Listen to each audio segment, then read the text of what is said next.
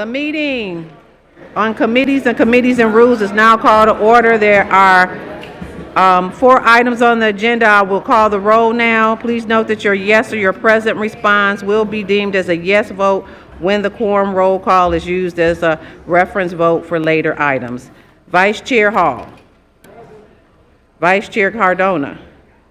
Vice Chair Napolitano. Alderperson LaSpada. Alderperson Hopkins. Alderperson Dow. Alderperson Robinson. Alderperson Yancey. Alderperson Mitchell. Alderperson Beal. Alderperson Chico. Alderperson Lee. Alderperson Ramirez. Alderperson Quinn. Alderperson Gutierrez. Alderperson Lopez. Alderperson Coleman. Alderperson Moore. Alderperson Beal is present. Alderperson Curtis. Alderperson O'Shea. I have you, sir. Alderperson Taylor. Alderperson Mosley. Alderperson Rodriguez. Alderperson Tabarez. Alderperson Scott. Alderperson Cicho Lopez. Alderperson Fuentes. Alderperson Irving. Alderperson Talaferro. Alderperson Cruz. Alderperson Wagaspack. Alderperson Rodriguez Sanchez. Alderperson Posada. Did I see him? No. Alderperson Villegas. Alderperson Mitz.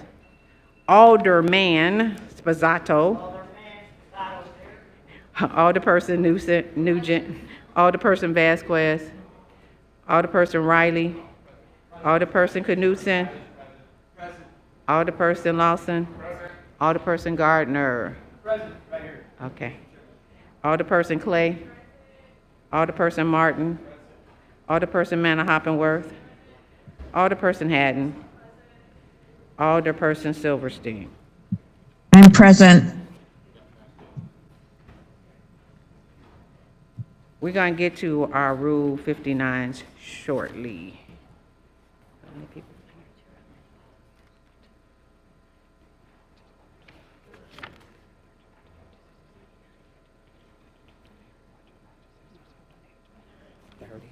And Alderperson Harris is present, 31. We have 31 members present. We have a quorum.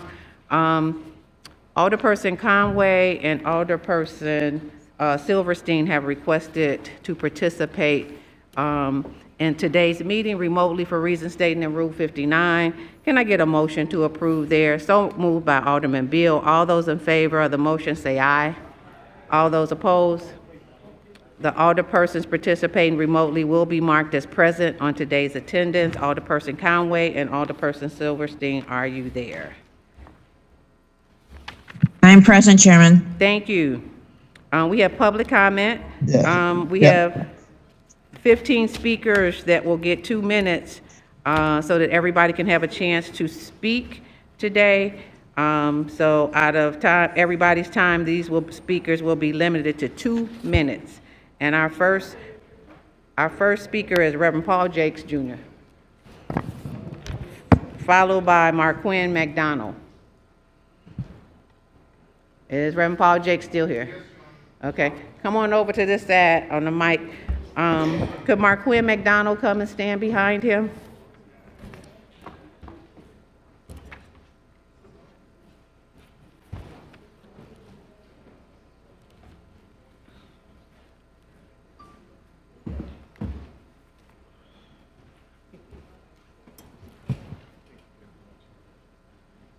Thank you very kindly to the City Council, to the Chairperson, the Mayor in his absence, and to all these that are here today.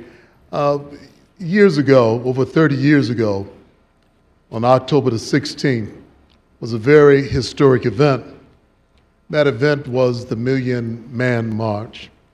That event brought millions of young black, older black men together in Washington, D.C., where there was no violence, there was love, there was atonement, there was a spirit of us coming together. And in the city of Chicago, there's been a lot of people signifying on our young people. Matter of fact, the President of the United States has signified on Chicago so bad that we need to say, wait a minute, Mr. President. There are some young people in various wards across the city that are doing well. Point in case, Leo High School the other day showed America that we have talent and we have young people that are progressing and doing well. And so therefore we ask that the City Council, the Mayor's Office would support the Hip Hop Detox movement, which is going to have a great conference at Chicago State University, in which I'm an alumni. This is going to allow 1,000 young people to come together to be able to learn, grow, have wraparound services. Got 2 minutes. Okay. And we're asking for buses to help them, not to pay for it, All right. but to support it. Thank you. Okay. Thank you. Thank you very kindly for your Okay. help. Thank you. All right, Mark Quinn McDonald, our next speaker. Thank you. Good morning. Good morning to the council. Thank you for your time. My name is Mark Quinn McDonald, and I serve as the 2nd District Council member for the Community Commission for Public Safety and Accountability. Many of you know me. Many of you here know my work, and I believe many of you know my heart. 30 years ago, the Million Man March united men of faith, every different type of background, peace, humility, and love. Chicago played a key role in that. Today, we must show that same spirit. Our youth are in crisis, facing violence, trauma, and the lack of mentorship that threatens their futures. On October 16th, at Chicago State University, we will bring 1,000 young men and 300 mentors for a day of healing, leadership, and opportunity.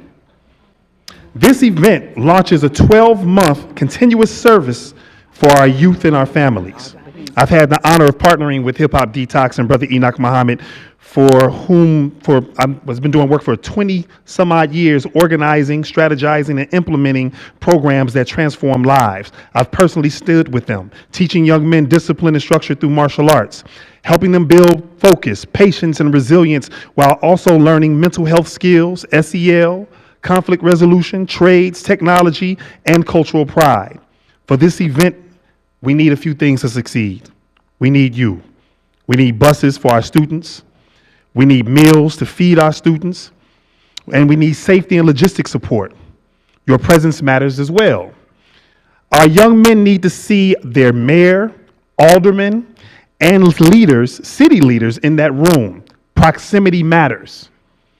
30 years ago, we stood to atone and take responsibility. Today, we ask you to rise up, and follow through. To heal this crisis, we're going to need each other. Thank you so much. Thank you. For the record, I'd like to acknowledge that Alderman Quinn has joined us, and Alderman Conway, you are marked present. George Blakemore, followed by John Shatura. Could you step behind Mr. Blakemore, please?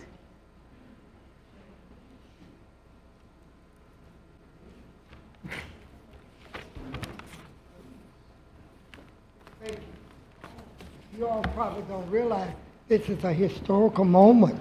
She's been having that rules committee for years under Lady Lightfoot, and now under this new alderman and that new mayor. We wasn't allowed to speak in the rules committee. We wasn't allowed to speak. So the lottery is illegal. When you know better, you do better. Michelle is just terrible. But she's not alone. All of them are the same. All of them, the black ones, the white ones, the Hispanic, the Asian. Heck for Trump, like I'm in love with the Republican, but I want him to come and clean up this Democratic swamp.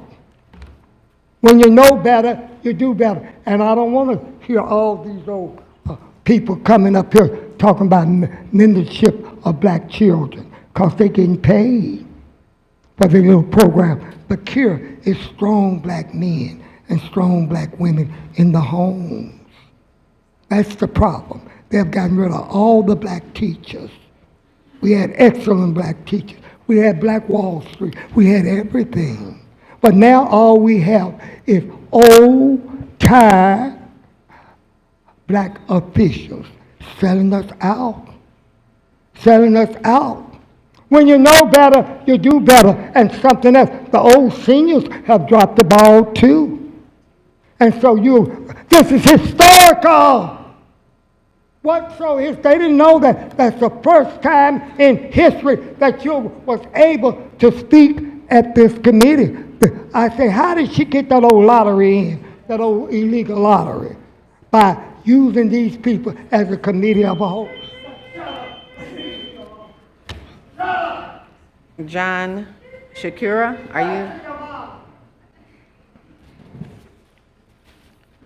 The Chicago Conservative?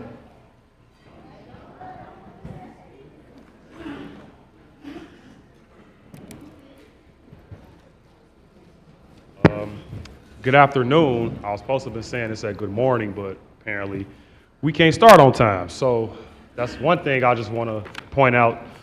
We got to start taking the people of Chicago more seriously when it comes to us speaking here at City Hall. And I think you guys don't take that seriously at all.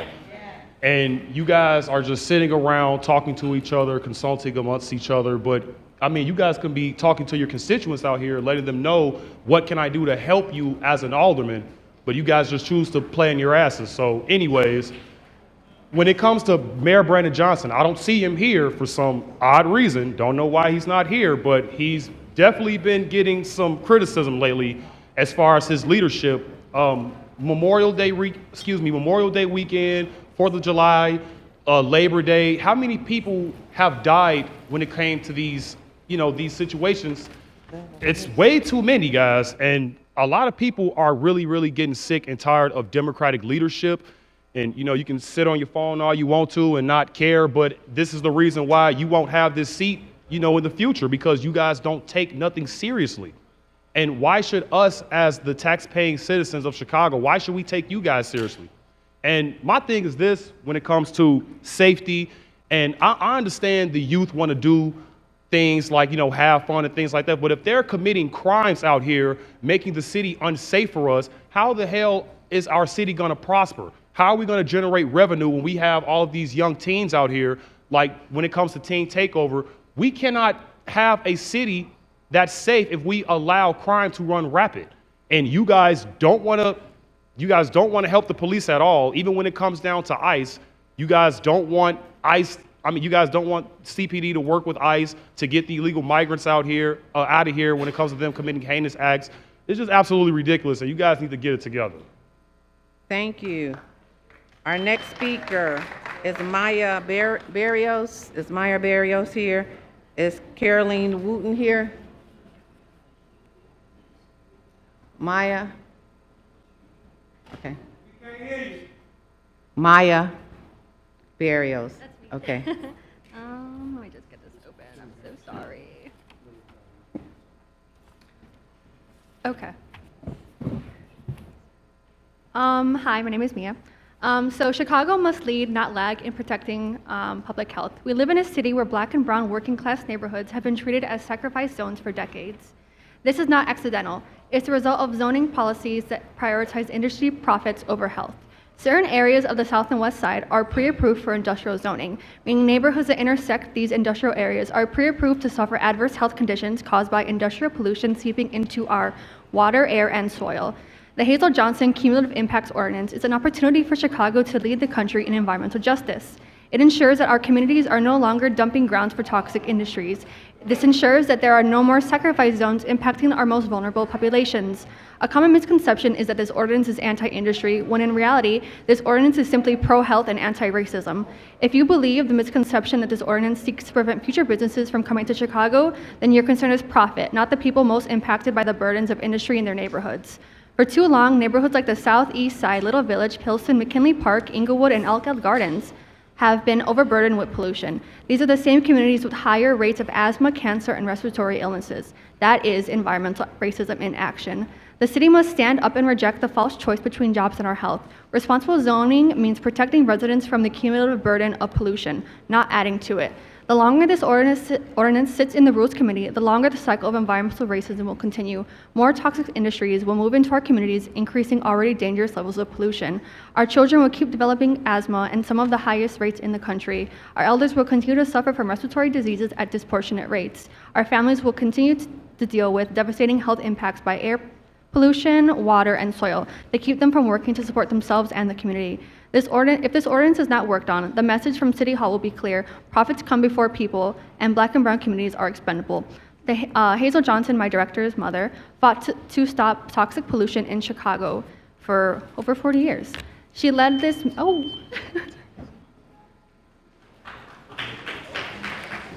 Thank you. Caroline Wooten. Hi, everyone. My name's Caroline. I'm the organizing director for the Illinois Sierra Club. We are a grassroots environmental organization. We have more than 20,000 dues-paying members across the state of Illinois, including thousands here in Chicago. I'm here supporting the Hazel M. Johnson Cumulative Impacts Ordinance. Right now, and also I just want to say in Chicago, we're really proud to partner with dozens of environmental and community organizations, including the Chicago Environmental Justice Network, which has really been spearheading this effort. Right now, some parts of Chicago are pre-approved for pollution.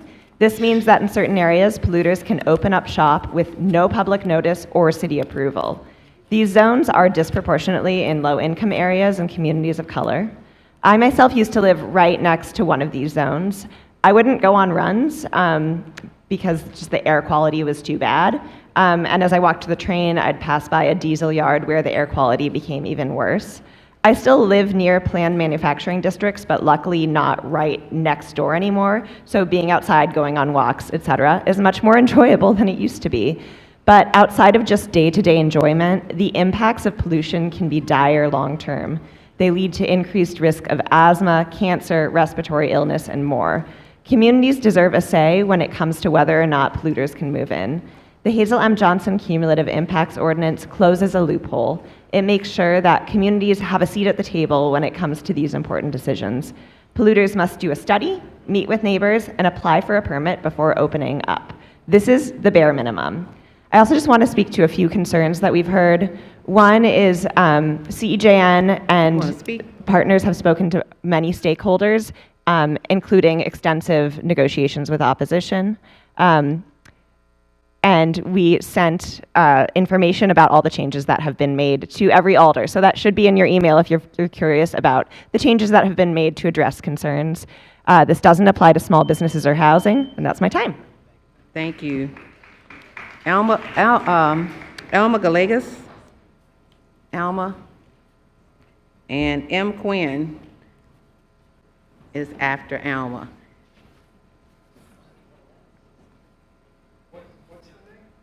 Alma Galegas. Alma? She's coming. I thought I saw. Is she here?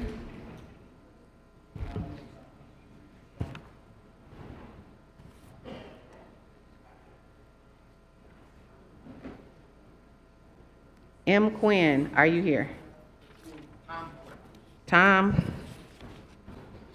Good afternoon. My name is Tom Quinn. I'm a volunteer for Unite for Freedom, not a spokesperson.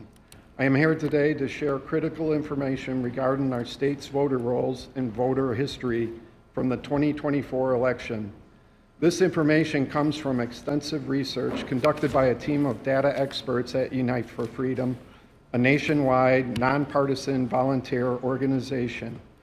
Our team meticulously analyzed official election files using only official state election data.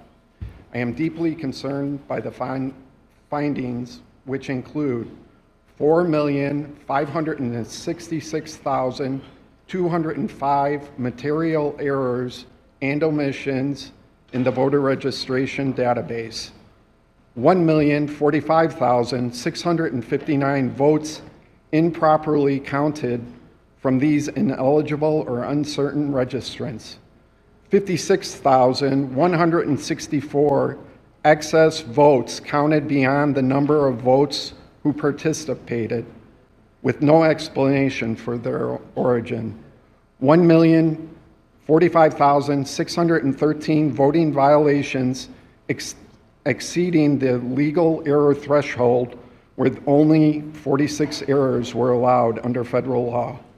Unite for Freedom is not alone in raising these concerns. Recent executive actions at the federal level, such as the executive order entitled Preserving and Protecting the Integrity of the American Elections, underscores the urgent need to enforce and clarify existing election laws. These directives are intended to guide state compliance and ensure that election crimes are prosecuted, because the integrity of our electoral system is at stake. Thank you. Mariah Motto, followed by Gino Young.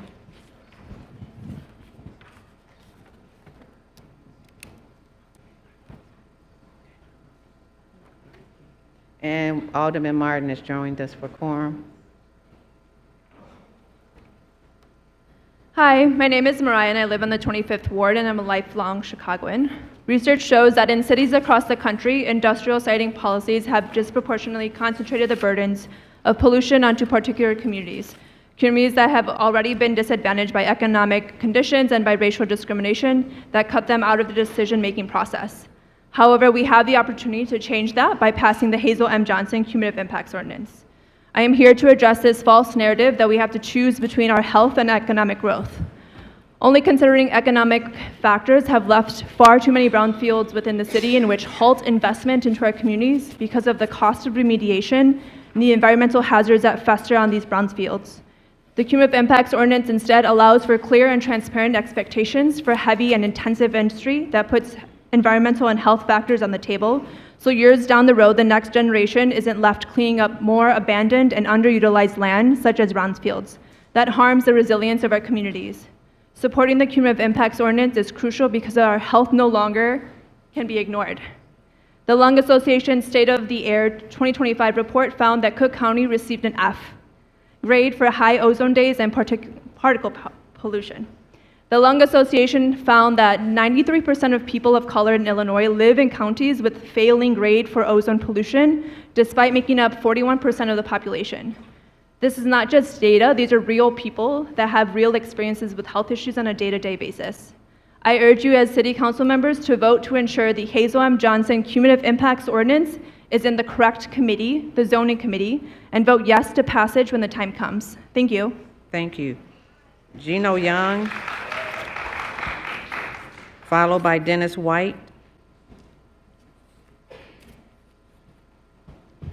Hello, everyone. So, we're going to start out, we're going to play a little game. I want everyone in this room to look around you. Look around to your left and look around to your right. The fact that we're still sitting here in this afternoon lets you know just how incompetent this city is being run. How is it that this is the third largest city in this country and we can't even get to a meeting on time?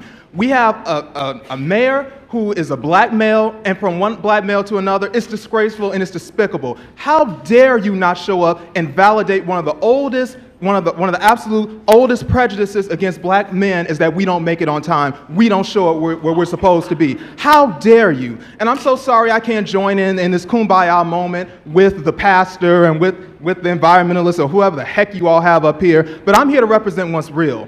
In my neighborhood, Ms. Harris, I live in your ward. On Thanksgiving Eve, a couple of years ago, a man was shot 22 times right outside of my house. Our community used to be really nice. It used to be considered one of the safest places, but nothing is safe anymore. Crime is everywhere. It is rampant, and you all have done nothing about it. How dare you all sit here with this foolishness we're talking about? You all, the Democratic establishment talks about a genocide going on some 6,200 miles away from where we sit. 6 blocks from here, there's a genocide every single Friday, every single Saturday. The blood of black children. It absolutely lines the streets, and you all do absolutely nothing about it. I don't want to hear about black and brown. There is no black and brown community. We are individuals. There's a black community, there's a Hispanic community. You will not lump us into the same basket. Fix this darn city and do something. Get up off your behind. Dennis White.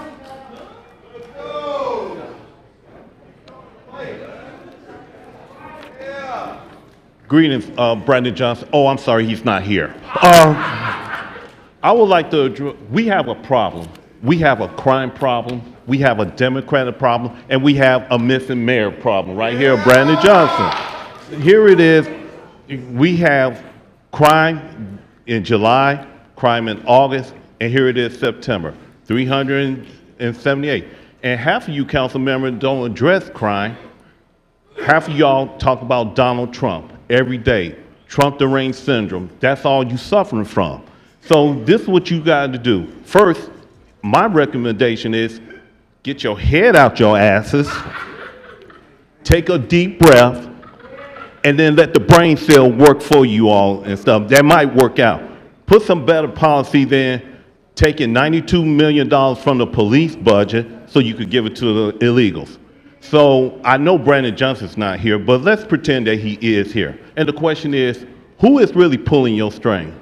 George Soros or the cartels? See there? You see what I'm getting at? And another thing is this here. Don't wait until y'all make changes for the people here in Chicago, because it's going to be too late during the election cycle. We're going to get you out of these seats sooner than later. The Prosperity Group, followed by Enoch Muhammad. Is the Prosperity Group here?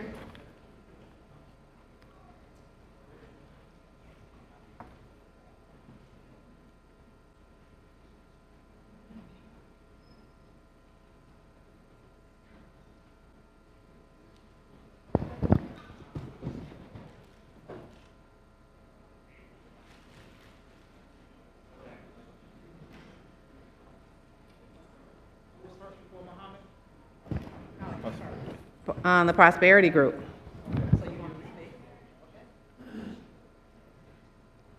Good afternoon. After waiting several hours, waiting on you all to start this meeting. Prosperity here, for those of you who know me and see me all across social media. I want to talk to the aldermen here today in this Rules Committee. Number one, you have Andre Vasquez out here in Broadview, Illinois, that my colleague called him out. That'd be Mark Armstrong, that speaks to the mayor at the press conferences. And Andre Vasquez has the audacity to break your First Amendment executive order that Brandon Johnson wrote out right afterwards. So with rules being here, how are you all allowing him to go out there and do his protesting, jumping in front of ICE squad cars, trying to stop them, as well as wearing a mask when they're out there trying to keep the crowd subdued? Well, Alderman, let me see. You all are part of the legislative branch. Quite a few of you all follow it, but a heck of a lot of you don't.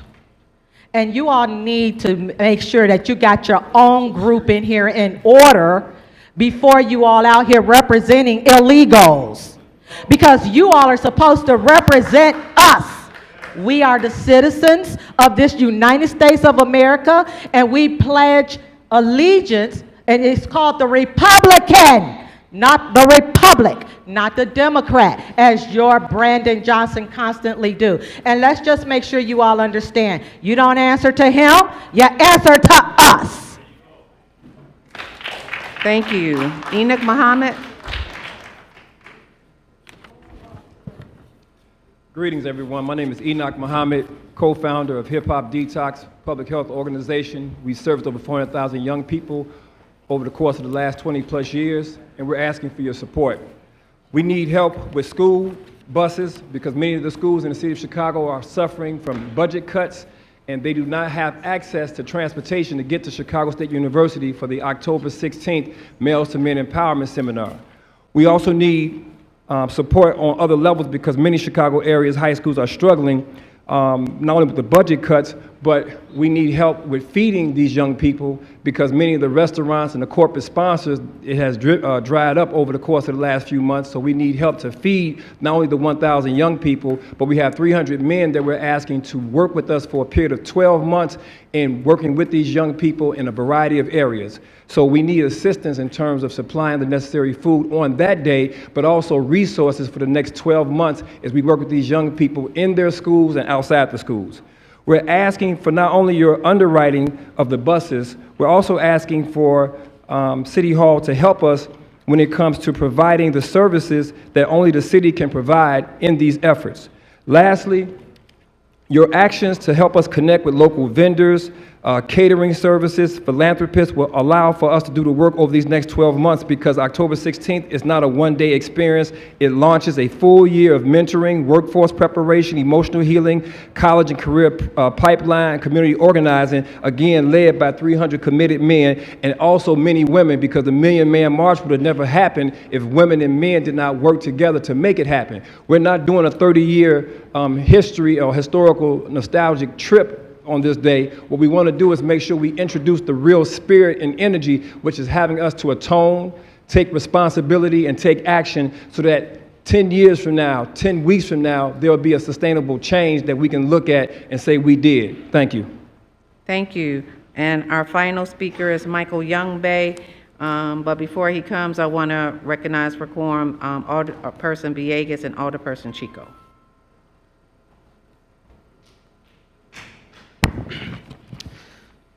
Praise given to Allah. Good afternoon. First, I want to be a man of my word. Is that I want to extend an apology to Alderman Coleman. What I said was not what I meant, but I do want to give an apology and be a man of my word. Not out of no fear or anything like that, because I ain't run for nobody, not even the gangs. I fear nobody, I told y'all that. And I mean that. But to get to the rules though, when dealing with the rules, Alderman Harris, we dealing with the rules. I need your undivided attention. Yes, sir. Because evidently y'all ain't been listening over the time that I've been coming down here. You know, when you do things to people out of retaliation, when you violate a person's freedom of speech, when you violate a person's freedom of press, you get the backlash you get, especially when you're not standing for the people. And when I mean standing for the people, I mean standing for all people that are American documented citizens. And I told the mayor in the jump, it's gonna come back to catch up with you. Because how you giving all this money out to these other people and not taking care of home? How you got plans to give millions of dollars to a theater and this Alderman Hoppenworth, or whatever her name is, Ward, I don't know if I'm pronouncing it right, no disrespect, but how you giving that for TIF money and we can't get TIF money in our communities? We can't get TIF money to rebuild our communities. We can't get no funding for nothing that is disrespectful to the people. And anybody that come up here with their charades and games and things like that are disgrace to your own self. Thank you. That is our final speaker. I'd like to add Alderman Ramirez and Gutierrez to the quorum call. But before we get started, Alderman Robinson would like to be recognized to address some visitors that are here with us today. Chairman, thank you for allowing me this opportunity. We all know that one of our biggest struggles in this city is public safety. I want to thank Mayor Johnson, Deputy Mayor Gatewood, Superintendent Snelling for their work. But today in the gallery, we have hard-working men that do their part to keep our city safe. Men and women all across this city that do great work, working alongside of Chicago Police Department, the mayor's office.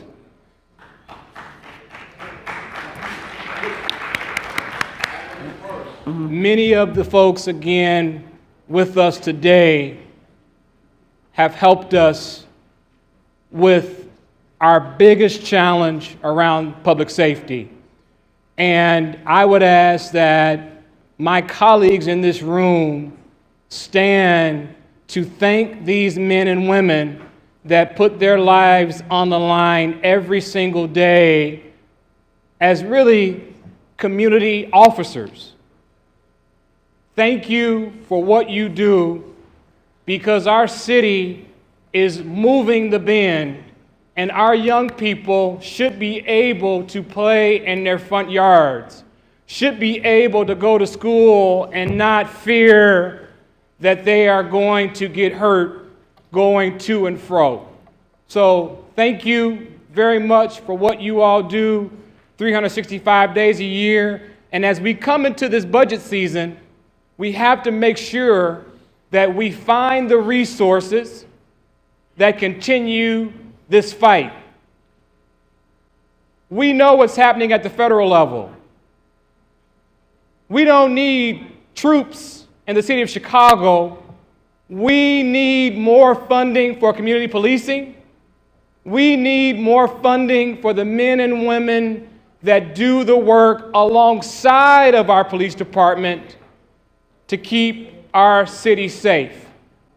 And so to all the great organizations that are here today, I thank you for doing the work to keep our community safe.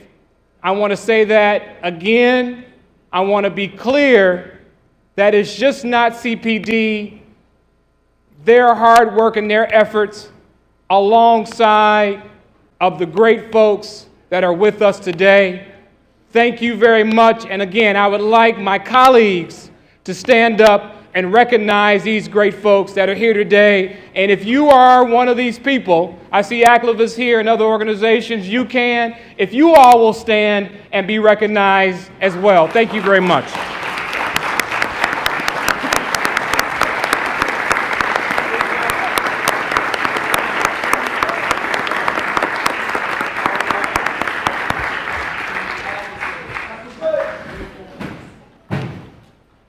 Alderperson Bill. Thank you, Madam Chairman.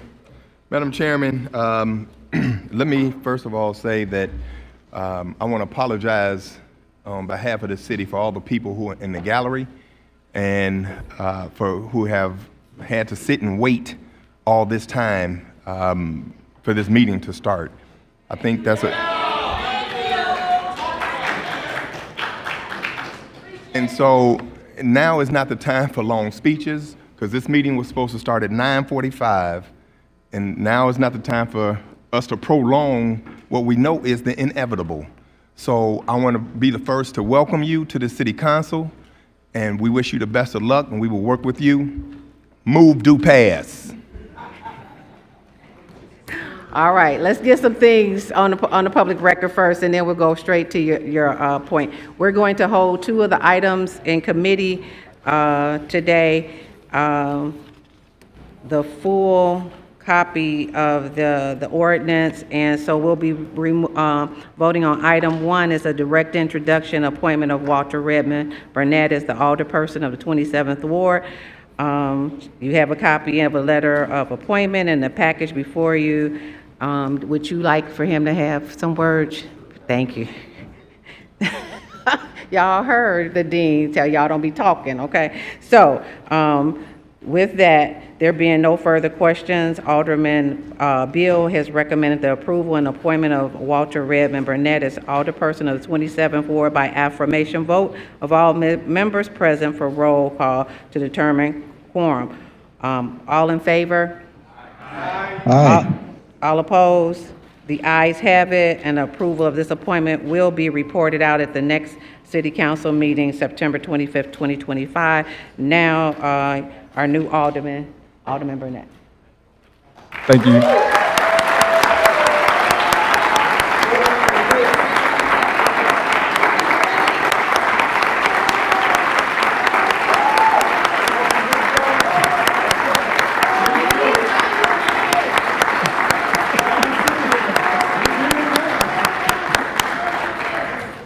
Thank you, Madam Chairwoman. Thank you, Madam Chairwoman. Thank you to my now colleagues, my friends and neighbors, and everyone in the room. I really appreciate the opportunity to serve this council. I'm a native son of Chicago, born and raised, CPS graduate. I grew up roaming the halls of this building itself, learning a lot about what it means to be a public servant, learning what it really means to be in service of our community. And now is even more of an important time to make sure that we have a true understanding of what we're doing here in City Hall and what we're doing here on a national level. As an adult, I spent a lot of time working in New York to understand how the world works and how everything is interconnected and why it's so important for us to work together. At the root of it all, I'm grounded in the principles I learned in church at First Baptist that I've honed here at City Church, and that is to be in service of others and to do it willingly. And so I appreciate you all for the opportunity to serve this city and to pour in my heart and my spirit to everything I have in this council and for the rest of the city. So thank you.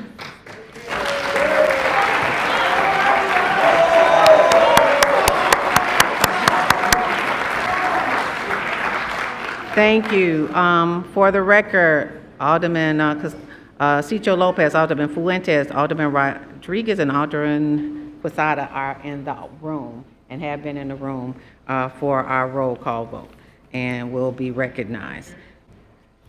Yes, Alderman Cardona is now in the room. Thank you, and was in the room for our, Alderman Vasquez also, okay. Anybody else? I got you already. We have, you should have received item 2, which is a direct introduction for the resolution amending and identifying chairman, vice chairman, and members of standing committees of the City Council for 2023. You should have received a copy of that resolution, which only includes our new colleague, Alderman Burnett. Can I get a motion to recommend the appointment of this resolution updating the committees of assignment by an affirmative vote of all members present to determine roll call? So moved by Alderman Mosley. All those in favor?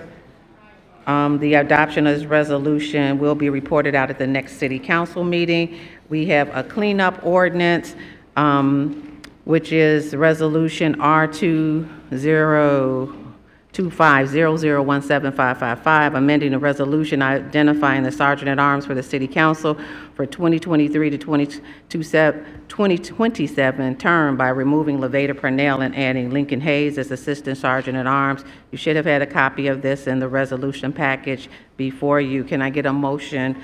So moved by Alderman Dow. All in favor?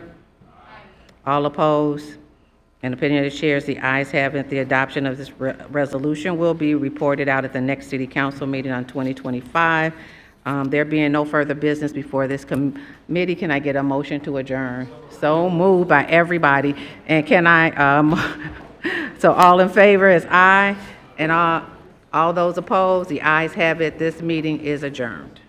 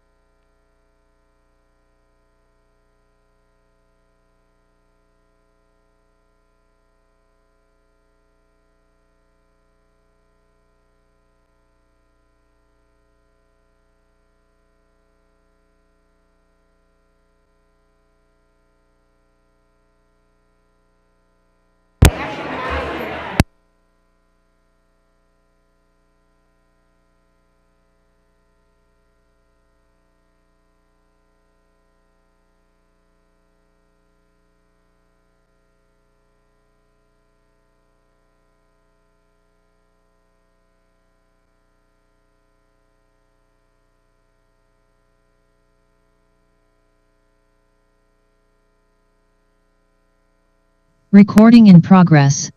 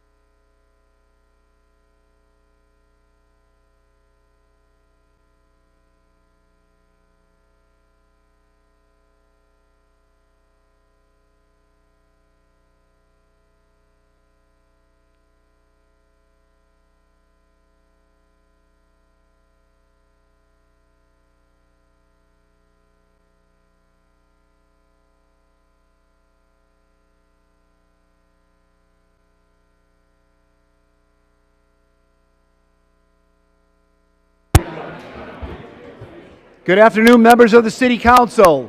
The meeting will begin shortly. Please remember to log into your devices. Thank you.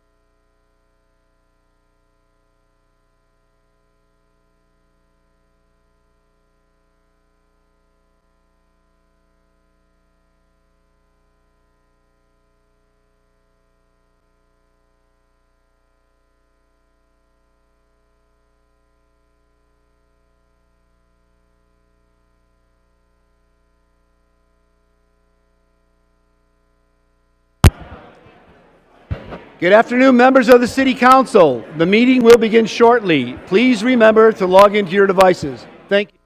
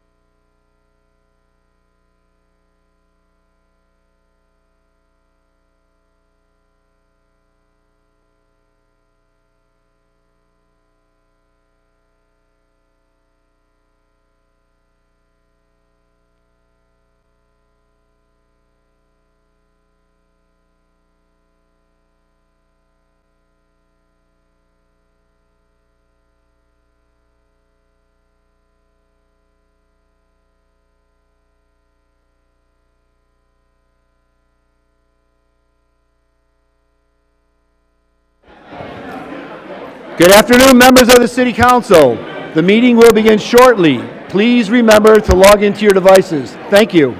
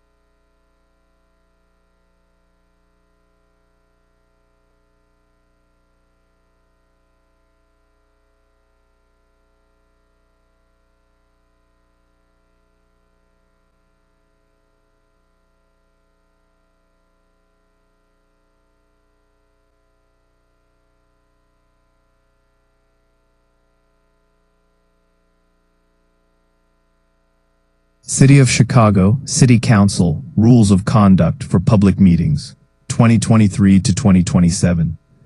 Pursuant to Rule 58 of the Chicago City Council Rules of Order and Procedure, the Sergeant at Arms sets forth the following rules of conduct for members of the public. These rules shall be in effect at all times that a viewing gallery or room is open for a meeting of the City Council or any of its committees. All individuals and their belongings are subject to search at entry or upon request. Individuals must remain seated at all times except 1. When entering or exiting the gallery. 2. When providing public comment during the portion of a meeting set aside for that purpose. Or 3. When asked to rise and be acknowledged by a member of the City Council. Profane, threatening, harassing, abusive, or defamatory behavior or speech, which in the judgment of the meeting's chair or the Sergeant at Arms may lead to a breach of the peace or disrupt the orderly conduct of the meeting, is not permitted. Disruptive or distracting actions, such as the stomping of feet, waving of arms, throwing any item, whistling, booing, shouting, or other loud utterances, are not permitted when in the judgment of the meeting's chair or the Sergeant at Arms. Such actions are disrupting or impeding the orderly conduct of the meeting. Any item that poses a potential safety hazards, as determined by the Sergeant at Arms, is prohibited in the gallery. Such items include, but are not limited to, 1. Any pointed objects, including knives of any kind. 2. Banners, flyers, or other forms of signage. 3. food and beverages, including in glass or metal canisters. 4. Backpacks, large bags, and sealed packages. Clear bags, not tinted in color, that do not exceed 12 inches by 6 inches by 12, are permitted and subject to search. And 5. Firearms, ammunition, fireworks, laser pointers, stun guns, tasers, mace, pepper spray, and toy weapons. Cell phones and other small handheld recording devices must be placed in silent mode, can only be used while seated, and can only be used in a manner that does not interfere with the ability other individuals to view or hear the proceedings. Individuals or groups failing to adhere to these rules will be subject to removal from the remainder of the meeting by the Sergeant at Arms. City of Chicago City Council Rules of Conduct for Public Meetings, 2023 to 2027. Pursuant to Rule 58 of the Chicago City Council Rules of Order and Procedure, the Sergeant at Arms sets forth the following rules of conduct for members of the public. These rules shall be in effect at all times that a viewing gallery or room is open for a meeting of the City Council or any of its committees. All individuals and their belongings are subject to search at entry or upon request. Individuals must remain seated at all times except 1. When entering or exiting the gallery. 2. When providing public comment during the portion of a meeting set aside for that purpose. Or 3. When asked to rise and be acknowledged by a member of the City Council. Profane, threatening, harassing, abusive, or defamatory behavior or speech, which in the judgment of the meeting's chair or the Sergeant at Arms may lead to a breach of the peace or disrupt the orderly conduct of the meeting, is not permitted. Disruptive or distracting actions, such as the stomping of feet, waving of arms, throwing any item, whistling, booing, shouting, or other loud utterances, are not permitted when in the judgment of the meeting's chair or the Sergeant at Arms. Such actions are disrupting or impeding the orderly conduct of the meeting. Any item that poses a potential safety hazards, as determined by the Sergeant at Arms, is prohibited in the gallery. Such items include, but are not limited to, 1. Any pointed objects, including knives of any kind. 2. Banners, flyers, or other forms of signage. 3. Food and beverages, including in glass or metal canisters. 4. Backpacks, large bags, and sealed packages. Clear bags, not tinted in color, that do not exceed 12 inches by 6 inches by 12, are permitted and subject to search. And 5. Firearms, ammunition, fireworks, laser pointers, stun guns, tasers, mace, pepper spray, and toy weapons. Cell phones and other small handheld recording devices must be placed in silent mode, can only be used while seated, and can only be used in a manner that does not interfere with the ability other individuals to view or hear the proceedings. Individuals or groups failing to adhere to these rules will be subject to removal from the remainder of the meeting by the Sergeant at Arms. City of Chicago City Council Rules of Conduct for Public Meetings, 2023 to 2027. Pursuant to Rule 58 of the Chicago City Council Rules of Order and Procedure, the Sergeant at Arms sets forth the following rules of conduct for members of the public. These rules shall be in effect at all times that a viewing gallery or room is open for a meeting of the City Council or any of its committees. All individuals and their belongings are subject to search at entry or upon request. Individuals must remain seated at all times except 1. When entering or exiting the gallery. 2. When providing public comment during the portion of a meeting set aside for that purpose. Or 3. When asked to rise and be acknowledged by a member of the City Council. Profane, threatening, harassing, abusive, or defamatory behavior or speech, which in the judgment of the meeting's chair or the Sergeant at Arms may lead to a breach of the peace or disrupt the orderly conduct of the meeting, is not permitted. Disruptive or distracting actions, such as the stomping of feet, waving of arms, throwing any item, whistling, booing, shouting, or other loud utterances are not permitted when in the judgment of the meeting's chair or the sergeant at arms. Such actions are disrupting or impeding the orderly conduct of the meeting. Any item that poses a potential safety hazards, as determined by the sergeant at arms, is prohibited in the gallery. Such items include, but are not limited to, 1. Any pointed objects, including knives of any kind. 2. Banners, flyers, or other forms of signage. 3. Food and beverages, including in glass or metal canisters. 4. Backpacks, large bags, and sealed packages. Clear bags, not tinted in color, that do not exceed 12 inches by 6 inches by 12, are permitted and subject to search. And 5. Firearms, ammunition, fireworks, laser pointers, stun guns, tasers, mace pepper spray, and toy weapons. Cell phones and other small handheld recording devices must be placed in silent mode, can only be used while seated, and can only be used in a manner that does not interfere with the ability other individuals to view or hear the proceedings. Individuals or groups failing to adhere to these rules will be subject to removal from the remainder of the meeting by the Sergeant at Arms. City of Chicago City Council Rules of Conduct for Public Meetings, 2023 to 2027. Pursuant to Rule 58 of the Chicago City Council Rules of Order and Procedure, the Sergeant at Arms sets forth the following rules of conduct for members of the public.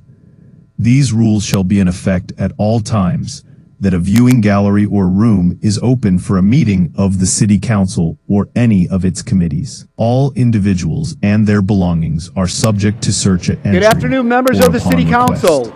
The meeting will begin Individuals must shortly. remain seated Please at remember all to log times into your devices. except Thank you. 1.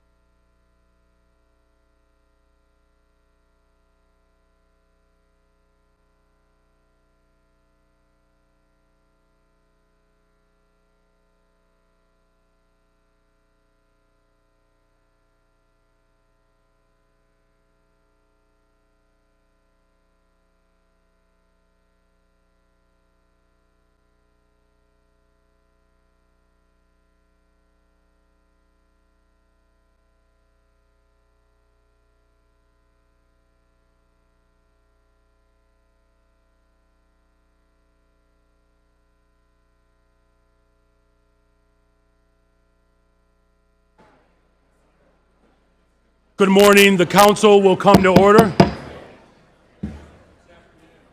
Oh, yes. Good afternoon. The council will still come to order. Members, please use this time as the clerk prepares for the quorum roll call. Is it ready? Okay, the voting is open. Please mark yourself present using your e-device. If you are having difficulty, please raise your hand.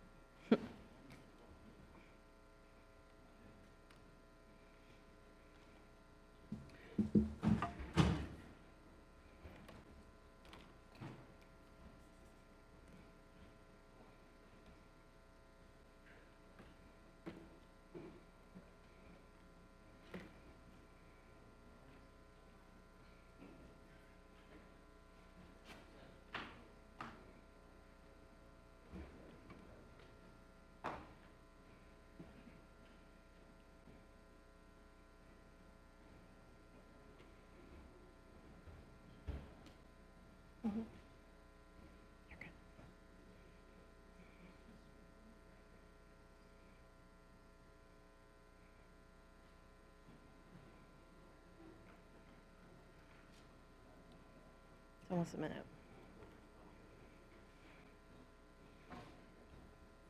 Okay, I will now call on those who have not yet marked themselves present. Alderman Laspada. Alderman Laspada is present. Alderman Hopkins. Alderman Hopkins is present.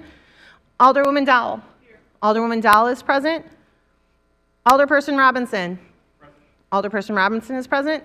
Alderman Hall. Alderman Hall is present. Alderman Mitchell. Alderman Mitchell is present. Alderwoman Harris. Alderwoman Harris is present. Alderwoman Ramirez.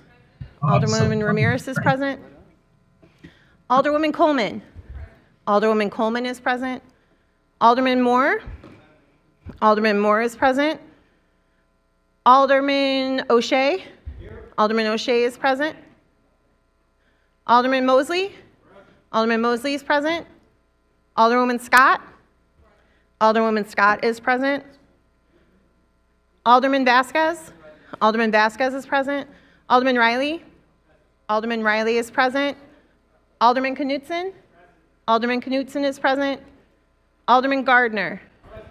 Alderman Gardner is present. Let's just double check. Alderman Moore. You guys have everybody? Okay, hold on. Alderman Moore is present. Alderman Gardner is present. They are Rule 59, so they're not here. Okay.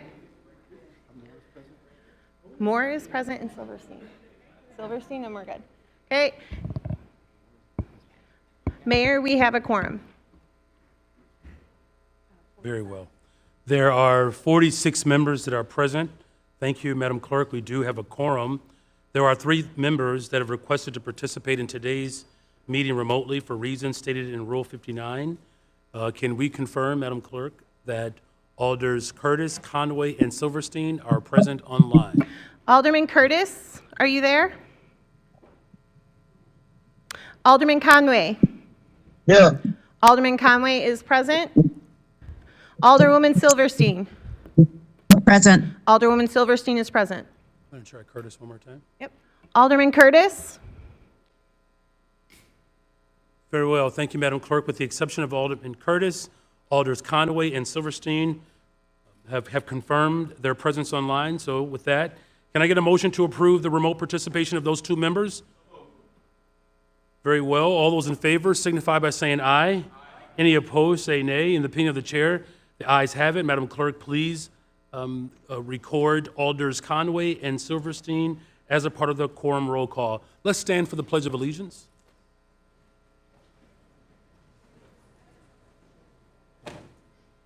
I pledge allegiance to the flag of the United States of America and to the republic for which it stands, one nation, under God, indivisible, with liberty and justice for all. Please remain standing for our invocation and call to worship by Alderman Will Hall. Let's bow our heads. God, we first of all say thank you for this afternoon. We thank you for the blessings of the morning. God, we ask that today we handle your business. God, we pray that dignity and compassion and empathy stay on the agenda today. God, may we never be consumed with titles and power, but may love make a way. And so, God, we ask that the things that we do today may be pleasing in your sight. And we pray for a stronger Chicago, a safer Chicago, a Chicago that reflects the hearts of those that are sitting in these seats. And God, when it's all said and done today, may we leave this place with your will being done on earth as it is in heaven. In Jesus' name we pray, amen. Amen. Thank you. You may be seated. Mr. Clerk, this is the portion of the meeting for public comments.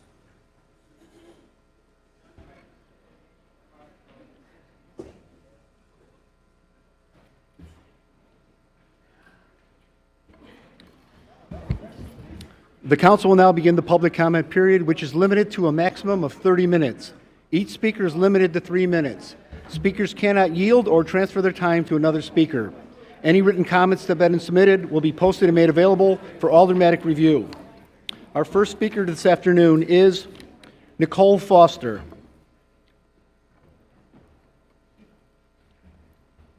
Aldermanic leaders of Chicago, we come before you today on behalf of the 2.7 million Chicagoans who rely on our parks as safe public spaces for our communities, families, and children. Today, there are more than 60 encampments inside our parks. DFSS recently shared in their mid-year budget hearing. Now there are so-called designated encampment sites within the park district. This flies in the face of longstanding ordinances that ban tents, overnight stays, open fires, drugs, and alcohol. For 2 years, Mayor Johnson has blocked their enforcement, leaving residents and the unhoused in danger. Let us be clear, parks are not shelters. The Chicago Tribune agreed in a September 14th editorial stating tent cities don't belong in Chicago parks. Parks are simply not designed nor intended to be permanent places to live. They lack restrooms, showers, food prep, heating, cooling, and security. And for the unhoused, parks are unsafe and undignified. For residents, it has become dangerous. Over 21 fires at Gompers Park, blazes at Legion Park, rampant drug use, discarded needles, violence. This isn't compassion, it's negligence. Over 18 months ago, Mayor Johnson appointed a chief homelessness officer to develop a 5-year plan. All we have seen is a recent survey asking if we think homelessness is a problem in Chicago. That is delay, not leadership. Winter is coming, and tents and parks are not a plan.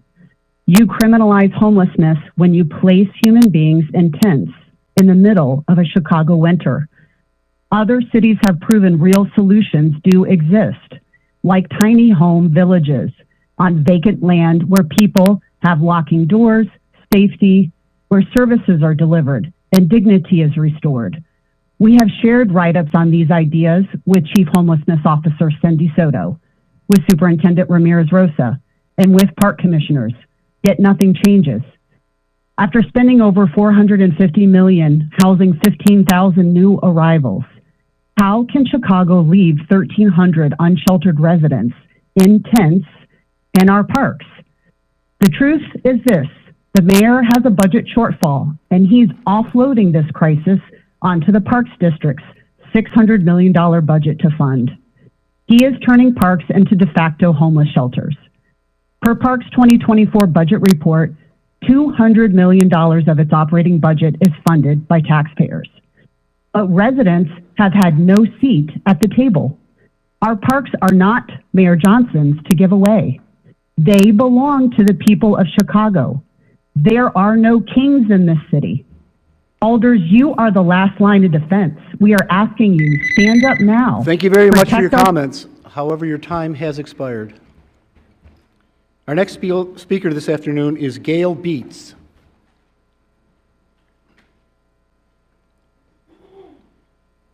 Good afternoon, Mayor Johnson and esteemed members of the City Council. My name is Gail Bites. For over 2 years, Gompers Park was a site to a homeless encampment with more than 20 tents. In partnership with Alderman Samantha Nugent, the community lobbied aggressively for the city to approve an accelerated moving event aimed at connecting unhoused individuals with shelter, housing opportunities, essential wraparound services. While some accepted support, others declined and remained in unsafe and unsanitary conditions. After repeated project delays, the Park District finally cleared the encampment area, only to grant the remaining individuals space across the street at Eugene Field Park, continuing the cycle rather than solving it. I am appalled to learn that designated encampment zones have been approved in our city parks. Homeless encampments are on the rise and allowing individuals to live in tents without access to plumbing, electricity, or safe shelter is both unacceptable and inhumane. These conditions expose vulnerable people to dangerous weather while also creating unhealthy environments. At the same time, the presence of encampment undermines the broader community's use of our parks. In the case of Gompers Park, there were used drug needles throughout the park, including the baseball diamond, rampant fires, excessive alcohol use, assaults, threats, and intimidation. Families are discouraged from visiting. Children and adults programming is disrupted, and a vital public space is lost. When rules and regulations are ignored, enforcement disappears and disorder follows. These conditions have allowed criminal activity to flourish. It is deeply unfair to the 2.7 million Chicago residents who pay taxes to use these parks, many of whom rely on them as their only access to green space. We have already seen that enforcement works. At Humboldt Park and Truey Park, encampments were cleared and ordinances were consistently applied. No tents, no open flames, no drugs or alcohol, and enforcement of park hours. The same standards must be applied citywide. This is not an isolated issue, Alderman. It is coming to a park near you. I strongly urge you to take immediate action and join Alderman Samantha Nugent in pressing the mayor and the city park district to uniformly enforce existing rules. By doing so, you will help restore the safe and shared enjoyment of our parks and ensure that individuals experiencing homelessness are guided toward appropriate housing and services rather than left in unsafe encampments. Thank you. Thank you very much for your comments. Our next speaker is Lynn Burmeister.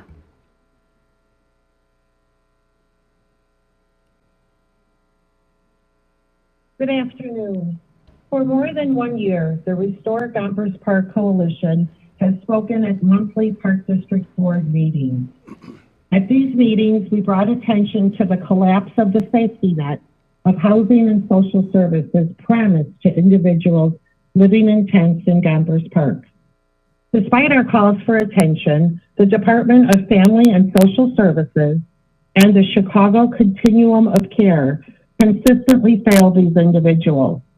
And they continue to fail the unhoused living in parks across our city today.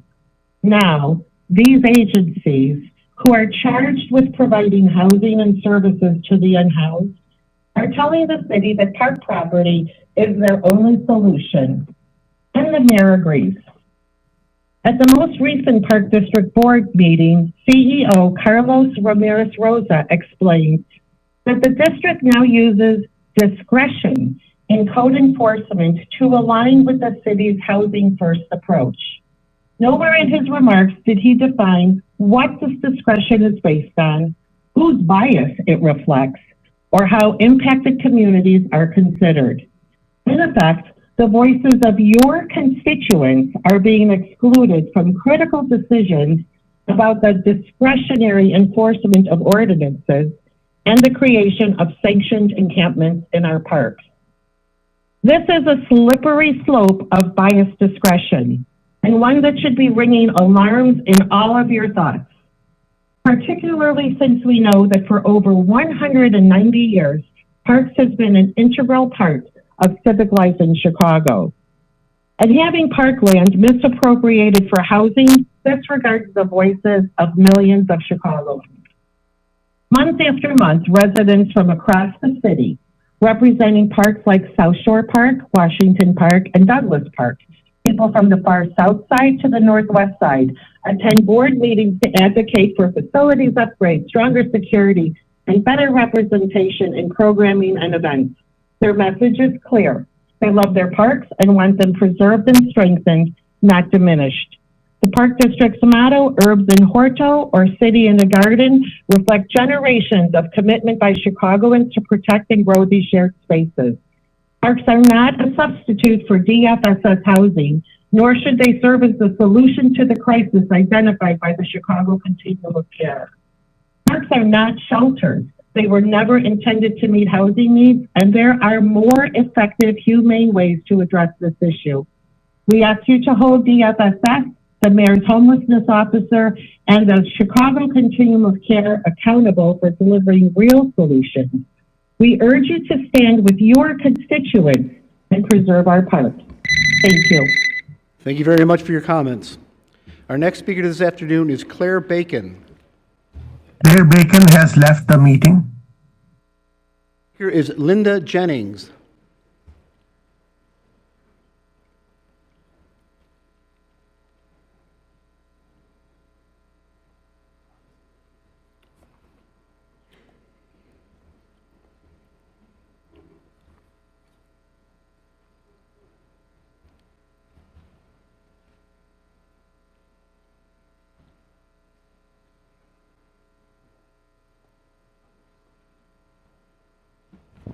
Good afternoon, everyone.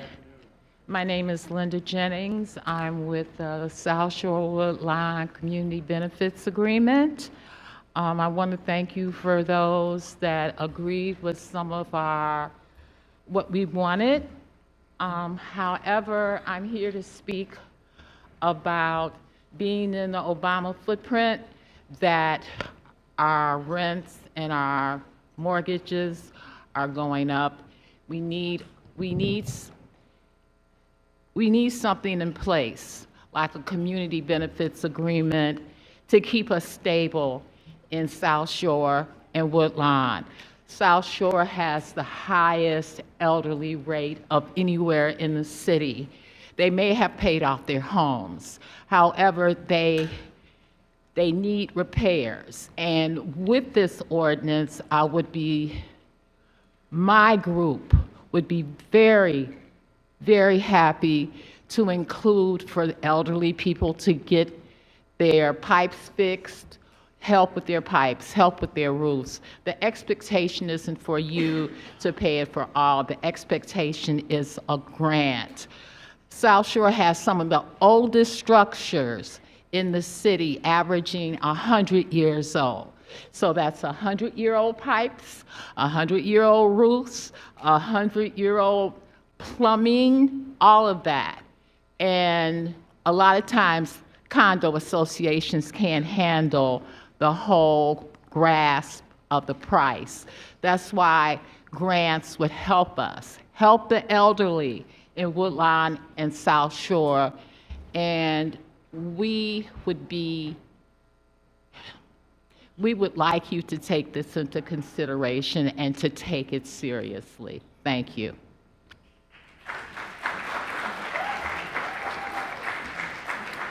Thank you very much for your comments. Our next speaker is Miss Lawrence.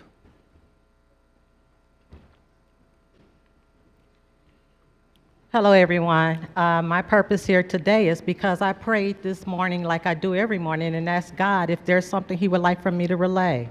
And I have some scriptures for you. Yes, that'll be me, the one that was a prosperity off of WBEZ last Tuesday. You see my face now. I'm the one that also said if we don't have a voice in here, we will have a voice out there back in 2023. So let's get started. Ecclesiastes 10:2. The heart of the wise inclines to the right, but the fool to the left. Matthew 25:33. And he will place the sheep on the right, but the goats on the left. And then there's Luke 17:1 and 2. Jesus said, things that cause people to stumble are bound to come, but woe to anyone through who that comes. Now, for those of you who knows about the Bible, you'll know that these are truth, not facts. They are the truth. So I'm going to get started on about the USA is a republic. We don't speak the Democratic, even though Democrats want to speak that, but it's a republic. Pledge allegiance to the flag of the United States of America and to the republic. I want to just stress on that. Next, let's go with Chicago crime stats.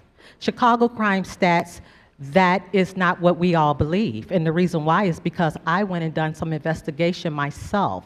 As you would know, my colleague, being Mark Armstrong at Deep South Press Corp, that speaks with you, he as well knows what investigations that I do.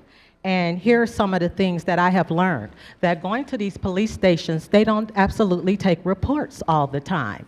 They will try to discourage you and deter you from taking in reports. And then after that, I got a lot of feedback across the social media platforms that a lot of people are experiencing this all the way to California, New York, and everywhere else. So now when we talk about crime, let's talk about reported crime is what you call it. Let's play on those words, reported versus unreported, and then misclassified crime.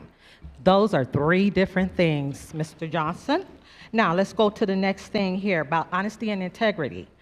They are critical because that's what the Bible teaches us. Basic instructions before leaving earth, acronyms for the Bible. So honesty and integrity is critical in your role and any other role that any one of you carry. And we all can see with our own eyes what's truly happening. So for last, what you said about the troops, they need to come here because you're holding our officers down. We need the National Guards. I have National Guards family members, and they know well what's going on here. So for those who disagree. Thank you very much for your comments. Our next speaker is Aaron Mantaila.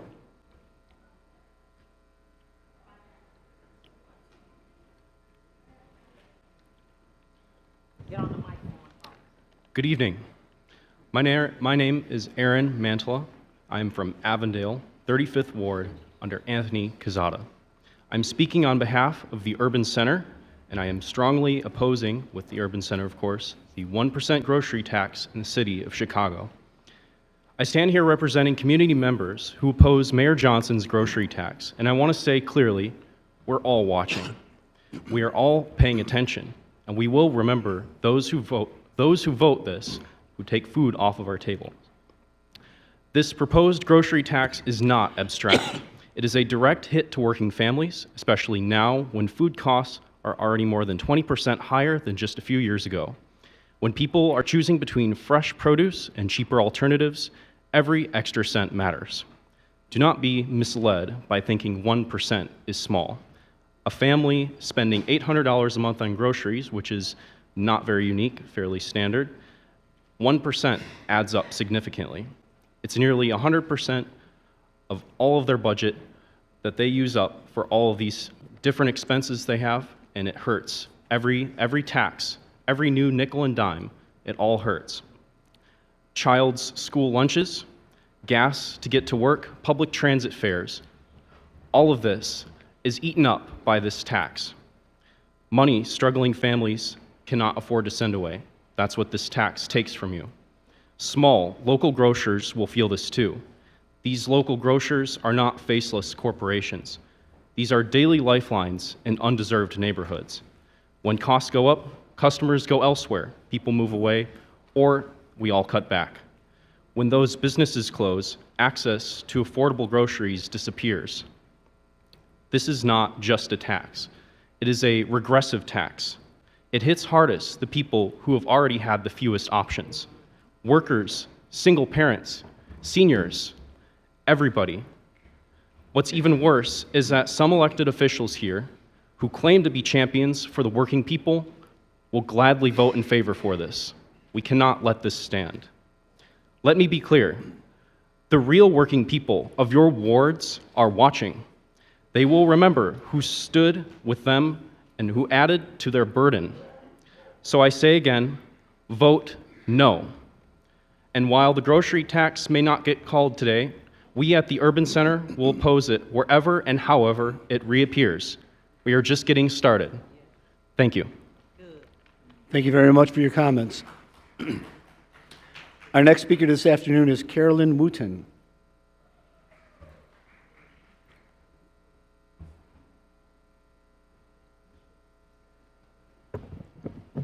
Good afternoon. My name's Caroline Wooten. I am the organizing director for the Illinois Sierra Club. We have more than 20,000 dues-paying members across the state of Illinois, including thousands here in the city of Chicago.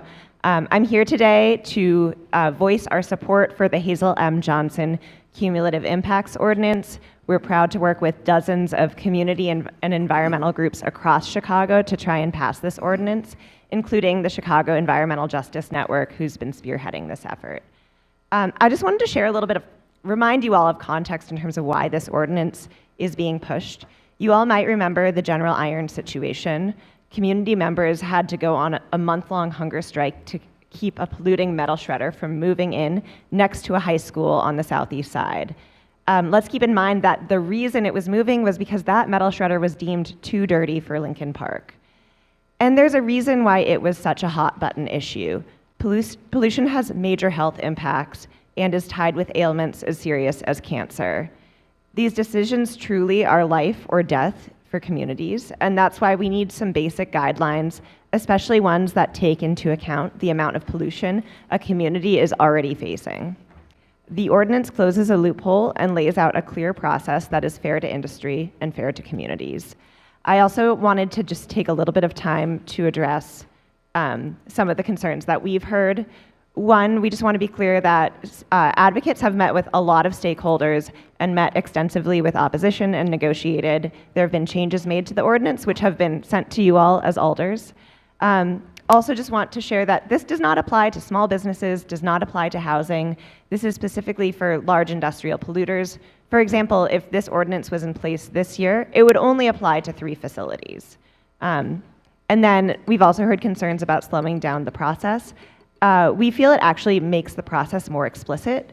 Developers and community know what to expect. There are clear steps and timelines. If you remember the General Iron situation, that extended for years. And this at least creates a clear and transparent process.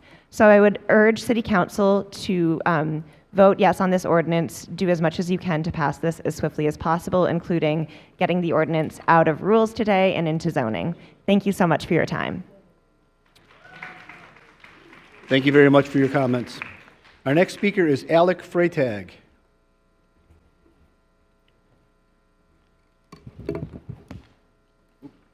Council members, Mayor Johnson. My name is Alec Freytag. I'm here representing the community violence intervention sector. If you watch the news or if you listen to some of the speakers here, you may think that violence is at an all-time high in Chicago. But if you look on the ground, that's simply not what the facts show. This is, last summer was the lowest amount of shootings, not violent or fatal and non-fatal, since 1962, a 60-year low. Overall, shootings in Chicago are down 35% from last year. And in our neighborhoods that we serve, they're down over 45%. This is a huge impact, and that's because of what CVI does. CVI, Community Violence Intervention, goes to the people on the ground and directly intervenes and stops shootings before they happen.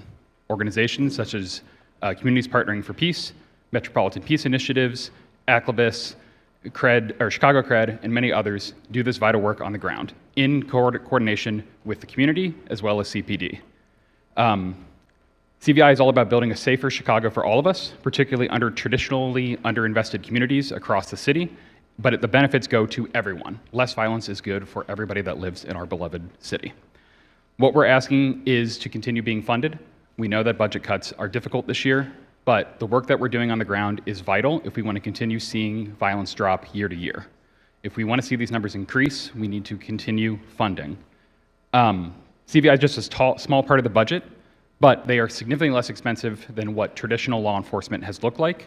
Incarceration, medical expenses from shooting, and just legal fees are significantly high. A study showed from every town for gun violence research showed that more than $800,000 is spent on every homicide. We are a significantly cheaper solution to that, and not only that, we work with the community themselves to support them. Studies have shown that every dollar invested in CVI leads to about $40 returned to that community on fees that would have been spent on medical, legal, and incarceration. This is a good investment for the city. This is a good investment for all of your neighbors. This is a good investment to help Chicago get to where we want it to be. Please continue funding CVI. Please keep us in mind when you're doing this budget work, and know that the people on the ground, the people that were shouted out during the meeting earlier today, are the ones that are risking their lives every day to make sure that we're all safer. Thank you very much. Thank you very much for your comments. Our next speaker is Tom Quinn.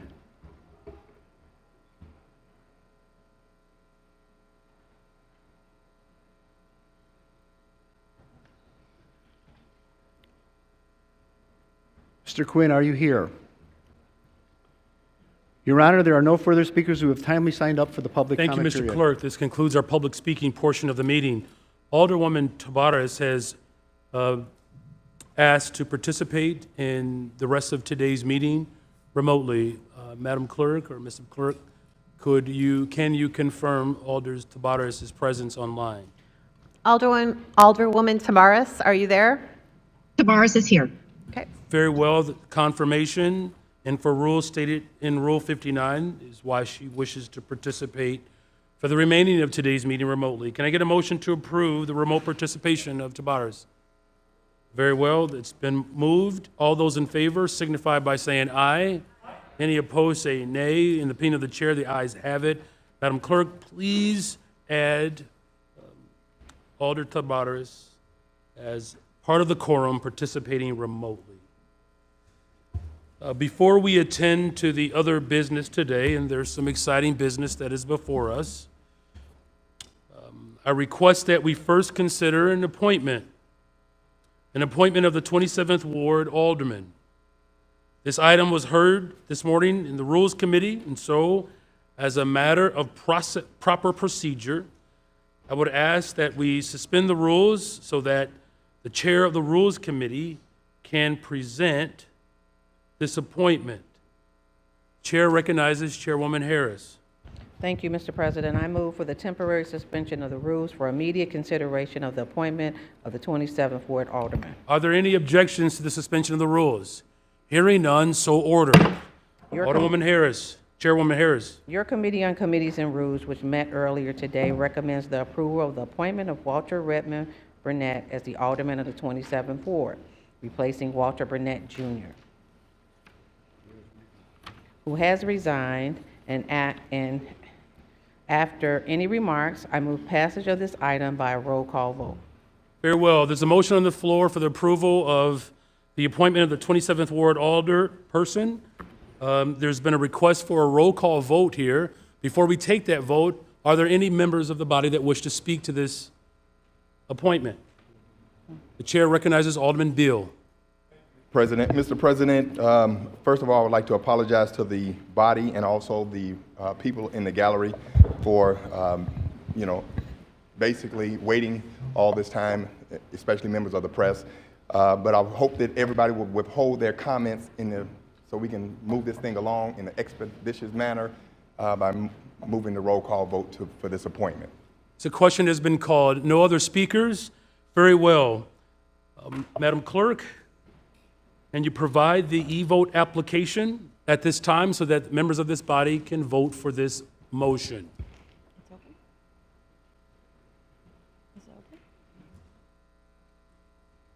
Okay, the voting is now open. The voting is now open. Please hit refresh. If you're having difficulty signing in, please raise your hand.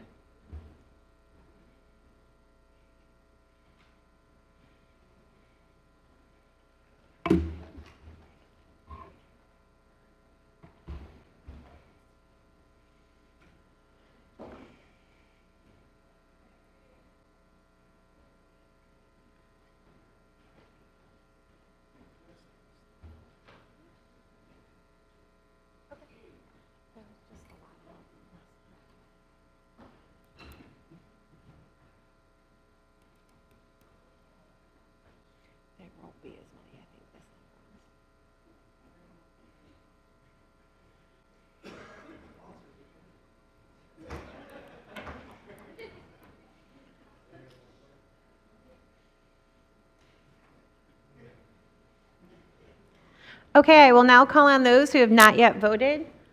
Alderman Hopkins. Alderman Hopkins is a yes. Alderperson Robinson. Alderperson Robinson is a yes. Alderman O'Shea. Alderman O'Shea is a yes. Alderman Rodriguez. Alderman Rodriguez is a yes. Alderwoman Tabares. Aye. Alderwoman Tabares is a yes. Alderperson Fuentes. Alderperson Fuentes not in chambers. Alderperson Rodriguez Sanchez. Rodriguez Sanchez not in chambers. Alderman Conway. Yes. Alderman Conway is a yes. Alderman Vasquez. Alderman Vasquez not in chambers. Alderman Gardner. Alderman Gardner is a yes. Alderwoman Silverstein. Yes. Alderwoman Silverstein is a yes. Okay. And I believe everyone who is in chambers has voted. Voting is now closed. Oh, sorry. Alderperson Vasquez is a yes. Alderperson Fuentes? Is that a yes? Alderperson Fuentes is a yes. Alderperson Rodriguez Sanchez? Not in chambers. Okay, voting is now closed.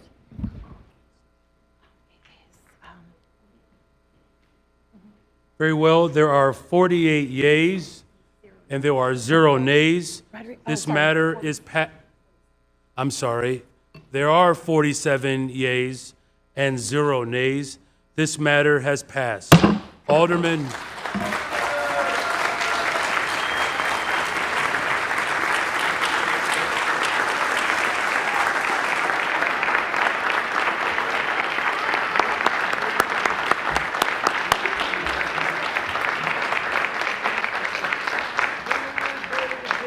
Alderman Mitchell.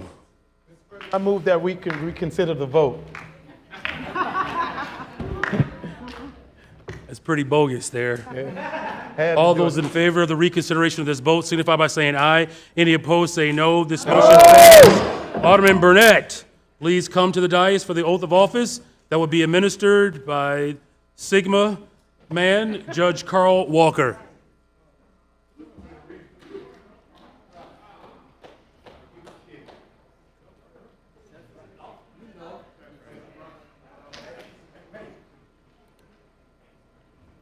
Before we get started. Just a moment here. Let's make sure that Mrs.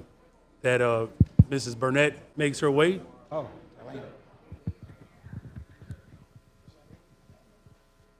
We do. I agree. So before we move forward with the oath, I just want to recognize our mayor. Mayor, I want to apologize for having my back to you. So we do that in court if we have our back to a judge. And to anybody who's honorable, and to my friends, my longtime friends, Walter and Darlena Burnett, to Walter Redmond Burnett, to the members of the City Council, and to all the other elected officials that are here, community members, community leaders. Good afternoon. Good afternoon. This is a great privilege to be able to stand here to swear in a young man whom I've known for a very long time because of my extremely close friendship with his dad, my friend and brother, Walter Burnett, immediate past Alderman Walter Burnett. I want to just briefly talk about an experience that I had in entering into the building today, Mr. Mayor. As I approached, I had my judicial identification out. And there were 2 black officers there, and they told me that I couldn't come in with that identification, that I needed a city ID. And I said, I'm a part of the ceremony today, and I showed them my oath of office that I had prepared, and I showed them my robe and showed my judicial identification again, and he said, that won't help you. You need somebody to vouch for you, is the word that he used. And there were 2 of them. And then one of the officers began to talk to 2 other guys that walked up, 2 other white guys that walked up. They also did not have a city identification. And then he decided to let them in. And then I said to the officer, I said, the one that I was still talking to, I said, well, you just let the 2 white guys go in without a city ID, but you're telling the black judge who has a judicial identification that he can't come in unless someone vouches for him.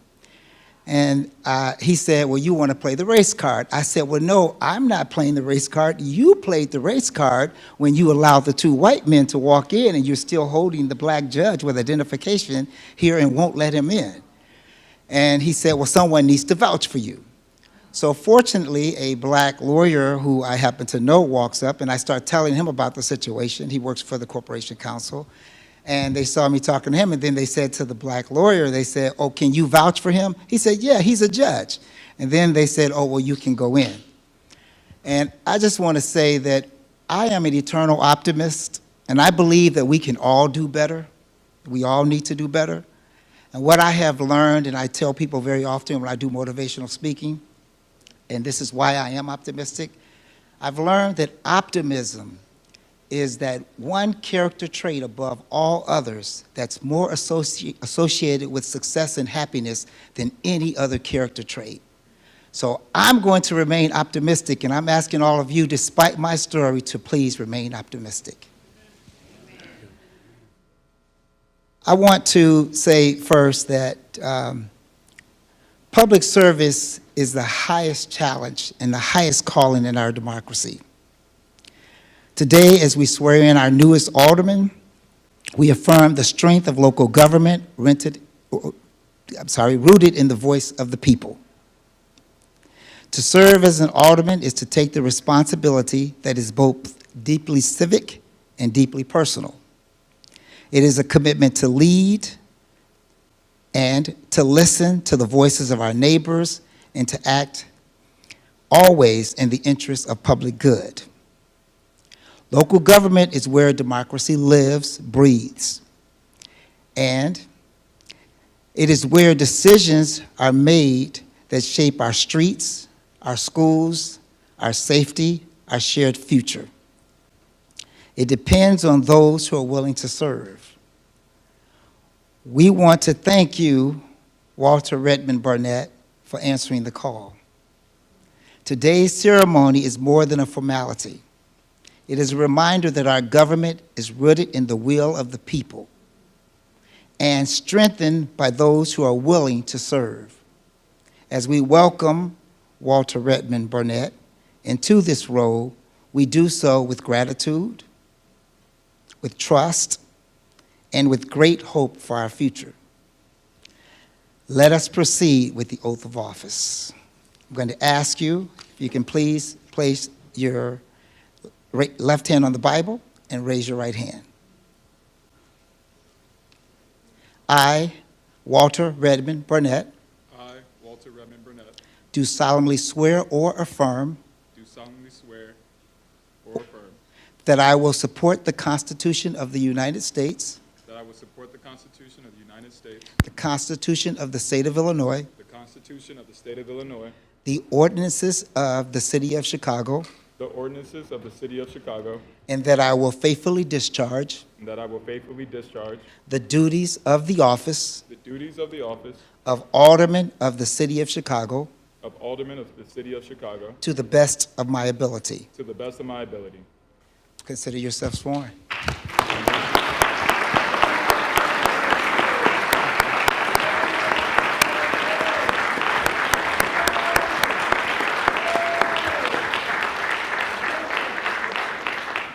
Standing alongside of his father, the former alderman of the 27th Ward, his mother, Ms. Darlene Burnett, his brother, State Representative Omar Williams, and his cousin, Officer Marcus Burnett.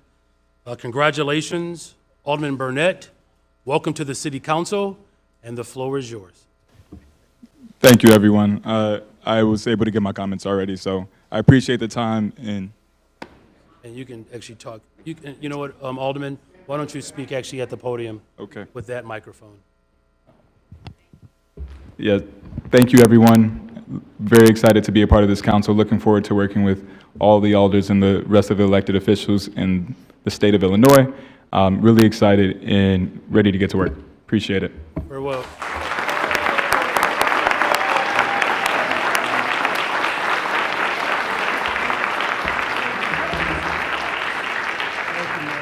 So, Madam Clerk, despite the fact that the alderman said that he's prepared to work with City Council in the state of Illinois and did not include the mayor,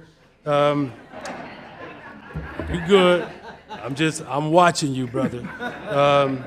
As he signs himself in, would you please add Alderman Burnett to the roll call for the purpose of this quorum? And Sergeant at Arms, would you please escort Mr. Alderman Burnett to the 27th Ward seat? Thank you. Thank you very much.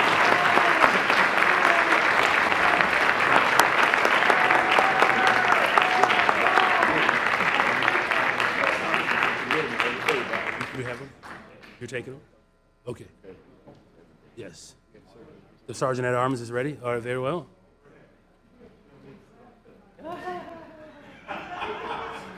Your short jokes are over now. I know.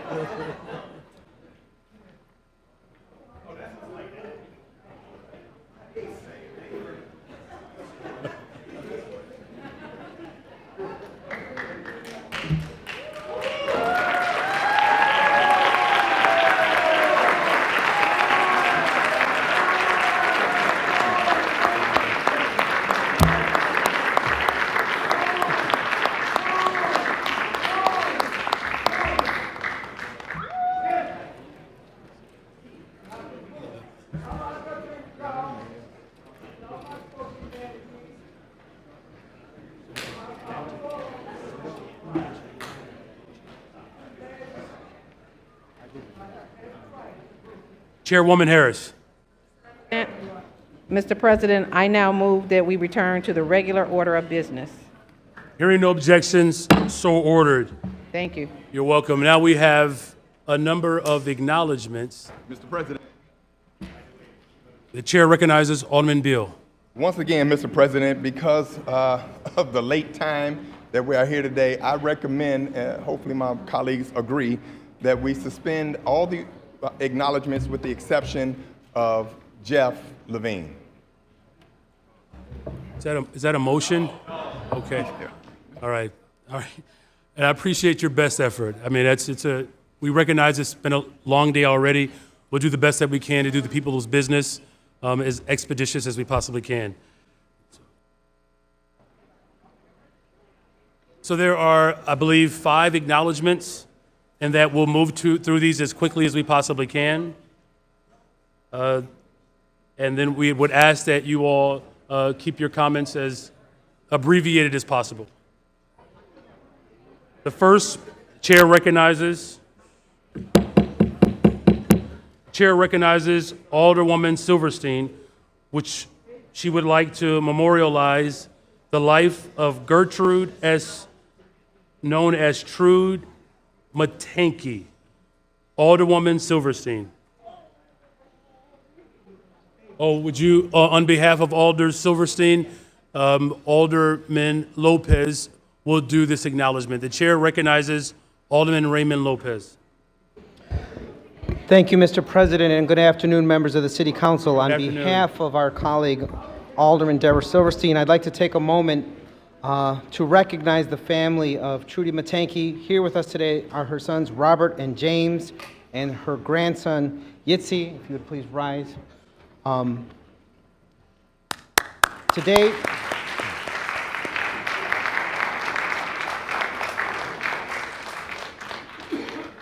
and on behalf of Alderman Silverstein, today I rise to honor the memory of an extraordinary woman, Gertrude Matanke.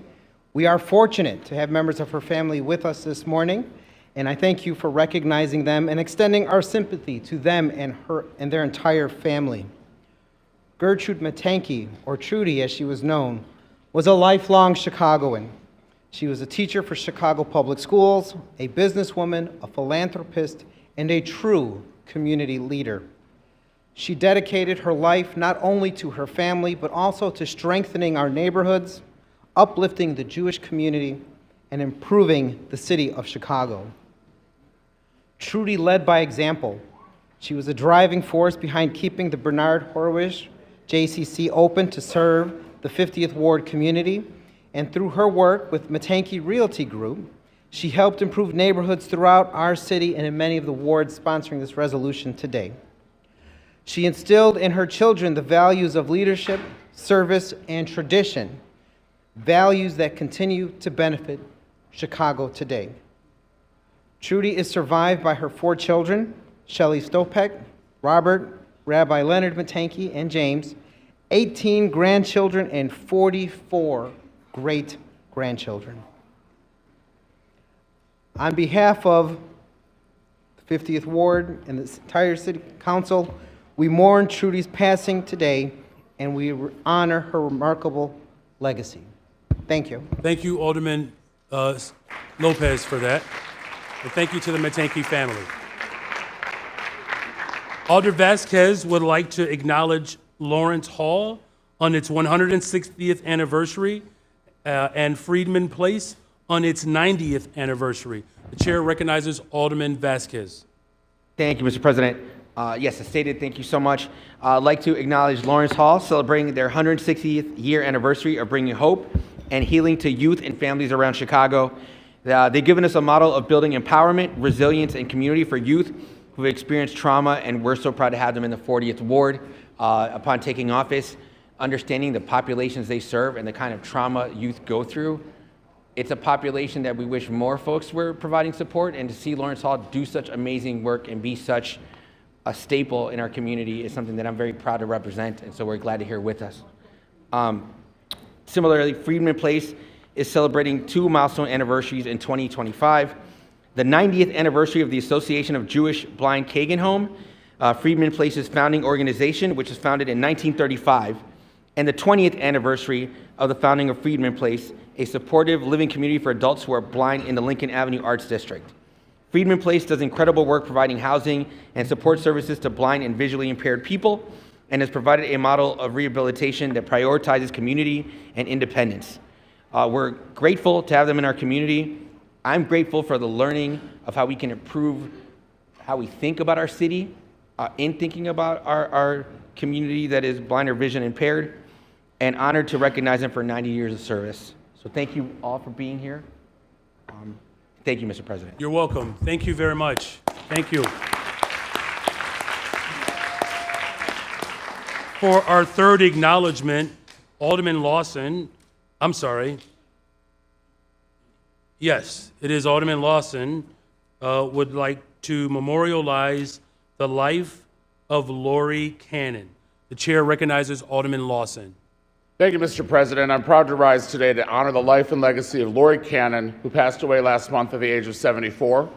Lori was a tireless advocate, activist, and an ally whose work transformed how our city responded to the HIV/AIDS crisis.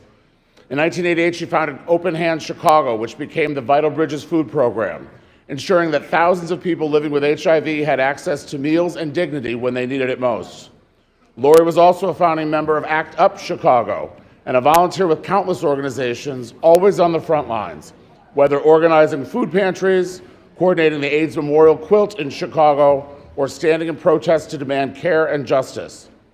Known as the Beacon in Red, with her signature hair and nails, Lori used humor, empathy, and courage to lift up those who are most vulnerable, and was inducted into Chicago's LGBT Hall of Fame in 1994. But perhaps her greatest recognition is the love and gratitude of the community she served. This resolution is not only about remembering her contributions, it is about recommitting ourselves to the values she lived by: compassion, justice, and refusing to leave anyone behind. So on behalf of the 44th Ward, the LGBT Caucus, and the City of Chicago, I'm proud to present this resolution in her honor and extend our deepest condolences to her family, friends, and the many Chicagoans whose lives she touched. Thank you, Alderman Lawson. Thank you. Our next acknowledgement will be provided by Alderman Hopkins, who would like to memorialize the life of Cubs legend Ryne Sandberg. Thank you, Mr. President. A brief story about Cubs legend Ryne Sandberg tells you all you need to know about the man. He was as good a human being as he was an athlete. As a lifelong baseball fan, which I know you are too, Mr. President, I've asked for a lot of autographs over the course of my life, and the one that is the most memorable is when I asked Ryne Sandberg to autograph my son's children's book about the Cubs. It was printed in 2015. That fact will be relevant in a minute, before they won the World Series in 2016. And on one page, there was a list of all the great Cubs legends, guys like Ernie Banks, Billy Williams, Fergie Jenkins, and Ryne Sandberg was on there. And when I asked for his autograph, I turned to that page and I had the Sharpie and I handed it to him. Without even looking, he flipped immediately away from the page that featured him and turned to the page that had the World Series championships from 1907 on it. He drew a World Series trophy and wrote in big letters, 2016, and that is what he signed. The man was a consummate team player to the end, and that is Ryne Sandberg in a nutshell. He was a great man, a great leader, a great athlete, and a great Cub. He'll be missed by all of us, including White Sox fans. That's right. Thank you very much, Alderman Hopkins. I believe this is our final acknowledgement, which will be offered up by Alder Gutierrez, who would like to acknowledge St. Bruno's Church 100th anniversary. Chair recognizes Alder Gutierrez. Thank you, Mr. President. It is my honor to introduce this resolution honoring the 100th anniversary of San Bruno Parish in the 14th Ward neighborhood, Archer Heights. For a century, San Bruno has been a pillar of our community, a place where families have gathered in faith, celebrating milestones, and carrying forward traditions that reflect the heart of our neighborhood. San Bruno has always opened its doors to everyone, offering Mass in English, Polish, and Spanish, and serving as a reflection of the diversity of Archer Heights and the southwest side of Chicago. It is a blessing to know that our community has been shaped and continues to grow through the support of this parish. In 2021, San Bruno unified with St. Richard Parish, strengthening both churches and ensuring their shared legacy to continue for generations.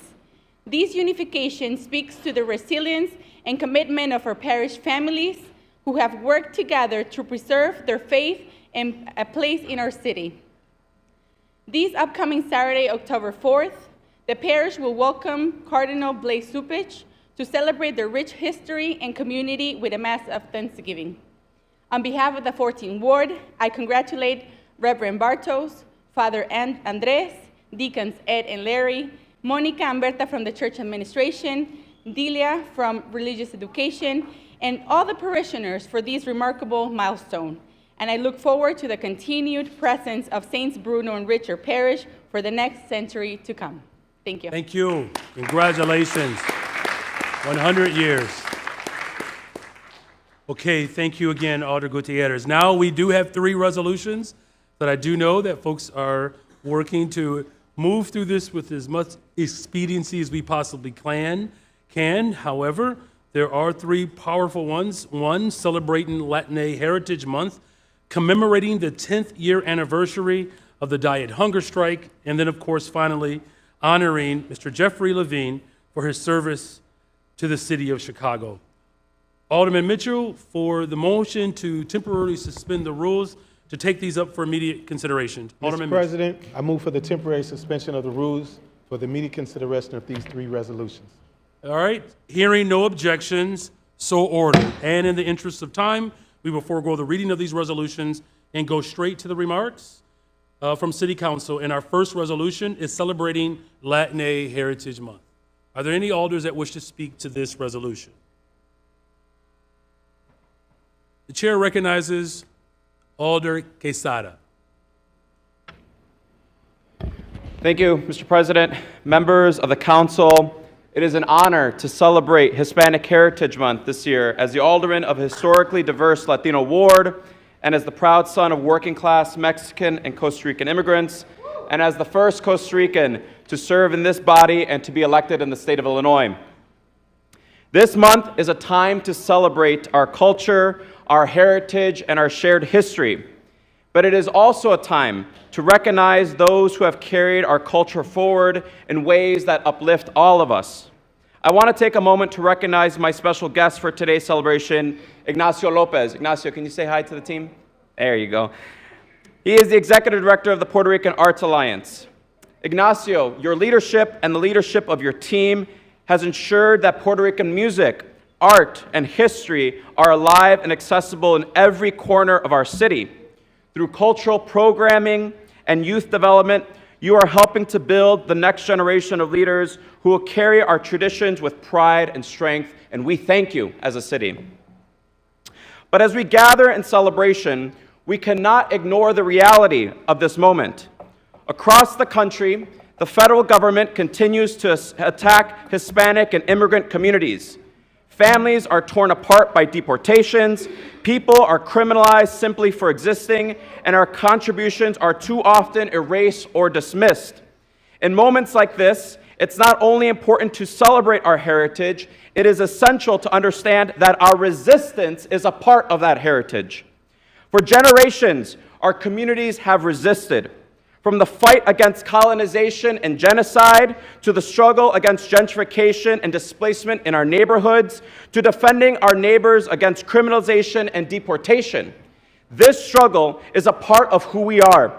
That is why it is important to understand that it is both our moral responsibility and our civic duty to defend one another. That act of resistance is not separate from our culture. It is our culture. It is our history. So today, as we celebrate Latino Heritage Month, I call on all of us, this body, our communities, our city, to continue to work together.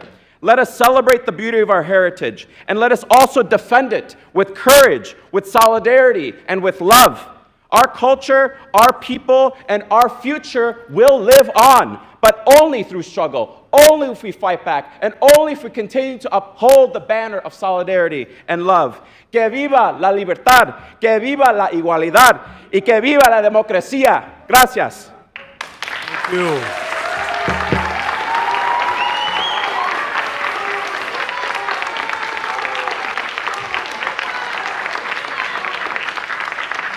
Thank you. The chair recognizes Alderwoman Ruth Cruz. Thank you, Mr. President. It is an honor to be with all of you here as an immigrant, as Mexican, but it's an honor also. I'm very proud to honor Juan Pablo Prieto, known as JP. So Juan Pablo, please stand up, Juan Pablo. Juan Pablo is a proud son of Colombian immigrants, a lifelong Chicagoan, and a true pillar of our community. As Director of Diversity Programs and DBE's Liaison Officer at Chicago Transit Authority, Juan Pablo has championed opportunities for small businesses and working families, ensuring that billions of dollars in contracts truly reflect the diversity of our city.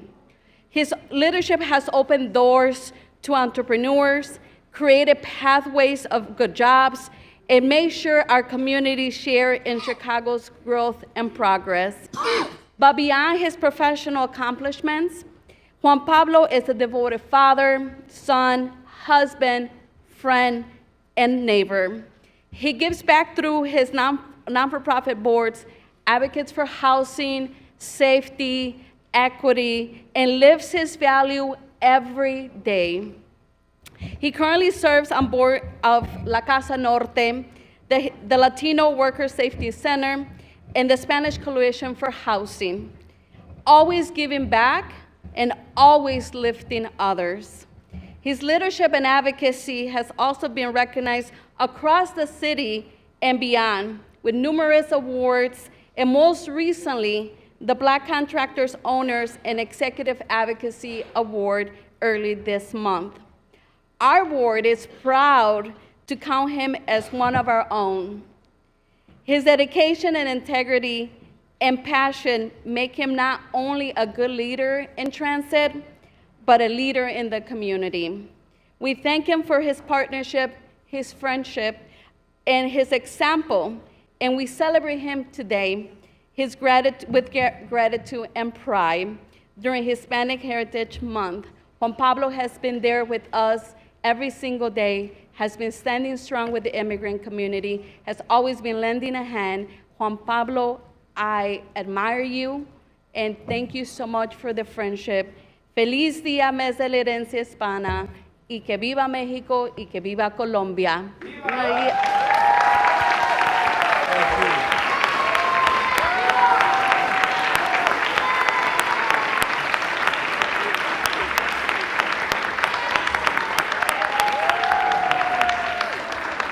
Thank you very much. The chair recognizes Alderman Chico.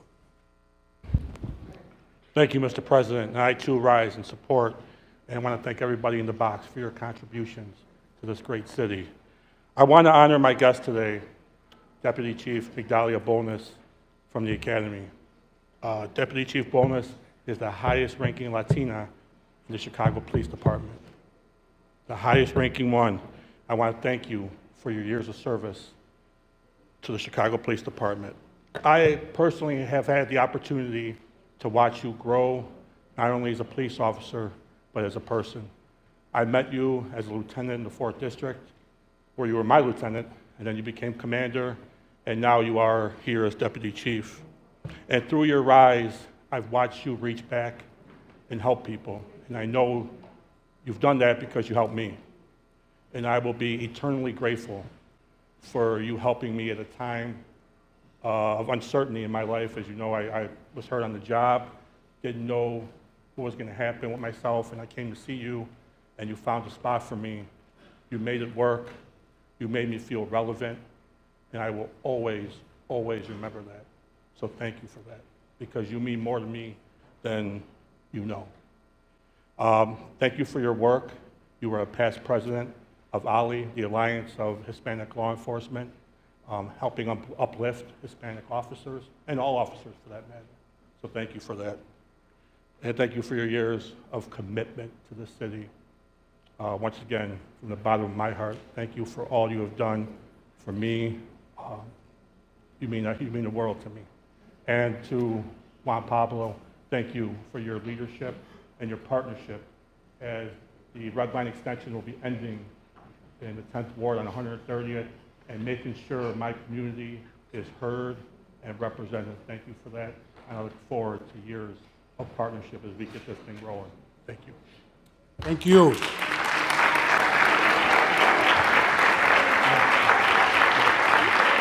Thank you. The chair recognizes Alderman Mike Rodriguez.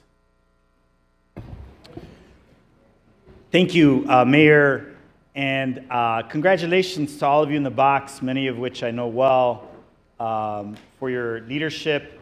I have the distinct honor of recognizing Yesenia Juarez from Little Village in the 22nd Ward, an amazing human being. She started the Little Village Busy Bees. So she's got young people throughout the neighborhood, adults as well, crocheting throughout our community. I invite you to visit our local library, our park, many other locations. Trees throughout the neighborhood have beautiful Mexican, Latina-inspired crocheting artwork, really, throughout our community due to her efforts. But you know what's interesting? Her efforts don't stop there. She's the mother of 3 amazing, beautiful young children who they're awesome. I think their dad is here as well today. There he is, Raul. The Juarez family is such a pillar in our community, and I call your father-in-law one of my, I'm a real mentor, I would say, an amazing human being. But today's about you, and this is about you. So I just wanted to say I thank you for every day giving so much of yourself, giving so much of your time to the community that could, is really an opportunity cost to your family. So I just wanted to say thank you. And really just recognize who you are. Also on the board of I don't know how many organizations in the neighborhood, taking on fights in the neighborhood to make sure that we have real leadership in our community that's about our neighborhood, and you really embody that. The last thing I'll say, and I'll connect you with a little bit broader comments, is Yesenia is also a major part of many things we do in the neighborhood, but she's also part of our rapid response network. And we have a couple of different rapid response networks that are based on a couple of different chat platforms.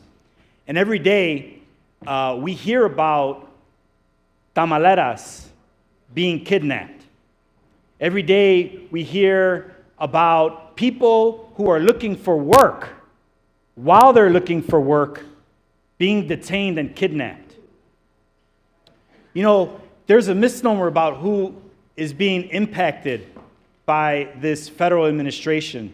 Because the fact is that I'm a citizen born in this country, and I am impacted by this.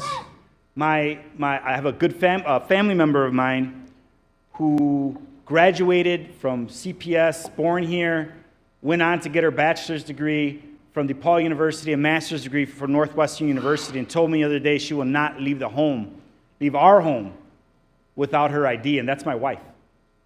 My father is a legal permanent resident in this country for the last 70 years. He will not go back to Mexico because he doesn't know if he'll be able to come back to this country.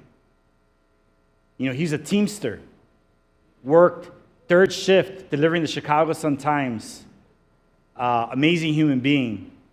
And this agenda is impacting the quality of life. I look at 26th Street, which is not the second Magnificent Mile, it's the Magnificent 2 miles, where we just had our Mexican Independence Day parade. Usually tens of thousands, hundreds of thousands of people dressed much like Yesenia is today, and you look amazing. I love the garb. But our parade this year, significant less people out for fears. Our community should not live in fear. Thank you, Alderman Quesada, for your words. Our existence is our resistance. And the fact is, you represent that, and you at the front lines of our rapid response team, you're so emblematic of all the people who don't get the recognition that they deserve for going out there in the morning and being there for our community, well into the night being there for our community. I just want to say muchas gracias de todo mi corazón, de toda la comunidad. Lo que usted representa en nuestra comunidad es algo muy grande. El futuro de nuestra comunidad, seas tú, seas tu familia, seas nuestra comunidad, nuestra familia. Thank you very much, Mayor, and thank you, Yesenia, for being such a baddie. Appreciate you.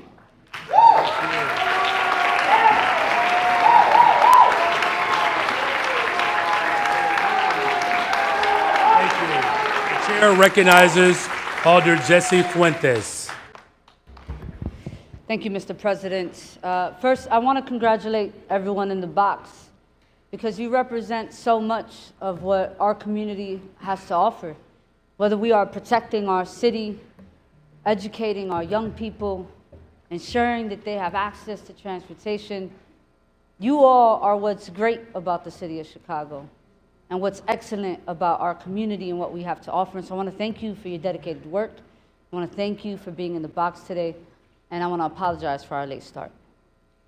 And I want to let my colleagues know it's hard to feel in a celebratory mood this month.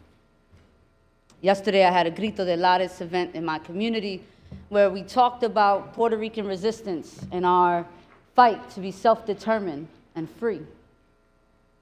I joined my colleagues in La Villita for Mexican Independence Day in solidarity with our Mexican community in celebration of their freedom. But yet every single day, we are waking up to our Signal chat with hundreds of volunteers who are showing up to locations where our neighbors are being kidnapped and disappeared. I wake up every single day wondering, who do I have to provide condolences to? Or whose household do I have to have a conversation with and offer reassurance that we are trying our best to protect our neighbors? While we have a federal agency that is terrorizing our communities. You know, I spent 2 weeks calling business owners in my ward, 2 weeks. I called every single license holder, in fact. And every business owner's story was the same. Older person, we are struggling.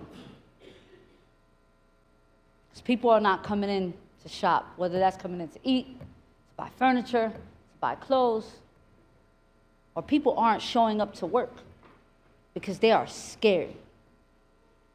They're scared to leave their parents behind. They're scared they're going to get picked up at the door. They're scared that if they drop off their child, they won't be there to pick them up from school. When I look at big commercial corridors like Division Street or North Avenue and don't see the foot traffic that we usually see, or I don't see the elotero on Division and Washtenaw, or the woman selling tamales on California, because they are afraid they are going to get picked up. I have individuals who are going through the process, quote unquote, the right way, who are showing up to their appointments and getting deported. We have an administration who is selling this narrative that they're only picking up criminals, and yet the people that are being picked up have been in this country for 40 to 50 years and haven't committed a crime. So it's hard to be in a celebratory mood. I'm Puerto Rican and Cuban, born a United States citizen, a daughter of a Cuban immigrant. And when my father came here, he came here to raise his children to ensure that they could have a better life. I have a brother that is a part of the Union of Engineers. I have a sister who's in the medical field. I am an elected official. I mean, I think my dad did a great job. Do you?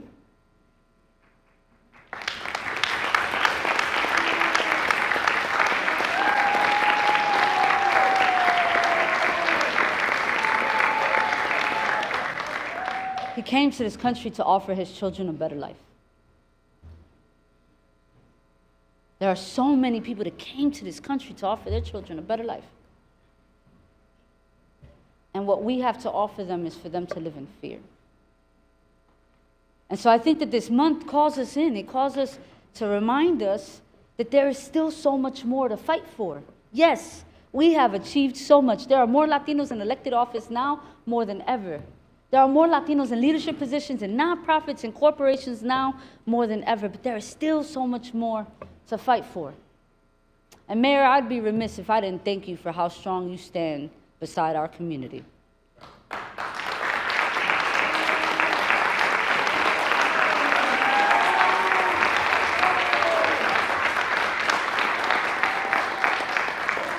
I will tell you that our community won't forget that.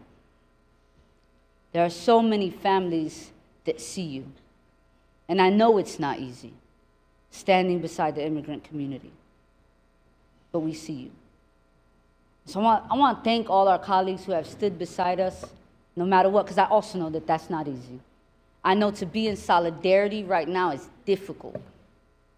And so I want to thank all of my colleagues in the room for being with us. And as we are in Latino Heritage Month, I want to remind us that there are still so many families that need us. And they don't just live in Latino wards, they live all over the city. And I know that all of my colleagues are doing the best that they can by our communities. And as we're building a rapid response network, as we're working to protect our siblings in our neighborhoods, I want us to know that we still got to do more. And so for those who are in the box who show up every single day, thank you. For my colleagues who show up, thank you. And for those who work to make this job just a little bit easier in difficult times under such political odds, thank you. Thank you, Mr. President. Thank you. Thank you.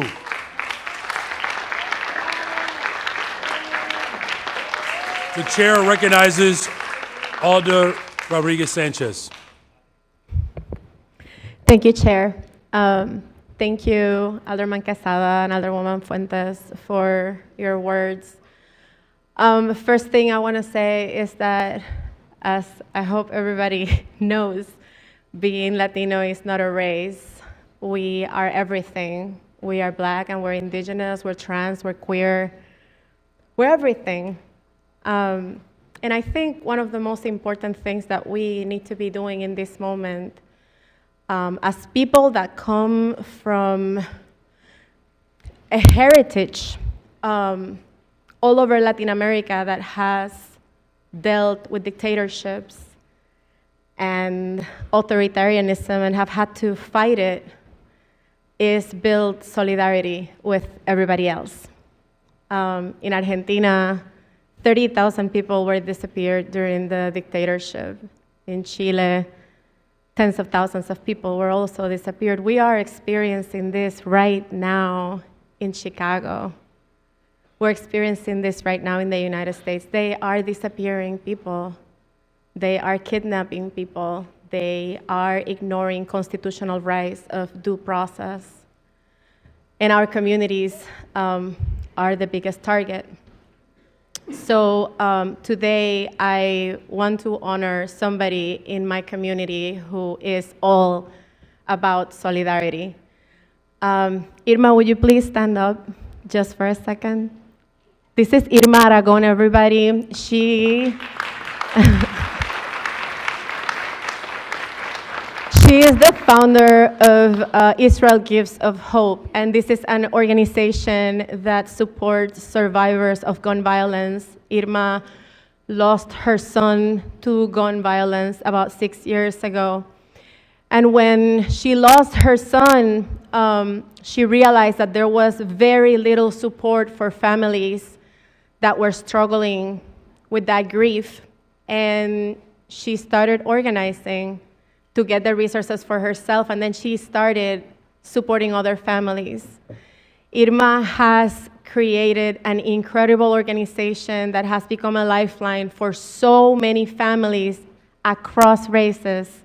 Irma supports people in the south side and the west side and the north side and anywhere people need it.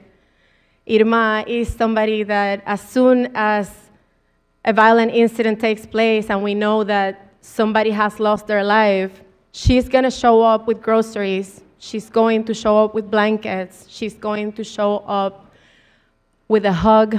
She's going to walk people through the unimaginable pain of having to bury a child. She has done this work as a volunteer. She has helped mend hearts. She gets families that are grieving together for the holidays, and she figures out how to make sure that they have some joy during the holiday season. She has been doing this work for a long time now, and I am so grateful that I have her in my community to continue building that solidarity. And it seems to me that in this moment, this is what we need to cling to. We need to cling to the helpers. We need to cling to the people who are willing to support each other, who are willing to love their neighbors as much as they love themselves and their families. And that is what Irma does in my community. So Irma, thank you from the bottom of my heart for all the love that you give to our communities. Thank you for showing so much solidarity across neighborhoods, across races. Thank you for all you have given to the city of Chicago, and I am so excited to continue working with you. Thank you, Mr. President. Thank you. The chair recognizes Alder Vasquez. Thank you very much, Mr. President. It's been great growing up Latino in Chicago. I can't remember a time where we didn't deal with some level of struggle or judgment, but it's helped shape us. It's made us stronger. We are a people that are humble and hardworking, but clearly continue to get pushed to the brink regularly. We all have stories of growing up and parents that have come from other countries who were treated like outsiders. And as we grow up generations later and we're in elected office, one would imagine that things would move forward, and they do in many instances. We have a lot of elected officials. We have grown economically, but we still go through the same kind of challenges, and in some regard, even worse.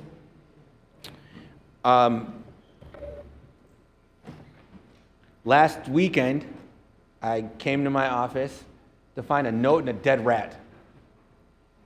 And a letter found on the door of my office referred to undocumented folks as illegals and as vermin. And we have Jewish siblings here who understand what those terms mean and how dangerous and harmful they are.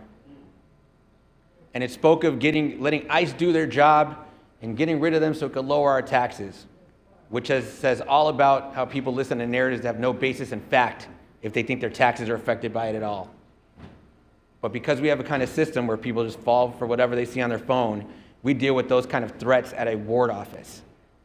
At the end of that week, I was at Broadview, getting tear gassed, while we were watching as people were held in a processing center that we know is a detention center, where you had 150 people in there who can't sleep because it's standing room only, where we had to hear a father call his children to explain that they don't let them shower or escape or anything. And so when you see people speaking up against that kind of injustice in real time, you show up and you put your body on the line. You don't always expect that the federal government will have people with masks, unidentified, and weapons shooting tear gas at people and harming People who probably shouldn't be there in the first place but want to stand up for the right thing. We have a federal government that in Franklin Park murdered someone and stated that they were attacked by a vehicle, caught under a vehicle, only to see video footage of that officer saying it was nothing major and a picture of a scraped knee. And we're living in a government where you can't hold the federal government accountable when they do murder someone in that manner. We all face injustice. It's not a competition. It's never been one. But we know that in this moment, as we're watching the federal government weaponize itself against its people, we happen to be the first ones they're going after. We're not going to be the last. And so when we talk about it, it is because we have to stand up for each other. And there are moments where we, members of this council, have stood up for each other. We don't always expect it. We don't always ask for it. But if people aren't paying attention to the moment that we're in now, it is going to get worse. And we know how the U.S. government has attacked everyone. We know how the CIA pumped drugs to get people addicted here in the United States, how they've gone into Central America and South America and everywhere across the world to cause damage. And so when we talk about that moment, it isn't because, hey, it's us, we just need help. It's because us is all of us. When we saw the Japanese being interned, put in internment camps, I don't know what it must have been like in that moment. And then I think about, well, I actually do. We're living in it now. We're watching it. And we're not believing that it's happening. We're trying to find whatever bias is on our phone. And so I implore everyone here to do the best job they can. And I commend you, Mayor Johnson, for being able to stand on the right side of history and making sure that our police department here is doing the same and that there is that level of accountability. Because when things like that occur, unfortunately, but thankfully, it's in a suburb. It hasn't happened here. And I can't thank you enough because I know it has not been easy to stand there to do that. I know you invite critique for doing the right thing and you've made the right decision and made the right choice, and I thank you personally for that. And I want to recognize the members of our caucus, if you all could please stand.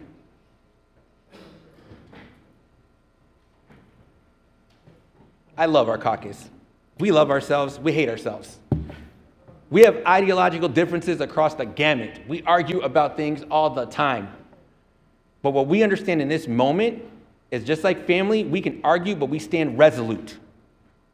And we stand not just with each other, but the rest of the city council and the rest of the city.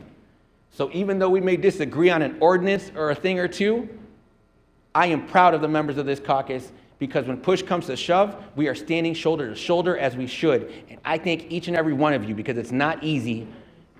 And it means a lot to me personally. It's been challenging for all of us to move together, but we are doing it. And what I would like to see is the same example citywide and nationwide, because economically, we have a lot of power. We have a third of the population. Politically, we're so busy fighting amongst ourselves about what we agree or don't we agree on, that we don't actually build the kind of power necessary to be respected. But I think that's going to change because we are under attack.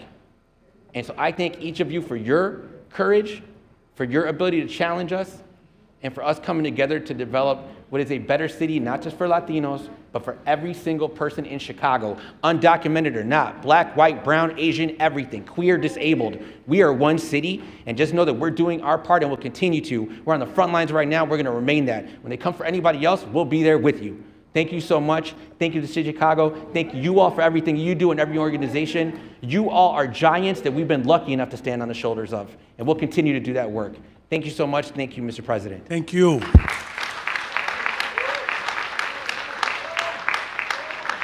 The chair recognizes Alder LaSpada. Chairman Vasquez, you should have elected to close. I'm hoping that there's somebody following me, but here's what I will say briefly, because it's 2:53 and I'll be done by 2:55. Talk to people about their stoles. The stoles are new this year. I'm so proud to see such a diversity of representation of where folks' heritage came from. I have been asked now 7 times, where's the Italian flag on the bottom of my stole? Not a lot of Spanish speakers in Italy, but I'm here by the heritage of the ward that was built, made, kept safe, holds business with the Latino community, and I'm so proud of the people that I represent and the heritage that they bring. Here's what I want to say. here's my call to action here. Folks have talked about solidarity, and I see the safety solidarity on a daily basis in the folks who keep our wards safe, who are out there right now till the dark of night, making sure that our neighbors are safe from ICE. I want to speak about economic solidarity, because there's so many things right now that we order from Amazon that we could be buying on Division Street. And there's so many things getting delivered to my house from Target that I could be buying on 26th Street. Colleagues, I want to ask you to send to me, and maybe to everyone, a business, a Latino business in your neighborhood that I can highlight in my newsletter, in my public communications, because we can stand in the gap economically for your communities the same way that we're trying to socially and from a safety perspective. Please do that for me so that the First Ward can show you all that our solidarity extends to our pocketbooks as well. Thank you so much, and thank you to the folks in the box with us. Thank you, Mr. President. Thank you. The chair recognizes Alder Villegas. Thank you, Mr. President. I want to also acknowledge the guests that are in the box. And I also wanted just to highlight how important the Latino community has played in this country. When we take a look at Latino Americans who have served with honor and distinction in every major U.S. conflict, from the Revolutionary War to more recent conflicts, defending America's shared values and freedoms. We have participated and we have put blood into this country, whether it was the Civil War, where Latinos served on both sides, and thousands of soldiers from Cook County, including those from Chicago, answered the call to fight in the Union Army. And during World War I, where approximately 200,000 Latino Americans served nationwide, and Chicago's burgeoning Mexican and Puerto Rican communities contributed to the share to the global conflict. Where during World War II, an estimated 400 to 500,000 Latino Americans served across all branches of the armed forces, including Private First Class Manuel Perez, raised in Little Village, who was awarded the Medal of Honor for valor in the Philippines. While in the Korean War, more than 100,000 Latino service members fought, exemplified by the Puerto Rican 65th Infantry, nicknamed the Borinqueneers, who earned a Congressional Gold Medal for their valiant service. Vietnam War, 80,000 Hispanic Americans served, including Staff Sergeant Felix M. Conde Falcon, raised in Humboldt Park, awarded the Medal of Honor. Lance Corporal Emilio de la Garza also awarded the Medal of Honor.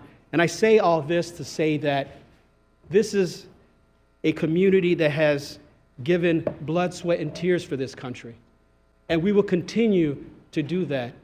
And I want to thank my colleagues in this body for standing with us as we see that right now our community is under attack. And I appreciate the solidarity and looking forward to continuing to work together to make sure that Chicago is a welcoming city. So with that, happy Hispanic Heritage Month to everyone. And again, congratulations to the people in the box. Thank you.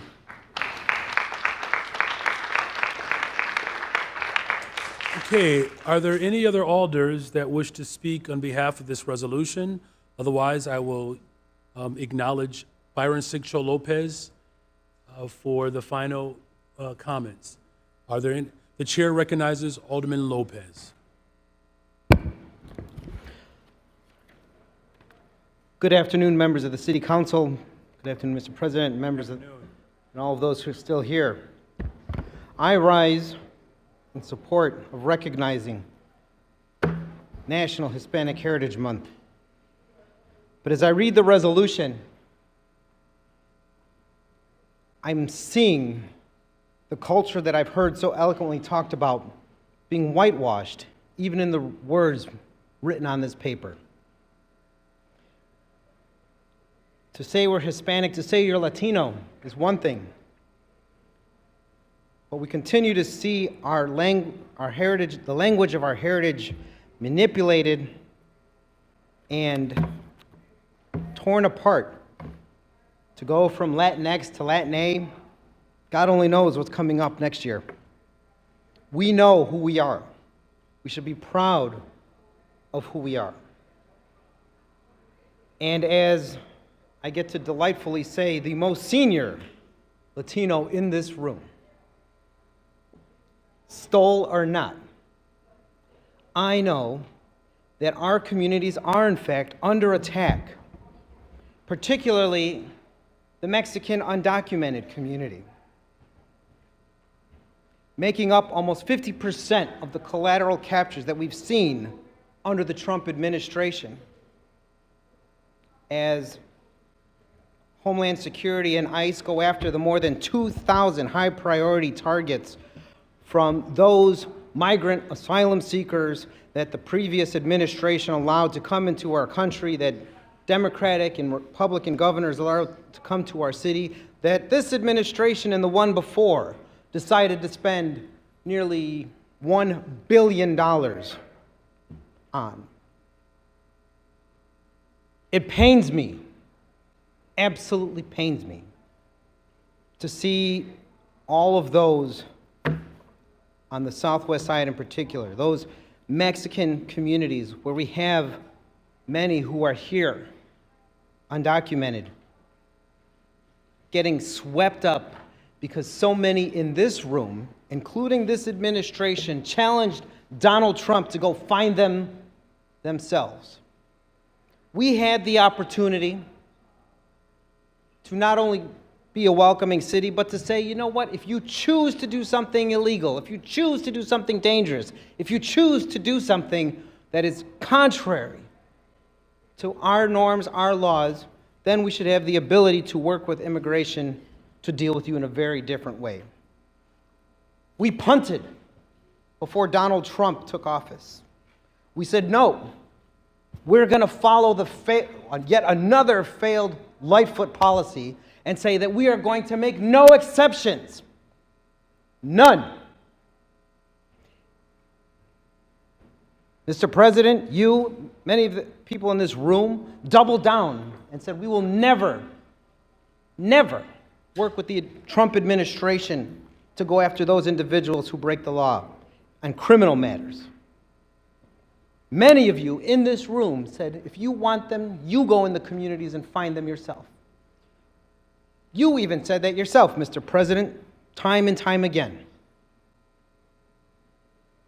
The problem with that, ladies and gentlemen, is that they know who they're going after. And when they knock on the door for someone who they're looking for, and the wrong person answers, that's the person that gets taken away. You challenge them to go do that, and yet you cry here and say, we're under attack, that we're going to stand in solidarity. You should have thought about that 8 months ago, when you had the opportunity to grant in the law the transfer and custody of individuals from CPD to ICE when someone chooses to start shooting at people, sell drugs, human trafficking, or any of those other crimes. Spare me the fake tears, because you brought this on our communities yourself. And you're a hypocrite, and someone who's never had a deal with undocumented, because you come from an island where you're guaranteed citizenship. So don't you dare talk to me about what my people have to go through. Alderman, direct your comments to me, sir, please. Fine. Then I want her censured for calling me a hypocrite in this room. And I make that motion right now, Mr. Chairman, because you allowed her to say it. Did not allow anyone to say Fine. anything. Then I move that Alderman There's a motion on the floor to censure. censured All for those calling in me a favor of the hypocrite. censure of Alder Fuentes signify by saying aye. As a roll All call. those opposed say no. As a roll call, please. All right, there's a motion. It's been voted down to censure. There was a Justice roll call Fuentes. request. The motion fails. Please continue. Well, I'm glad that at least you all are consistent, including yourself, Mr. President. You're steamrolling individuals who you know nothing about, pretending to understand communities from a point of privilege that other people do not have. You want to stand here and make as though you're fighting for everyone when you're not? When you've put a target on the backs of every undocumented Mexican in the city of Chicago, you did that. Enjoy your fake heritage now. because what you've defended, what you continue to stand up for, has nothing to do with those who are most impacted. Those are the people I deal with, I represent. The ones who come to me when none of you answer the goddamn phone on how to keep them safe. Alderman, I would Mr. ask, President, I'm going to say please. this. Yeah, please do that. You all, including yourself, Yes, have directed brought towards this on me. the people of the city of Chicago. And as you sit here today and say, we're going to celebrate your heritage, you are the hypocrites. You are the liars. You are the ones who allowed this to happen in your communities because you had the chance to protect people and said no. So how dare you to stand here today and act as though everything's okay, that you're somehow fighting for our children, fighting for our futures, fighting for your people. Mock me all you want, but I guarantee you, those that know, know. Those that feel it, agree with me, and understand that all of you should be ashamed of yourselves. Thank you, Alderman. Are there any other alders that wish to speak to this resolution? All right, sure. So that's no needs to apologize. So we're going to recognize in this order. The next three speakers will get Alder Ramirez, will get Alder Gutierrez, and then the final speaker will be Alderman Siccho Lopez. The chair recognizes Alderwoman Ramirez. Thank you so much. I didn't want to end on that note. I'm a proud Latina, but I'm also a proud leftina, as people like to call me on the internet. I really want to thank Alderman Siccho Lopez for bringing the young people. Like, I wish they were still in the chambers. It was so beautiful. As many of you guys know, I'm expecting my first little one. And it just makes me so proud to see, like, the way that, somebody like Siccho is celebrating, like the young people, our tradition, where we come from, the love that we have, and that's the type of heart that I want to show that a lot of us here in council have. I didn't want to speak because literally right now, there's a press conference in my ward. There were 20 vehicles full of federal agents, and they picked up the tamale lady, the damn tamale lady on the corner of 47th and Western who have kids in college. I mean, we all know this story. So I feel like, yeah, I'm standing here in privilege, but I want to go back in my ward and I want to do the work and I want to support people that are sitting in here that really do give a damn and they show up every morning. And I'm not kidding. I mean, you guys know this rapid response chats, they're going off consistently. Sometimes I don't look at my phone for 5 minutes and there's 100 messages. And I just sit here and I keep thinking to myself, what else could we do? And thank you, Mayor, for standing with us. Thank you, Latino Caucus, for standing with me. I want to also shout out Beatriz Ponce de Leon for everything that she's done. It is not an easy position. When a lot of people have left, within the past 2.5 years, she could have left and she stayed. And she called me this morning after that incident in my ward. And my last comment is really about my honoree who had to leave because she is the lead responder on our rapid response chat, and she leads our safe passage in the 12th ward, in the 14th ward, and she's so courageous. And I hope that she does get a chance to see this. So please give a round of applause to Joanna Cabrera, who is back in the ward and is actually doing the work. So, Thank you. The chair recognizes Alder Gutierrez. Thank you, Mr. Mayor. And as you all know, I was born and raised in Mexico. And being able to now represent the 14th ward and being able to be part of this decision making that would help our constituents shape their lives and be okay with their families in our wards is really important.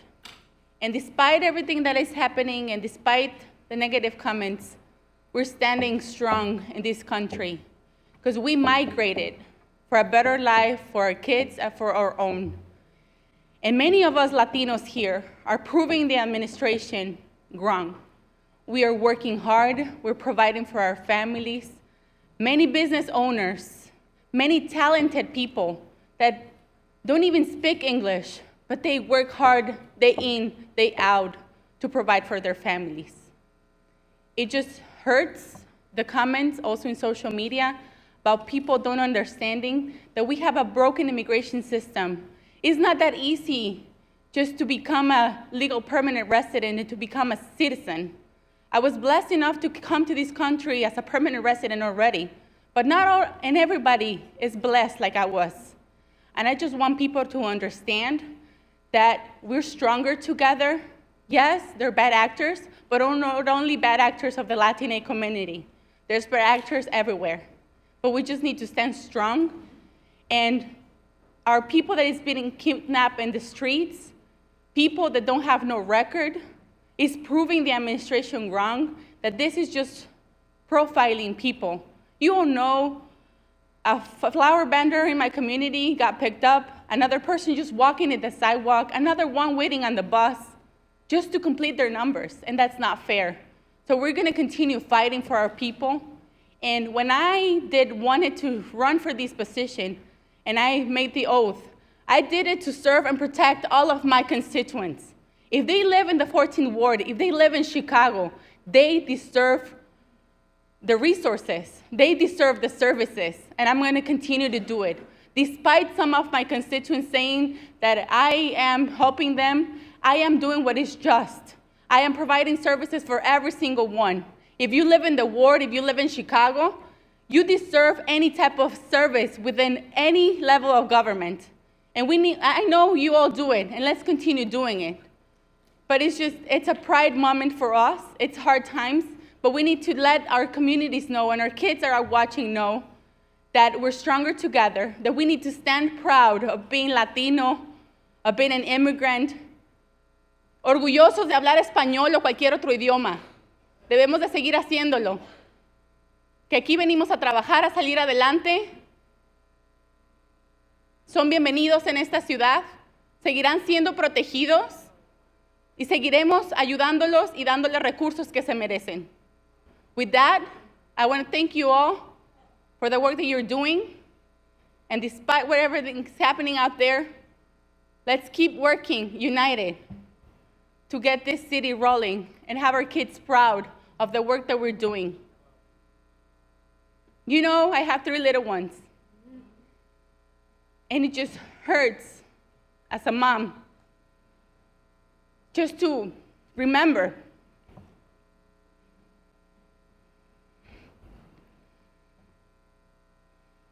Okay, take your time. All right. how some kids don't even want to go to school because they're afraid of coming back and not being able to see their parents. With that said, we need to continue to be proactive in those rapid response teams, because sometimes it's not ICE out there in our communities, it's CPD doing their job, and we thank them for what they're doing, or Sheriff's Office. But we just need to stand united, and in times like this, we need to stand proud of our roots, and we need to continue fighting, because our kids deserve it, and they don't need to be in fear of not being able to go to school or go to their park or enjoy time with their families because they don't know what's going to happen. So happy Heritage Month, yes, because we still need to celebrate the accomplishments of many people that have suffered for us to be able to be here today. Thank you. Thank you. Thank you. Thank you.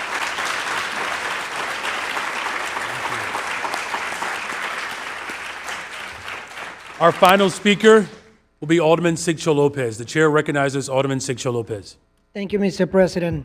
And I do also like to rise in support on this important resolution. I also have a special guest in the audience and wanted to recognize everybody in the box for your wonderful contributions to the city of Chicago, to the over 820,000 residents in the city of Chicago who identified as Latinos, Latinas. We are proud of our heritage, we are proud of our identity, we are proud of where we come from. The story of immigrants in our country, in our city, is a story of courage, resiliency, bravery, to leave everything behind, to come and start new with a family in a place where often people don't know the language, don't know the system, but they find a way to not only make it in a tough environment, but provide for their communities, for their city. A traffic violation should never end in a death sentence. Never. There's no crime for those who are selling tamales or those who are working in roofs. Those are the people that are being detained and persecuted. No child should be afraid of going to school and be afraid that when they come back, they may not find their parents. It is a hard time for our community. And that's what was more important to recognize, those who make the difference for our children, our most beautiful, precious thing that we have. The 150,000 children from CPS who identified as Latinos and Latinas have a very difficult time. They survive a pandemic. They come back every day with courage and hope that we, here in these positions, do everything we can to protect them so they have also a future they can believe in. So today I have the honor and privilege to recognize a teacher in our community who's made a tremendous difference in our community as a music teacher. Our teachers have been our first line of defense, protecting our children to make sure that they come to school. They're part of first responders. They have fought to keep our schools open. And that's one of our own. So I have the honor, and I know our students from Cooper had to leave a little earlier. They were a little hungry. And oftentimes in our schools is when our kids receive the only meal. And yet, they were here delighting our council members with a beautiful performance, because music, because our history is something to be celebrated in despite of the challenges, and especially in a moment like this. So I want to recognize, and I hope that you can just stand for a second, to Philip Olazaba, our good director of the mariachi at Cooper, and also collaborates at Juarez High School. The many generations that have been mentored by Mr. Olazaba for almost 15 years have seen the courage of teachers who come and fight to keep our schools open, to fight so our schools can come to school, to protect our parents and our community. There are for people like Philip that our city is better off. And I am proud in a moment like this of our city of Chicago. Chicagoans have not let us down. As an immigrant, as someone who's come to this city, as soon as I could, as I often says, because we recognize righteousness and we recognize a city that upholds their values and principles, and recognize why we must protect every single resident and every single child as our own. So today I want to recognize Mr. Olazaba for the contributions on a daily basis. This is someone who comes and not only after schools, continue with after school program, at night I've seen him going and fighting so that we have funding so that we can continue teaching our kids our heritage, our beautiful mariachi music.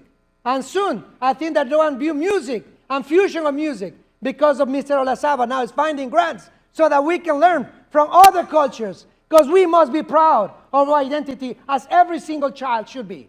And as Latinas, Latinos who have been in this continent for 10,000 years, le duela quien le duela, we're not foreigners in this continent. We're simply not.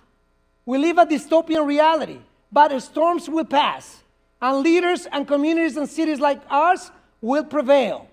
So to Chicago, to the Chicagoans who identified as Latinas, Latinos, to our children that are sitting and watching, we tell you, we will not let you down. We will fight, and we will fight with music, and we will fight in our legislative bodies, and we'll fight in courts, and in the streets, and wherever we have to, because we're proud of where we come from. And we celebrate our Latino Heritage Month, proud of who we are, and proud of where we come from, and proud of where we go, because Chicago is the best, and the best city, the best freaking city in the world. Thank you so much. And it's because of Latinos. Right on. Right on. Well, we may not agree on our sports teams, but we do agree we are the best freaking city in the world.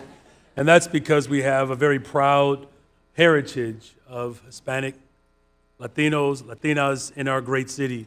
Thank you, Irma, Aragon, Yesenia Juarez, Ignacio Lopez, of course, Mr. Philip Alazaba. We met several years ago when we were on the front lines as educators. To our incredibly proud leader, Deputy Chief Bones, Mr. Juan Pablo Preto, Juan Gonzalez. This body has done an amazing job standing firm on our values, and we should be proud. And we are proud to recognize National Hispanic Heritage Month and celebrate the city's Hispanic community. Chicago's nearly 820,000 deep residents of the Latinx community strengthen our city. They are an important part of the soul of Chicago. It's our schools, our hospitals, the halls of government, community organizations, local businesses. It's the Hispanic residents that fuel our economy and allows for our city to continue to run. In celebrations, festivals, cultural enclaves, Chicago's Hispanic communities share in all of the great richness of our city, from our food to music. All of these traditions enrich our city. So I do want to recognize and thank the 15 members of this body, including our City Clerk Anna Valencia, who represents the diverse range of neighborhoods and communities across Chicago. I also want to recognize the members of my administration that make up the fine force of government that is leading the transformation to build a safe and affordable city. To all of the Hispanic members of our administration. And again, during this National Hispanic Heritage Month, let us reflect on the people and communities of our city who contribute to our greatness and build our bright future. And during this year, the National Hispanic Heritage Month, as a city, let us continue to honor all of the communities, not just in words, but with actions.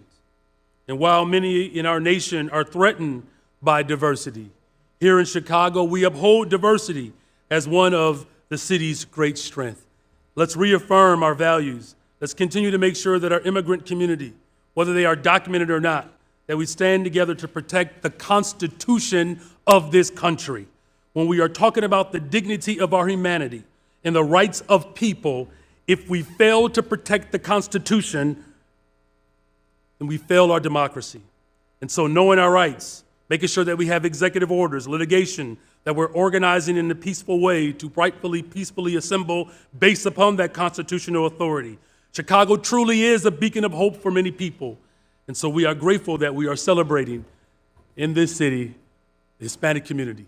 Congratulations. Happy Hispanic Heritage Month.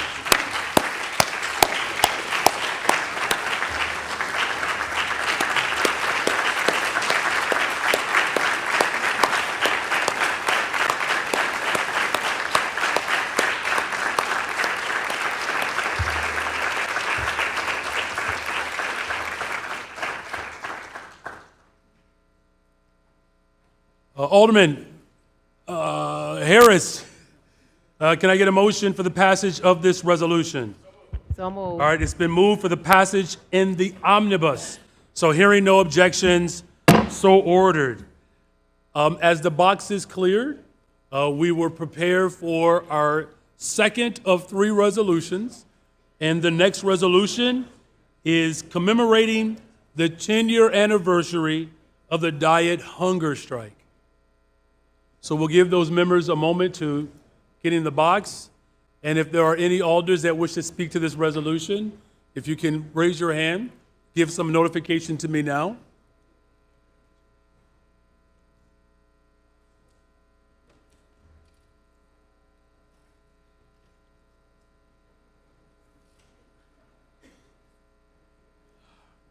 Eventually.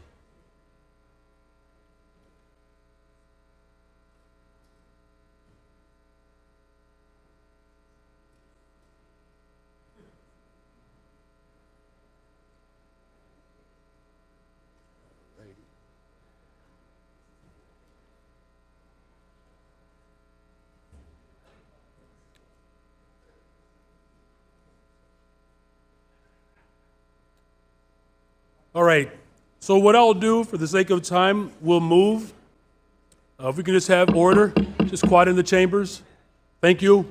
So I want to acknowledge, again, these are the hunger strike individuals.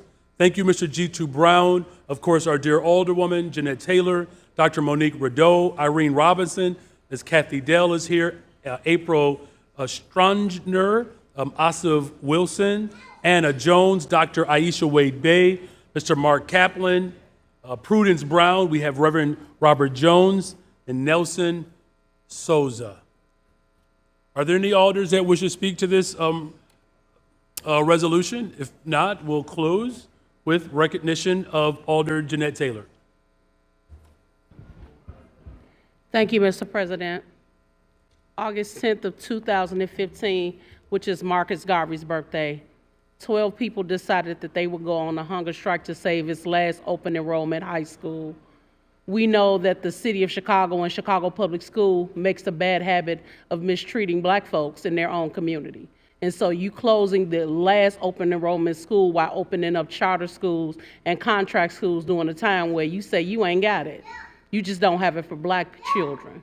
And so these 12 folks decided they were going to go on a 34-day hunger strike to save a high school. And think about this. That was 10 years ago. Think about this. In 2025, Diet High School is the Illinois state champions in the state of Illinois.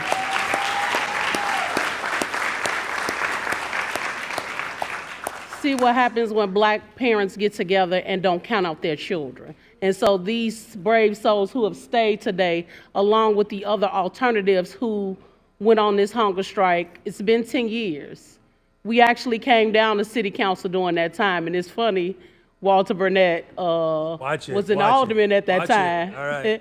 I ain't gonna watch it, I'm gonna say what I said to him at that time. I tried. And we ain't talking about Red, we talking about Walter. Walter Burnett was walking in the building, and I'm like, hey, we on a hunger strike. And he was like, I'm sorry, it ain't my ward. I'm like, Walter Burnett, you know what? Right now, everybody look like hot dogs and hamburgers. Y'all know in the cartoon when you're hungry, everybody start walking around looking like food. I'm like, I ought to put you in the trunk of the car, but I'm not going to do it because I don't want to go to jail. And so that's always a joke that me and him have between each other. But it was a sad time that we were on that hunger strike for the first 10 days and we got no media coverage. Nobody said anything. And people were okay with it, even to the point people started to fall out. And so let's show you how disrespectful Chicago Public School is. I passed out on that 10th day and their answer was to roll me out so the cameras didn't see me passed out from not eating. Do it look like I don't eat? Right now I got snacks in my bag. And my coworker, Ronnie Mosley, loved me so much he bring me snacks every day. But what I want to say is stop discounting young people in our community. Stop targeting them. Make sure these schools are supported. And so I want to say to April, Reverend Jones, Kathy's grandbaby is running around because he had it. Miss Irene was here, and also Mayor Johnson, who was an alternative because after the 30th day, a lot of us could no longer stay on the hunger strike. And so I want to thank you all for taking the charge and making sure young people in our community knew that people actually stand up. There's always a lot of talk, and this is something that Jason Irvin says all the time. Everybody want to go to heaven, but nobody want to die. I was going to die, and I was okay with it too. See, we'll talk that, but we actually won't do it. And so I want to say to those young people, we haven't forgotten about you. We're still fighting for you. Diet is an amazing art school. That's not what the community asked for, but sometimes it's called compromise. And so to those people in the box, to you, Mayor Johnson, from the Washington Park community, from the Bronzeville community, from the Diet community, we say thank you. Thank you. Okay. I know we said that you were going to close, but someone did ask to speak, all right? All right, so the chair will recognize Alder Hatton, if that's okay with you. All right, very well. The chair recognizes Alder Hatton on behalf of the graciousness of Alderwoman Taylor. Thank you, Chair, and thank you, Alderwoman Taylor.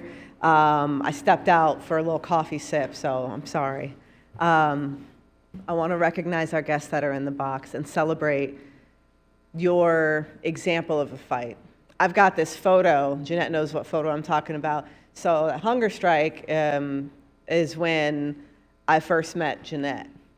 My wife, Natalia, and I, we would go down and we would bring this like butter tea for the hunger strikers to support them and getting some calories and do some of the marching with the community.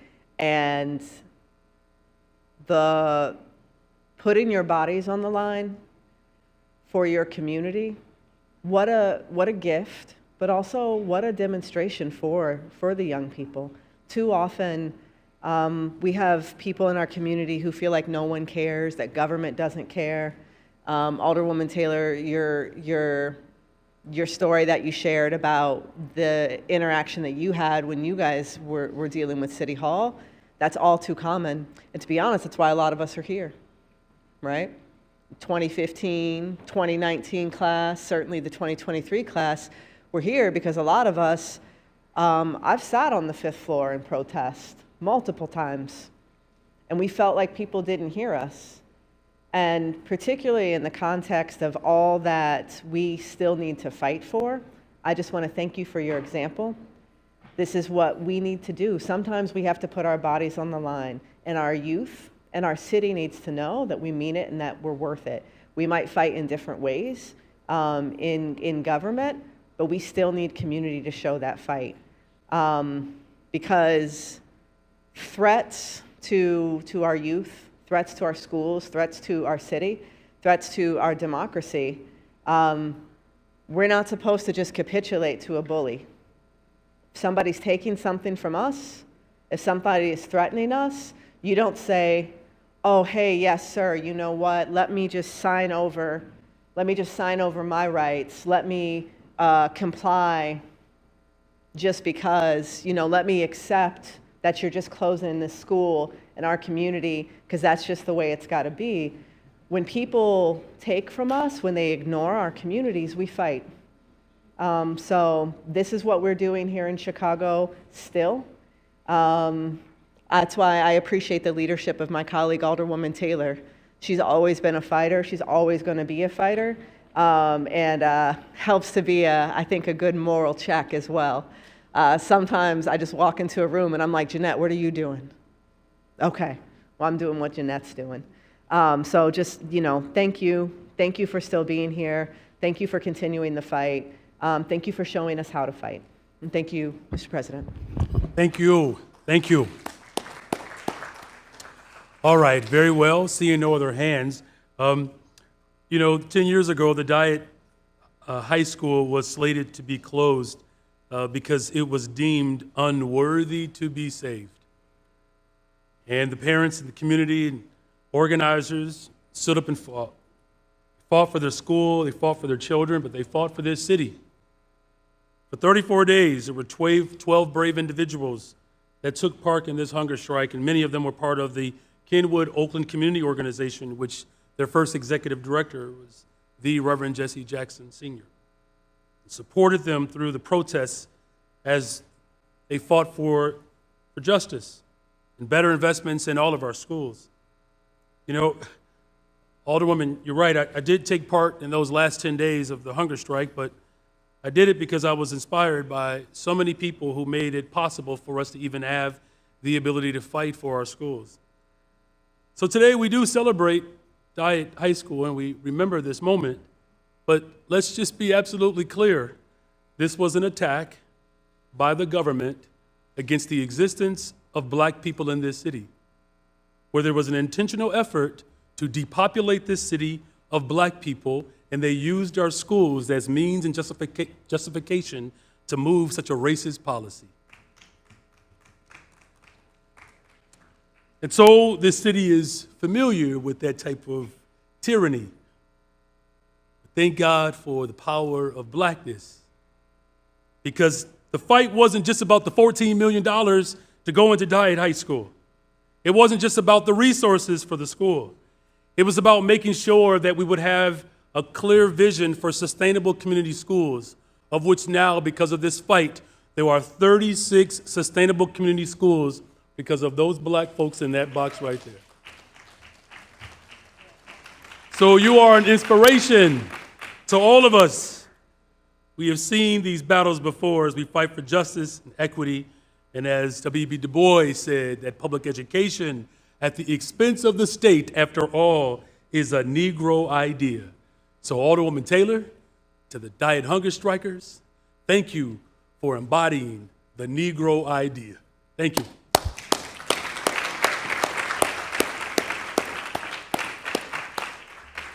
All right. We have one more resolution, you all. So just hang in there. Hang in there.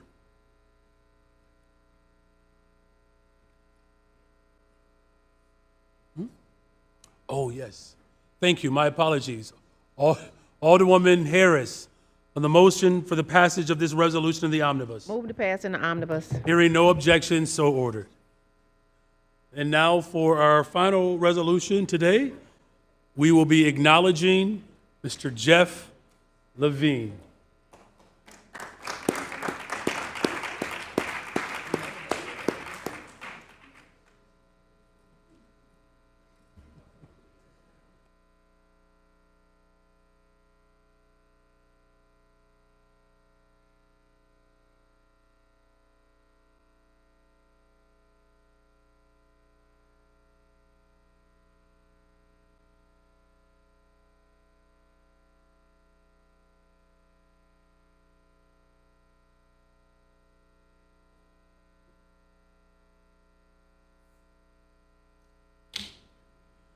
Very well. The chair recognizes Alderman Beal. Thank you, Mr. President. I tried to get you up early, Jeff, because I know it's been a long day, and I'm sure you appreciate all the accolades that my colleagues are going to share with you today. But it gives me great pleasure to rise to support this resolution. Jeff, we have battled over the years, but I'm going to tell you they've been good battles, and they have not been personal battles. They've been battles on behalf of moving this city forward. I will tell you all, me and Jeff talked all the time and went back and forth about the rules, about whatever fights that we had. But I will tell you all without question, whatever fight we had, we would always go over to the corner and laugh about the fight we just had, because we didn't take it personal. That's the one thing I appreciate about Jeff. Jeff, you are nothing short of amazing. And I'm glad that you are getting your flowers while you are here. I've known you 27 years, and you have been the same person for 27 years. You have led with integrity. You love this city, and can't nobody take that away from you. You are a great public servant, and you have done a hell of a job on behalf of this city of Chicago. I think everybody needs to give him a round of applause.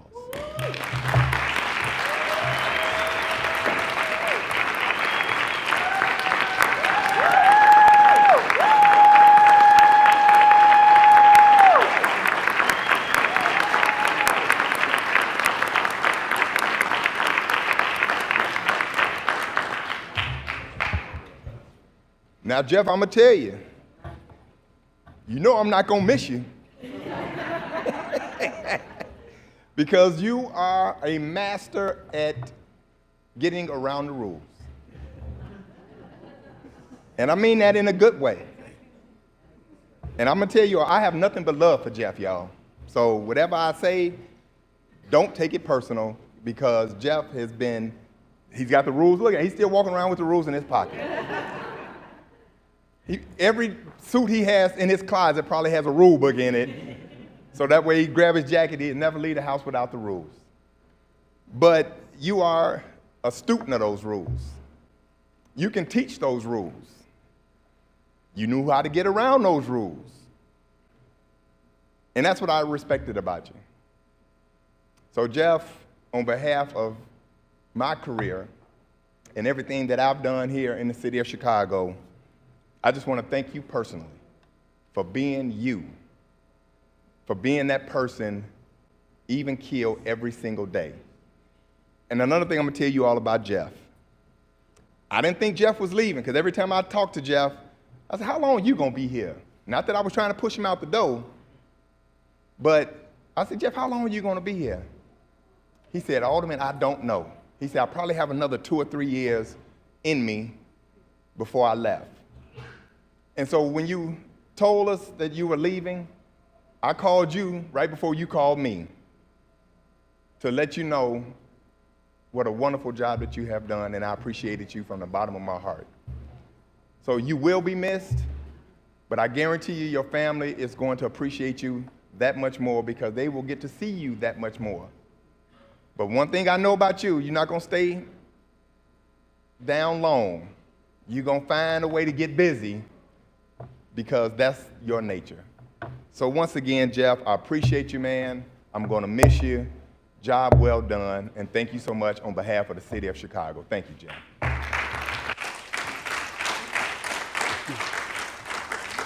The chair recognizes Alderman David Moore. Thank you so much, Mr. President. I hung around here just for you, Jeff. I got to go see and greet Leo as they come back to Chicago for the job they did, the good job that they did at America's Got Talent.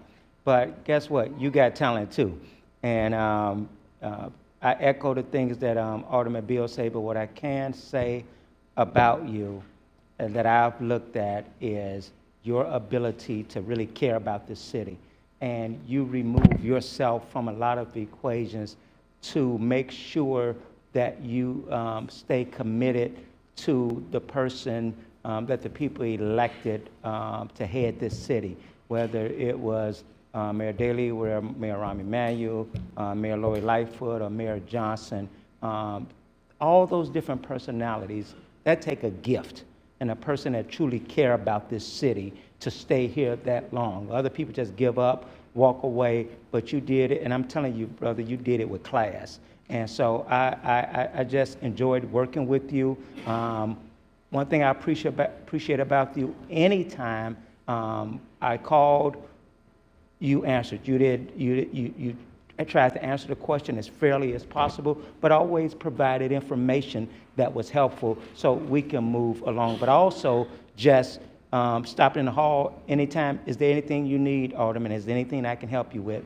All that goes a long way, and I'm truly going to miss you. When you thought I was just joking out there, I was meaning that as is that your grandson? Your nephew, you saw this crazy man marching, hell no, you can't go. I meant that, but here's something that Reverend Evans used to say. It's the best thing, it's good to leave while people still want you, rather than people pushing you out the door. And so you're leaving on your own terms while people still want you to stay. Thank you so much for your service, and thank your family for lending him to us. For the late nights, everything, and I know you guys had to sacrifice, and like I told him, I didn't know he had such a good eye, but I see, and he got a beautiful wife, and thank you so much for the time that you you had to sacrifice for him to help move this city forward. Thank you so much, Jeff. Thank you, Alderman. The chair recognizes Alderwoman Michelle Harris. Jeff, it's no secret that me and you have a love affair. You get with this city hall, and that when I became pro tem, I was so nervous about getting up there, but you made it easy for me. You laid it out for me. You protected me from myself and kept me from falling in all the potholes that I could fall into. And what a wonderful teacher you have been. And so for the last 16 years of this career, you have guided me and led me and kept me on the path to better understand city government. And I have to say, a big part about why I understand city government is because of you. So today I stand here as a pupil who's been taught, and it's kind of emotional for me, who's been taught by somebody who really loved what they did. And you passed all that down without asking me for anything in return. So today, as Alderman Bill said, I want to give you your flowers while you're here to tell you how much all of that meant to me. and how you have been such a tremendous effect on who I became over this vast time here in this City Hall building. And it was only because you poured into me and without asking me for anything in return. Again, I thank you. God bless you and your family. I want you to really enjoy some things that you like to do. And more than that, I'm gonna miss seeing you ride your bike down here and come in and then go put on your suit. So I appreciate you, Jeff, in ways that you'll never know. And I thank you for everything that you've ever done, not just for me, but for the city of Chicago. Thank you. Thank you. The chair recognizes Alderman Irvin. Thank you, Mr. President. Jeff, it was I think the third person that I met. Like some of us, I was appointed, and when you get appointed, you sit down with the mayor, who was a Daley at the time. Next, you talk to Ken Mayer, who reads you the Riot Act, and then you talk to Jeff Levine, who kind of calms you down. The one thing that Alderman Bill did not mention is that Jeff actually wrote all the rules, so he knows the ins and the outs of them to be able to guide us through these challenges. And quite frankly, I actually missed you this morning. So, but again, I think you've always tried to keep things on the level, always tried to say both sides of what was going on. Even when we challenged you on the rules, challenged you on parliamentary procedure, you always found a way to thread the needle so that everybody could come out in a winning way in many cases. So I really thank you for your counsel. Thank you for your service, the ordinances that you help us craft and tell us the nuances. You may not want to do this. You may want to look at it this way. You've always given good counsel to all of us here in this body. I know specifically that I appreciated all the work that you've done for us and for me throughout my tenure here in the council. You will definitely be missed. You have, as they say, huge shoes to fill, but I know you've reached a point in life where you want to, smell the roses, and you're entitled to do that, to spend time with your family, to ride your bike to wherever it is you choose to go to. But again, I just wanted to thank you for everything that you've done to help make this body stronger, help to make this city run better, and make us who we are today. So thank you, and may God bless you. Thank you. The chair recognizes Alderwoman Nugent. Thank you, Mr. President. I too rise in support of this resolution honoring my friend Jeff. Jeff's career stands as a model of what justice looks like when it's not just used with knowledge of the law, but by using kindness and fairness and an uncompromising commitment to what is right. And contrary to what Alderman Beal said, Jeff never bent the law for convenience. You never used it as a weapon. You applied it with integrity, and you always did it with respect for the people whose lives were touched by its outcomes. And I always really felt that about how you conducted yourself throughout the council and up on the dais and helping me as pro tem. And I heard a quote the other day that made me think of you, and it's attributed to Justice Sonia Sotomayor, and she said, "The law is not abstract. It is about people, it is about justice, it is about compassion." And I think you're all those things. And I also think you're pretty funny too, and I loved working with you. So congratulations and best of luck on your retirement. Thank you, Mr. President. Thank you. The chair recognizes Alderman Marty Quinn. Thank you, Mr. President. Jeff, you're a true professional with a flawless reputation. I'm grateful for the work that we've done together. Congratulations, job well done. Thank you, Alderman. The chair recognizes Alderman Bennett Lawson. Thank you, Mr. President. I rise as a long-term former staffer to thank Jeff Levine for being nice to all of the staff, not just the aldermen that he encountered. You were right. If you didn't answer, you called back within a few minutes and had a good answer for me and answered all of the multiple questions that came after that. I envy your patience. As someone who dragged you into the side room while we were negotiating the Wrigley Field plan development, the Cubs night game deal, cannabis, It was a late night in zoning committee. But all the times that you stayed put and you stayed calm, and you stayed level-headed to keep us on the right track, I just want to thank you for that. And so a well-deserved retirement. You probably could have done a million other things, and you chose to spend your career with the city, and we admire you for that. So thank you, Jeff. Thank you, Alderman. The chair recognizes Alderman O'Shea. Thank you, Mr. President. I too rise in support of this well-earned resolution. When I think of you, Jeff, I think of the word kind. You were always such a kind man. At times, and we were debating things, and more often than not, you were wrong, I was right, but you were always kind when you pointed out that at the end you would win. No, but seriously, how wonderful is it that your family's here to hear how much this body, this room, thinks of what a wonderful person he's been. Everything you did, your patience, your willingness to sit down and try to find middle ground, even at times when you disagreed with someone, like my colleague Alderman Beal. I just wanted to say thank you for your service, and I'll miss your friendship here. God bless you and your family. Thank you, Alderman. The chair recognizes Alderman Matt Martin. Thank you, Mr. President. I think, as a lot of people hinted at, we could spend days singing your praises, Jeff. I think in ways both big and small. Most people who are stuck with us through today's crazy meeting will never fully appreciate all of the ways in which you've given so much to the city. As a former attorney myself, I have a lot of appreciation and respect for what you bring to the table, but also recognize that you could have done so many other things and earned so much more money. But as Alderman O'Shea said, you understood the value of your work and the fact that the city really needed it. The word that I go back to when I think about what you've contributed to our body and to my office is a counselor, like that consummate counselor who I have that two questions in my head that you oftentimes would ask me when you're like, oh, okay, young buck, like let's slow down. One is, what do you want to do?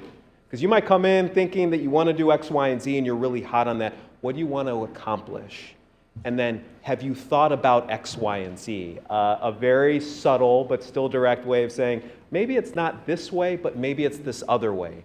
And so that counselor of being someone who could, at the end of the day, help us solve problems when we were struggling to solve them ourselves is something that we've already seen we're struggling with a little bit, but we're going to have to figure a way out, and our collective loss is obviously your benefit and your family's benefit. So I wanted you to know, as well as everybody in this box, just how much you've meant to me, to this body, and to our entire city, and that we're going to miss you. Thank you. Thank you. The chair recognizes Alderwoman Nicole Lee. Thank you, Mr. President. I too rise in support of this resolution. Jeff, I'm so glad that you weren't able to just sneak off quietly and that you're here, as my colleagues have said, to get your flowers. I have not been here nearly as long as many of my colleagues, but your reputation precedes itself. Obviously, you got to work with my father as well. But as I'm sitting here listening to the things that people are saying about you, I couldn't agree with them more.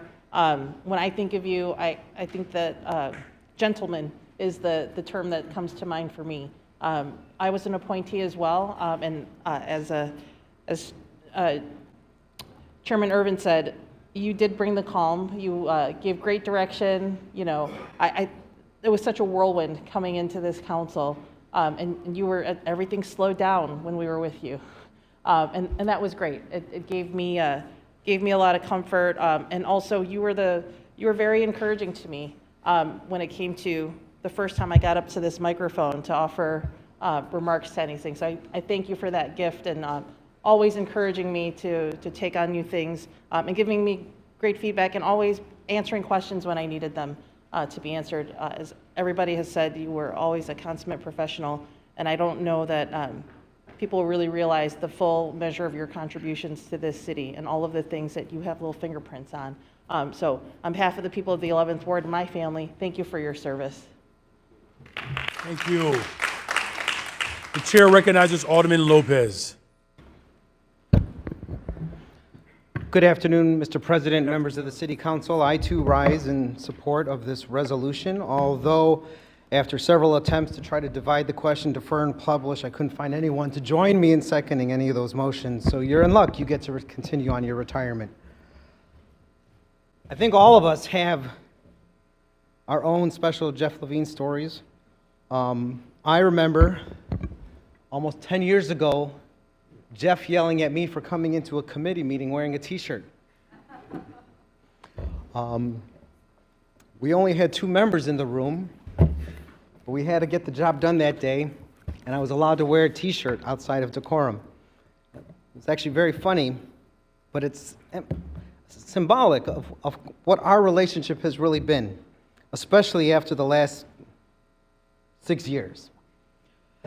I will say that Jeff and our parliamentary battles here has made me a much better alderman, much to the chagrin of many of you in this room, especially when I try to have budget amendments read out loud at 6 in the evening and no one wants to listen. I get to walk around with a binder, which I probably should give to you as a parting gift, because it was how we were able to go back and forth month after month, week after week. And sorry, Rodato, I am keeping it, so you have to deal with me now. But it's amazing and a testament, to your dedication to this democratic process, Jeff, when you think that we have 58 rules that govern us, that you had to know by the back of your hand, along with the 86 other Robert's Rules of Order that exist out there that you've never allowed us to use, such as parliamentary inquiries, objections to the question, which I actually like and may use later, expunging minutes, and continuing the breach of order. A lot of things for a lot of room to grow, but sadly, they are not going to be your problem anymore. I want to thank your family for allowing us all these years. I was just barely a junior in high school when your adventure started. But I'm glad that, nonetheless, being able to have the friendly banter, the friendly competition, and at the end of the day, the lost art of disagreeing yet still never becoming disagreeable with each other is something that I think I will miss most and hope that we can continue here in this body, even if it's just you and I. So thank you. Godspeed to you. Watch out for Daniel Espada in the bike lanes, and have a great rest of your vacation. Thank you. Thank you, Alderman. The chair recognizes Alder Haddon. Thank you, Mr. President. Jeff, congratulations. I know I got to see it personally earlier. Thank you, family who was here and supporting him in the box. The only thing that I would add, right, and also not having a very long length of time to serve with you, is our last resolution around the anniversary of the Diet Hunger Strike. I mentioned thanking people for showing us how to fight. And I want to thank you as well for showing us how to fight. Because while democracy is girded by protest and action and demonstration and community voice, it is also protected by rules and order and our compliance to them. We sit in this body, and the only thing that gives us power is that we all agree to follow the rules. So I want to thank you for being a champion of democracy for the city of Chicago. Even when we were unhappy with the decisions that you rendered, you and the work that you have done holds this body together and supports the foundation of everything that we are able to do for the people of Chicago. So thank you. Thank you, Alder. The chair recognizes Alderman Riley. Thank you, Mr. President. I also stand in support of this resolution, and Jeff, just wanted to thank you for your service to the city, and like a lot of folks here, you taught me a lot about this process too.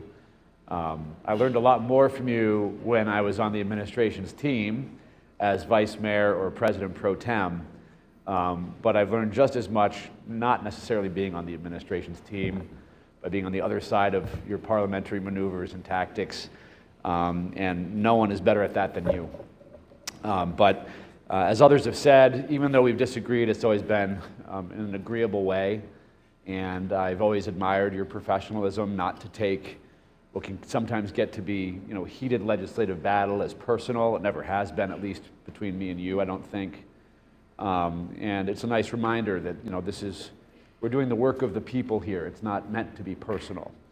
And I think that from time to time you've been able to give us that gentle reminder when it's needed. So, despite our sometimes adversarial relationship over the years, I really do appreciate all that you've done for the city. I think the city's a better place for it, and we'll miss you here. I know I will, and hopefully we'll see you around the building, but not advising any more administrations.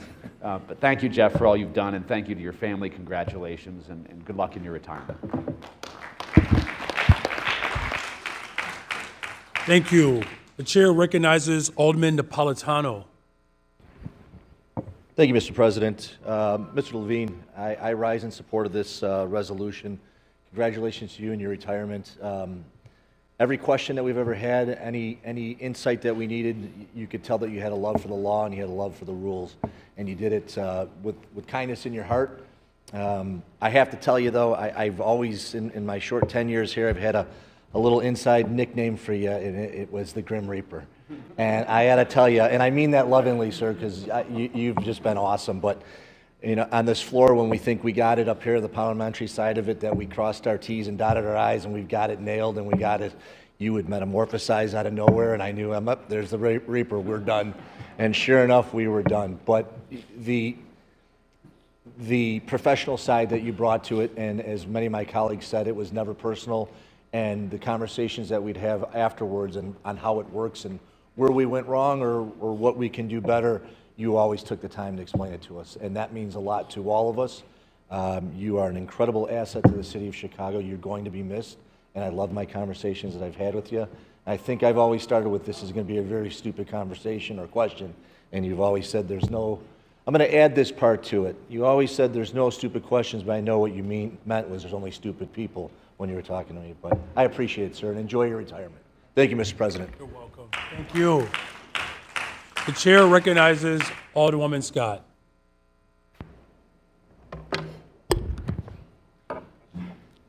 Jeff, thank you. Thank you for your service for the city. I don't know what you're going to do next. I know you're going to be bored, but I just wanted to say thank you, and thank you for being here for me when I needed you. Thank you. Thank you, Alderwoman Scott.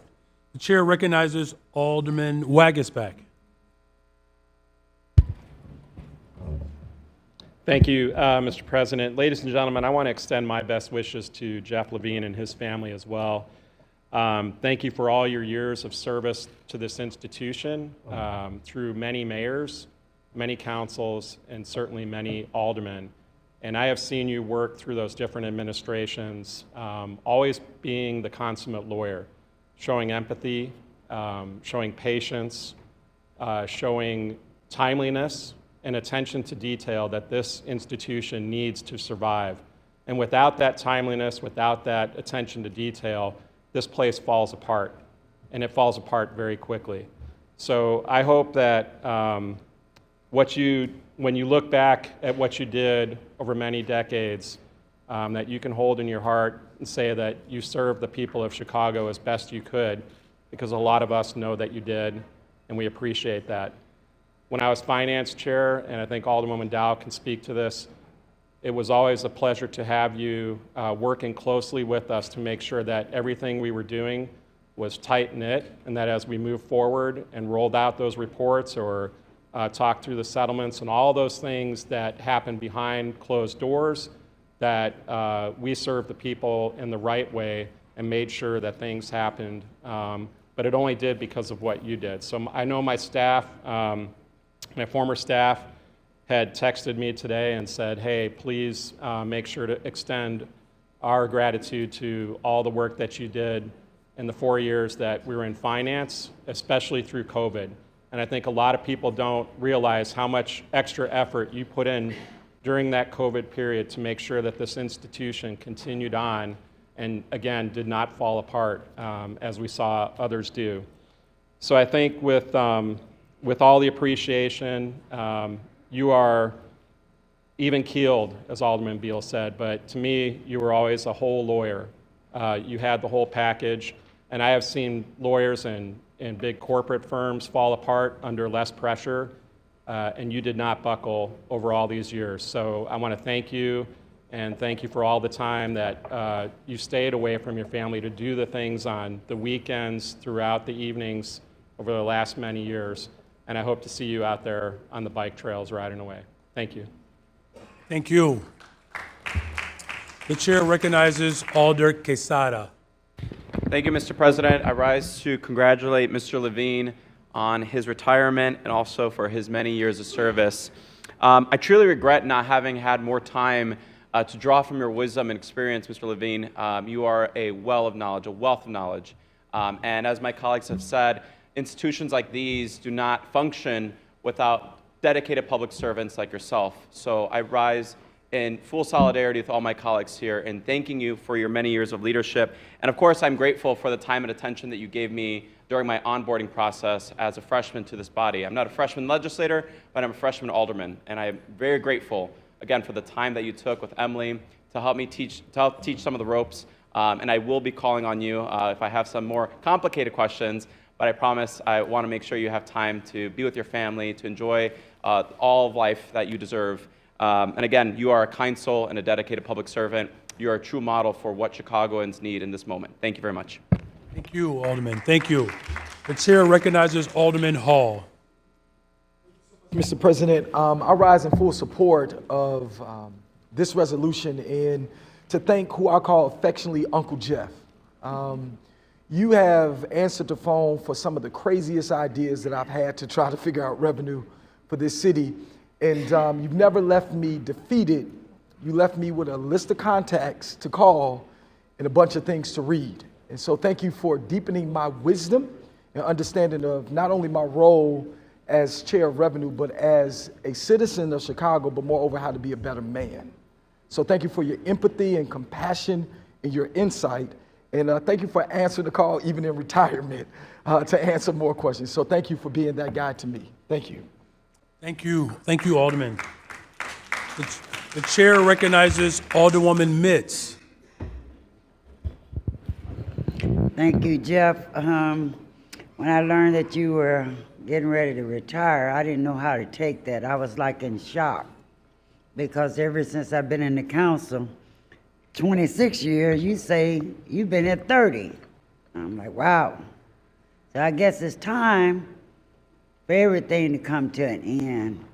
But you certainly left a mark on this city, one that I see that we can't replace. Your shoes was too large to fill right now. You've helped us through many ups and downs. And we're grateful for the work that you put in with your heart and soul into it to make sure the city was running as best that you could offer to us to carry out. You served under 4 mayors here in the city of Chicago, and that has got to be a bit of history, and to be able to retire behind those years, I know that your love will always be here for the city, just as our love would be for you having been here with this city and to help us get here. So, yeah, you should retire. Enjoy the family. We don't know what the end would be for us, but one thing we do know, they didn't create retirement for us not to take advantage of it at some point in time. So thank you so much. Enjoy your family, and God bless all of you. Thank you, Alderwoman. Thank you. The chair recognizes Alderman Sposato. Thank you, Mr. President. I too support this resolution. Thank you. Thank you. Jeff, what can I say? I mean, everything's been said. It was a pleasure working with you. You're always kind, you're patient, you're always available. I'm sure like most of I'm sure I'm not the only guy that would call you at nighttime. I even called you since you've been retired. Like my colleague Alderman O'Shea, I just love when I was right and you were wrong also. So that would be a highlight of my day. But it's just kind of the way things went down. I never forget. You called me and said, Nick, I just want to let you know I'm retiring. I said, oh, okay, good for you. When are you leaving? Tomorrow. It was that abrupt, so it was kind of sudden. The sad thing was we never got to have a little last day party for you or anything like that. But you will certainly be missed. And when I first came here 14 plus years ago, you were nothing but a parliamentarian to me, but you evolved into a true friend. So I wish you and your family the best, and happy retirement. I'm not so sure you're going to be retired, but hopefully you'll find some good, fun job, stress-free, and best wishes to you. God bless you and your family. Thank you, Mr. President. Thank you, Alderman. Thank you. The chair recognizes Alderman Hoppenworth. Thank you, Mr. President. I, too, stand in support of your retirement, Jeff. In 2023, a couple months after I was sworn in as a freshman, I don't know if you remember, but we were in Grant Park getting ready to do Bike the Drive, and you tried to have small talk conversation with me, and I just kept staring at you because I wasn't certain that it was you. When I think of you living here, that you were always going to be here. But that's really not the case now. You are going to be retired, and you're going to be a part of Chicago. You have been for so long, and I hope that every day now you're going to be able to enjoy the city of Chicago, the city that you have been serving and you've protected for so long through the rule of law, as Alder Haddon has said. It's really the foundation of our democracy and what we do here. So I want to thank you for your service and thank your family for coming here to support and to hear all the great things about Jeff that we have loved about you for so long here in these chambers. Congratulations, and please, whenever you're in Edgewater in the 48th Ward, please come by and say hello. Thank you, Alderwoman. The chair recognizes Alderman Gardner. Thank you, Mr. President. I will be brief, Jeff. On behalf of the 45th Ward, on behalf of my family, Samantha and I, we want to thank you for your 30 years of dedication. I know Samantha, more often than not, was on your side of these arguments, and I was on the opposing side, but regardless of what we disagreed on, you were always a professional. And I appreciate that, and I wish you and your family the very best in many years to come. So, God bless you. Thank you, Alderman. The chair recognizes Alderman Brian Hopkins. Thank you, Mr. President. I move to reconsider Jeff's decision to retire. All those who wish him to stay, please say aye. Aye. Well, there you go, Jeff. You're not going to find a more clear endorsement of your value to this body and the manner in which you've performed your duties here. You are universally acclaimed and respected, as you've just heard. We're sorry to see you go, but we know it's the right decision for you at this point in your career.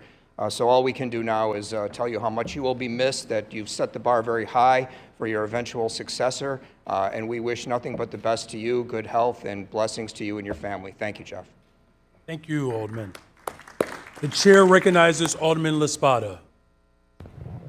Thank you so much.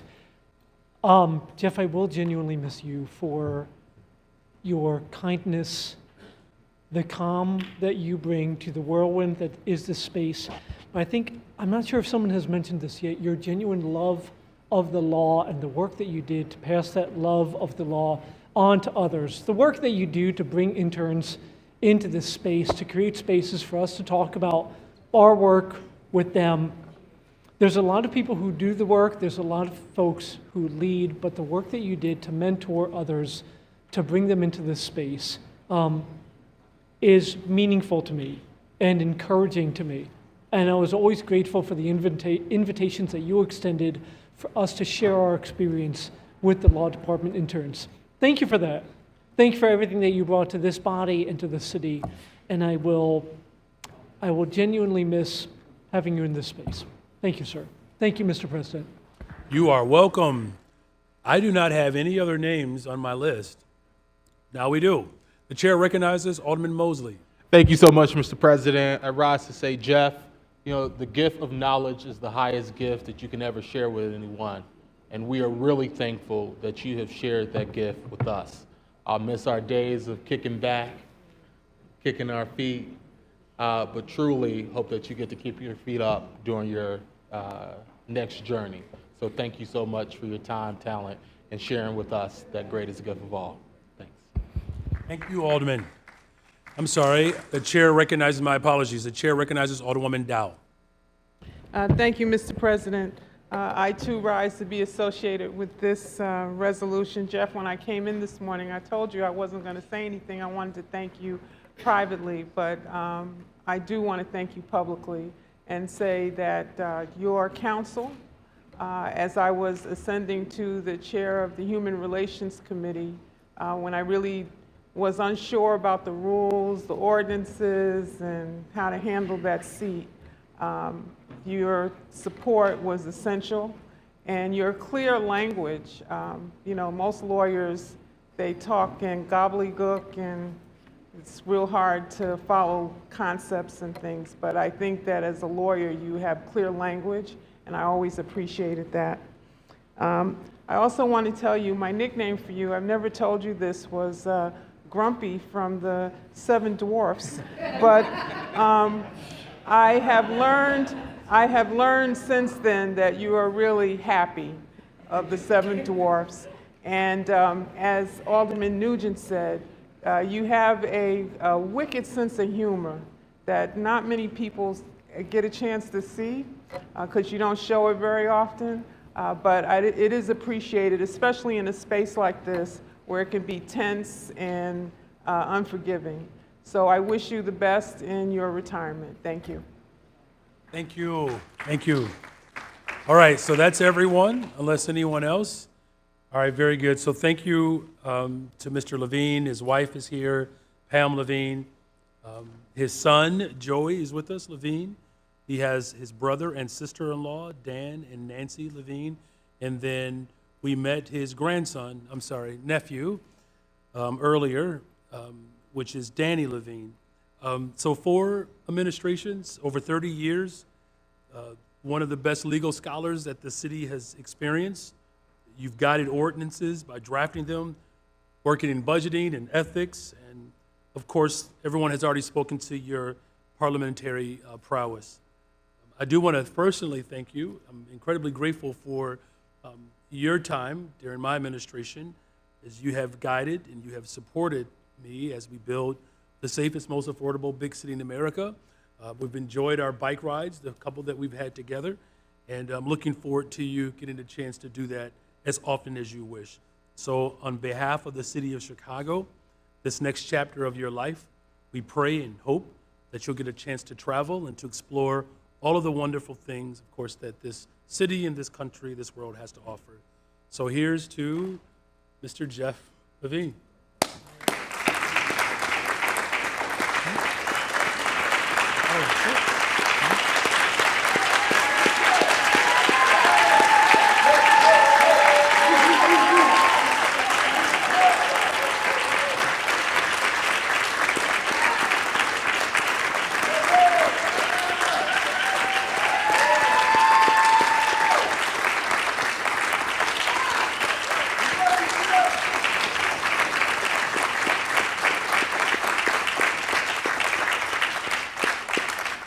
Chairwoman Harris, leave. Mr.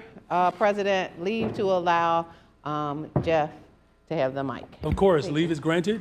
Mr. Levine, the floor is yours. All right, you have 3 minutes. Yeah, I think you guys are going to regret this. And I want to thank Chair Dell for at least not characterizing me as dopey. And given that it's dinner time, I'm going to keep it short. It has been such a privilege to be a part of this room and this building. I have often thought about the distinction between work and home, and for me, that distinction has become very blurred here. I feel like you all are family. I really do. And I know that families can have good times and families can have dysfunction. And this family is no different, but it has always been much more than just a job. I also have been given rare insight into just what a crushingly hard job it is to be an alder, and how for the guy up there at the dais, it's maybe 50 times that hard. And so I just have such respect and admiration for how each of you just gets up every morning and gets back into it and gives it your all. And it has just been my honor and my privilege to be a part of this, this era. Thank you. Thank you, Alderman Mitchell. On a motion for the passage of this resolution.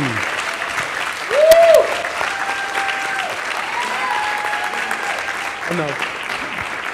Mr. President, I move passage in the omnibus. Hearing no objection, so ordered.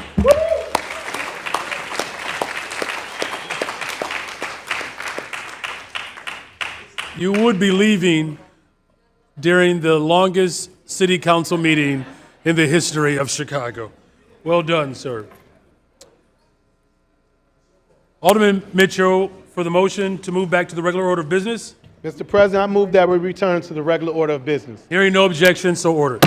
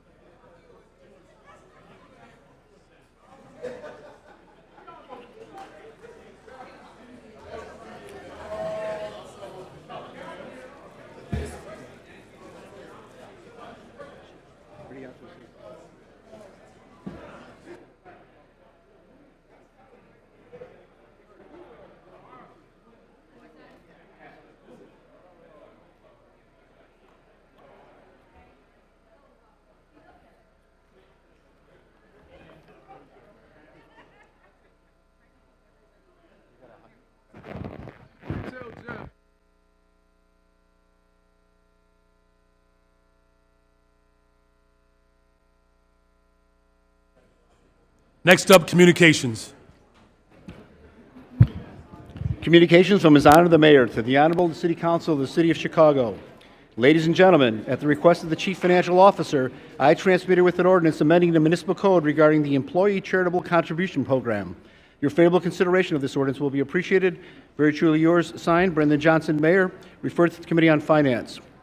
Ladies and gentlemen, at the request of the Commissioner of Housing, I transmitted with an ordinance amending ordinance number SO 2025-0018149 to restore Section 2-44-140 of the Municipal Code regarding debt waiver. Your favorable consideration of this ordinance will be appreciated. Very truly yours, signed, Brandon Johnson, Mayor, referred to the Committee on Finance. Ladies and gentlemen, at the request of the Commissioner of Housing, I transmitted with an ordinance authorizing the issuance of up to $31 million in tax-exempt multifamily housing revenue bonds to support the rehabilitation of the Indian Trails apartments. Your favorable consideration of this ordinance will be appreciated. Very truly yours, signed, Brandon Johnson, Mayor, referred to the Committee on Finance. Ladies and gentlemen, at the request of the Commissioner of Housing, I transmitted with an ordinance authorizing the issuance of financial assistance for the Holman Square Phase 4 project. Your favorable consideration of this ordinance will be appreciated. Very truly yours, signed, Brandon Johnson, Mayor, referred to the Committee on Finance. Ladies and gentlemen, at the request of the Commissioner of Planning and Development, I transmitted with ordinances authorizing the provision of TIF funds for improvements at various parks within the city. Your favorable consideration of these ordinances will be appreciated. Very truly yours, signed, Brandon Johnson, Mayor, referred to the Committee on Finance.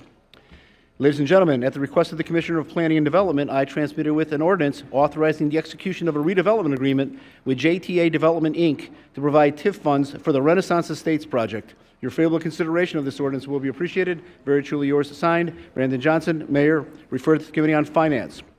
Ladies and gentlemen, at the request of the Commissioner of Transportation, I transmitted with an ordinance authorizing the execution of capital funding agreement to provide TIF funding for improvements at Union Station. Your favorable consideration of this ordinance will be appreciated. Very truly yours, signed, Brandon Johnson, Mayor, referred to the Committee on Finance.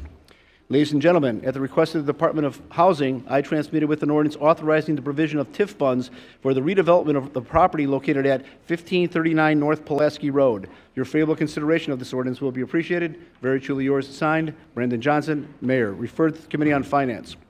Ladies and gentlemen, at the request of the Commissioner of Housing, I transmitted with an ordinance authorizing the transfer and assumption of loan for the 3800 King properties. Your favorable consideration of this ordinance will be appreciated. Very truly yours, signed, Brandon Johnson, Mayor, referred to the Committee on Finance. Ladies and gentlemen, at the request of the Commissioner of Housing, I transmitted with an ordinance authorizing the issuance of tax-exempt housing revenue bonds for the benefit of 5853 Broadway 4 LP. Your favorable consideration of this ordinance will be appreciated. Very truly yours, signed, Brandon Johnson, Mayor, referred to the Committee on Finance. Ladies and gentlemen, at the request of the Commissioner of Housing, I transmitted with an ordinance authorizing the continuation of the Single-Family Mortgage Credit Certificate Program. Your favorable consideration of this ordinance will be appreciated. Very truly yours, signed, Brandon Johnson, Mayor, referred to the Committee on Finance.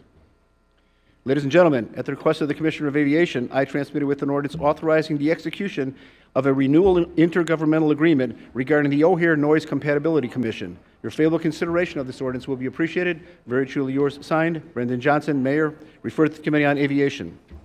Ladies and gentlemen, at the request of the Commissioner of Aviation, I transmitted with an ordinance authorizing the execution of a renewal intergovernmental agreement regarding the Midway Noise Compatibility Commission. Your favorable consideration of this ordinance will be appreciated. Very truly yours, signed, Brandon Johnson, Mayor, referred to the Committee on Aviation. Ladies and gentlemen, at the request of the Commissioner of Aviation, I transmitted with an ordinance authorizing transfer of interest in a concession agreement to a new owner. Your favorable consideration of this ordinance will be appreciated. Very truly yours, signed, Brandon Johnson, Mayor, referred to the Committee on Aviation. Ladies and gentlemen, at the request of the Commissioner of Planning and Development, I transmitted with an ordinance authorizing the execution of a redevelopment agreement with the Carol Robertson Center for Learning to provide neighborhood opportunity funds for improvements at the center. Your favorable consideration of this ordinance will be appreciated. Very truly yours, signed, Brandon Johnson, Mayor, referred to the Committee on the Budget and Government Operations. Ladies and gentlemen, at the request of the Commissioner of Planning and Development, I transmitted with ordinances authorizing favorable tax classification status for specified properties within the city. Your favorable consideration of these ordinances will be appreciated. Very truly yours, signed, Brandon Johnson, Mayor, referred to the Committee on Economic, Capital, and Technology Development.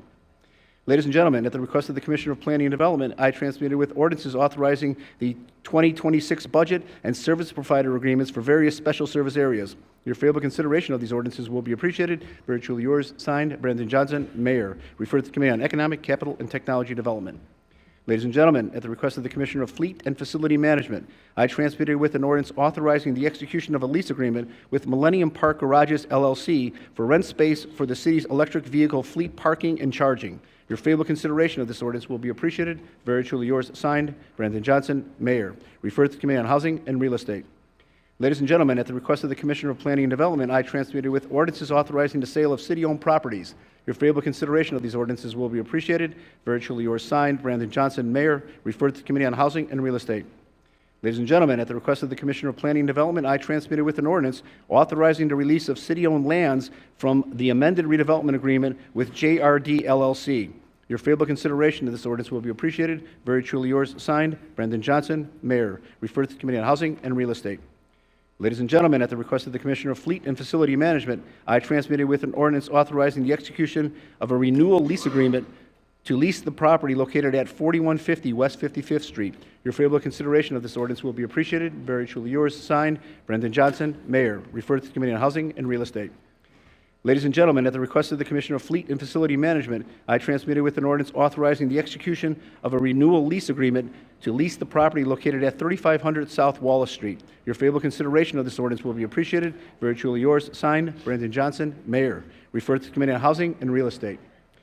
Ladies and gentlemen, at the request of the Commissioner of Business Affairs and Consumer Protection, I transmitted with an ordinance amending the municipal code regarding taxi cab and taxi chauffeurs. Your favorable consideration of this ordinance will be appreciated. Very truly yours, signed, Brandon Johnson, Mayor. Referred to the Committee on License and Consumer Protection.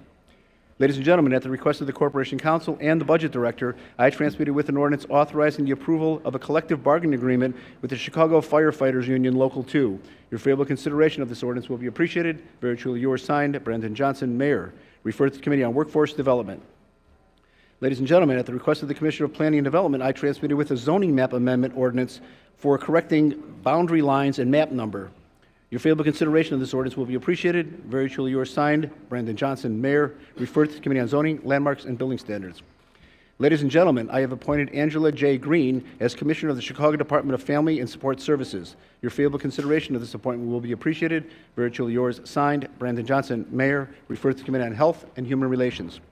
Ladies and gentlemen, I have reappointed Laura Perry as a member of the License Appeal Commission for a term effective immediately and expiring May 23, 2027. Your favorable consideration of this appointment will be appreciated. Very truly yours, signed, Brandon Johnson, Mayor. Referred to the Committee on License and Consumer Protection. Ladies and gentlemen, I transmit here with appointments to various special service areas. Your favorable consideration of these appointments will be appreciated. Very truly yours, signed, Brandon Johnson, Mayor. Referred to the Committee on Economic, Capital, and Technology Development. Ladies and gentlemen, I have appointed Oswaldo Alvarez as a member of the Regional Transportation Authority for a term effective immediately and expiring July 1, 2027, to succeed Sarah Pang, whose term has expired.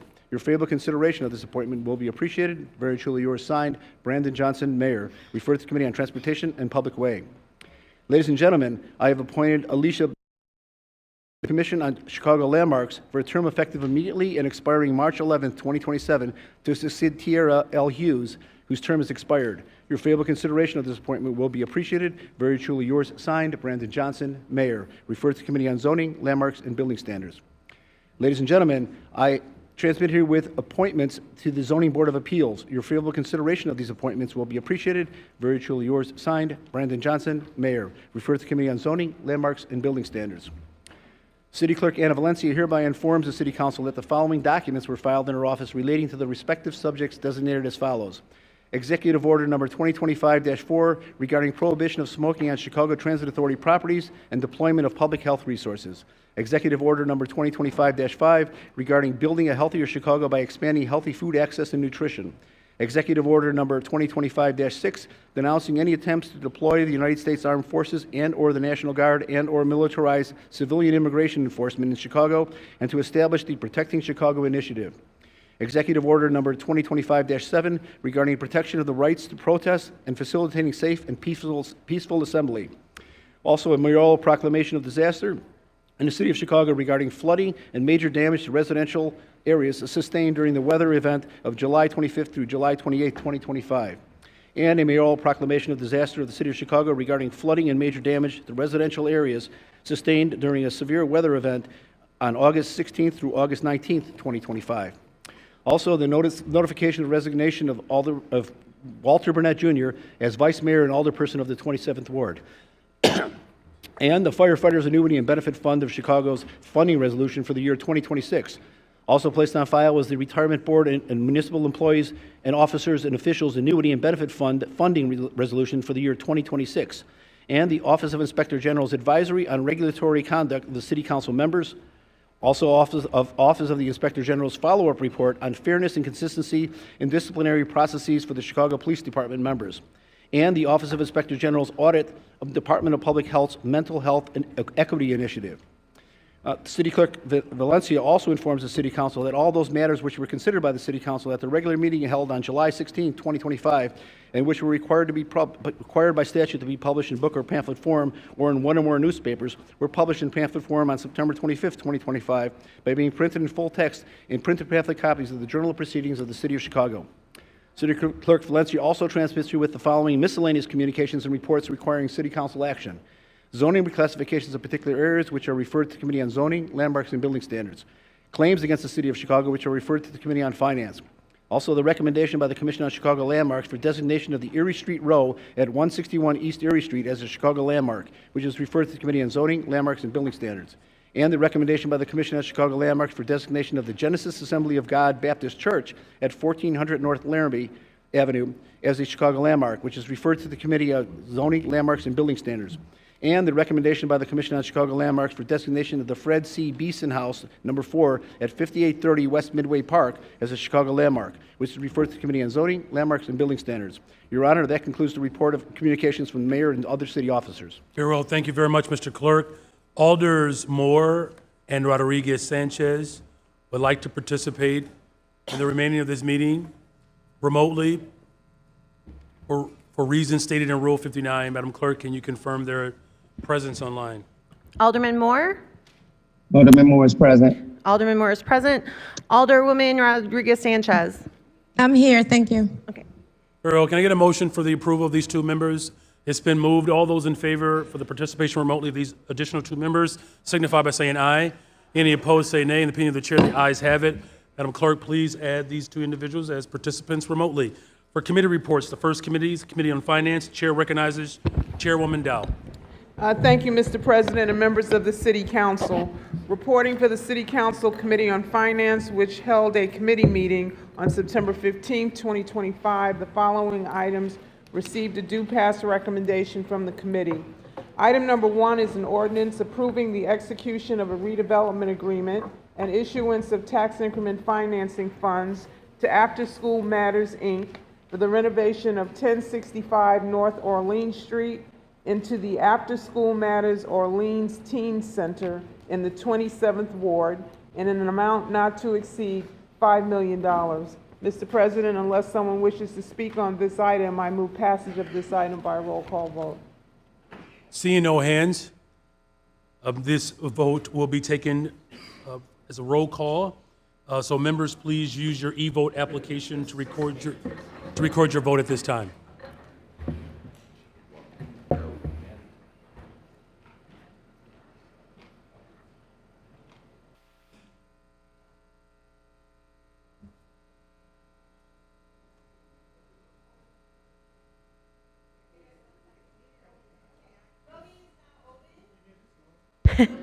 Please use your device to cast your ballot.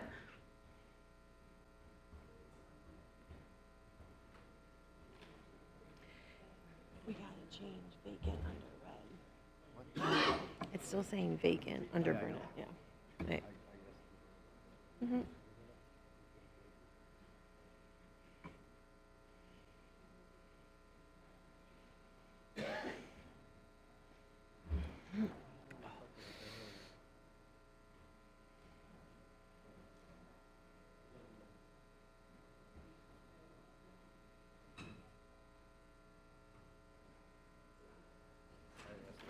It's okay, it's okay. As long as we can put a vote in, that's fine.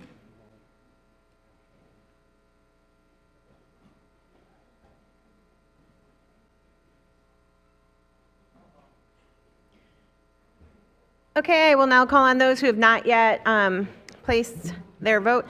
Alderperson Robinson. Alderperson Robinson is a yes. Alderman Hall. Alderman Hall is a yes. Alderwoman Ramirez. Alderwoman Ramirez is a yes. Alderman O'Shea. Alderman O'Shea is a yes. Alderwoman Tabares. Yes. Alderwoman Tabares is a yes. Alderman Burnett. Alderman Burnett is a yes. Alderman Cardona. Alderman Cardona is a yes. Alderman Rodriguez Sanchez. Alderwoman. Yes. Alderwoman Rodriguez Sanchez is a yes. Alderman Conway. Yes. Alderman Conway is a yes. Alderwoman Silverstein. Yes. Alderwoman Silverstein is a yes. Alderman Moore. Sorry. Yes. Alderman Moore is a yes. Okay, one more. Put in Alderman Moore. Okay, voting is now closed. Very well. Thank you, Madam Clerk. There are 49 yeas, 0 nays. This motion is passed. Alderman Mitchell on the motion to reconsider. Reconsider the vote. All those in favor of the reconsideration of this vote signify by saying aye. All those opposed say no. This motion fails. Chair recognizes Chairwoman Dow. Thank you, Mr. President. Item number 2 is an ordinance approving the execution of a redevelopment agreement and issuance of tax increment financing funds to Steep Theater Company for the renovation and construction of a new theater venue and community space at 5300 through 5318 North Kenmore Avenue in the 48th Ward in an amount not to exceed $3,868,535. I move passage of this item by the first most favorable roll call vote on the Committee on Finance report and the associated unsuccessful motion to reconsider. Hearing no objection, so ordered. Item number 3 is the substitute ordinance approving the execution of a redevelopment agreement and issuance of tax increment financing funds to 105 Adams Development LLC for improvements at the Clark Adams Building at 105 West Adams Street in the 34th Ward in an amount not to exceed $67.5 million. I move passage of this item by the same motion. Hearing no objection, so ordered. Item number 4 is a substitute ordinance authorizing the issuance of tax increment financing assistance to the Field Building Revitalization Partners, LLC, for the adaptive reuse of the building at 135 South LaSalle Street in the 34th Ward in an amount not to exceed $98 million in TIF. I move passage of this item by the same motion. Hearing no objection, so ordered.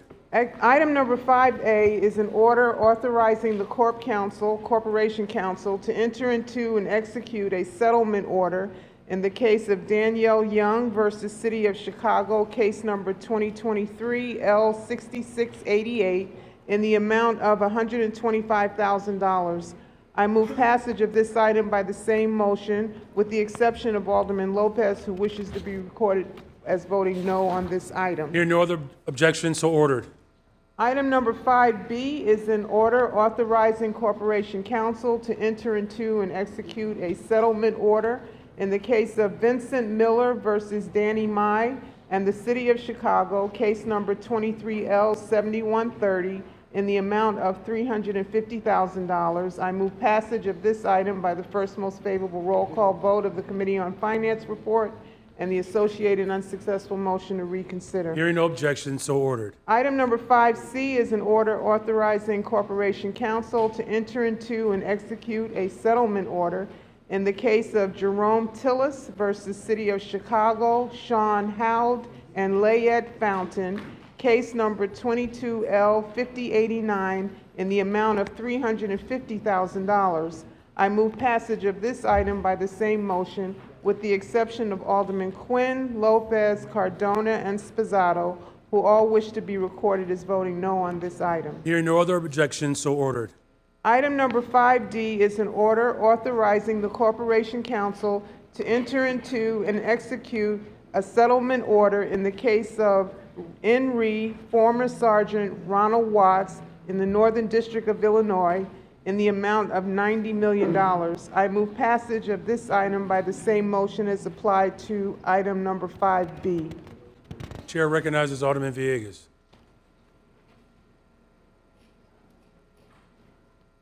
Thank you, Mr. Chairman. I wanted to speak on this item, and I wanted to thank the chairwoman for finance for allowing for hearings to take place on some of these cases that are coming before the body. I want to applaud Corporation Counsel for her team putting forward a strategy minimizing the risk and exposure to the city of Chicago. I think that this is a huge win for the city. And I wanted to make sure that I gave the Corporation Counsel and her team the respect and acknowledge the hard work that her team did. And also thank the chairwoman for, again, bringing attention to this matter. We still have a lot of outstanding cases, but I think that this move right here and this vote to clear over 100 cases at the price of $90 million is a deal for the city. And again, I wanted to publicly say and publicly thank both the chairwoman of finance as well as the Corporation Counsel for their hard work. Thank you. The chair recognizes Alderman Sposato. Mr. President, it's exactly what I wanted to say, so I don't have to say anything other than ditto. Corp Counsel, you guys did an awesome job. Victoria, thanks for coming back. This is awesome for the city. I know people may be listening thinking 90 million, but this is a deal of the century. So great job, Corp Counsel, and everybody else involved with this. Thank you, Mr. President. Very well, thank you. The chair recognizes Alderman Lopez. Thank you, Mr. President and members of the City Council. I too rise in support of this item and wish to applaud your administration and indeed your Corporation Counsel and her team for their efforts to put this ugly chapter behind us in a way that is both respectful to victims but also more, just as equally important, respectful to the taxpayers of the City of Chicago.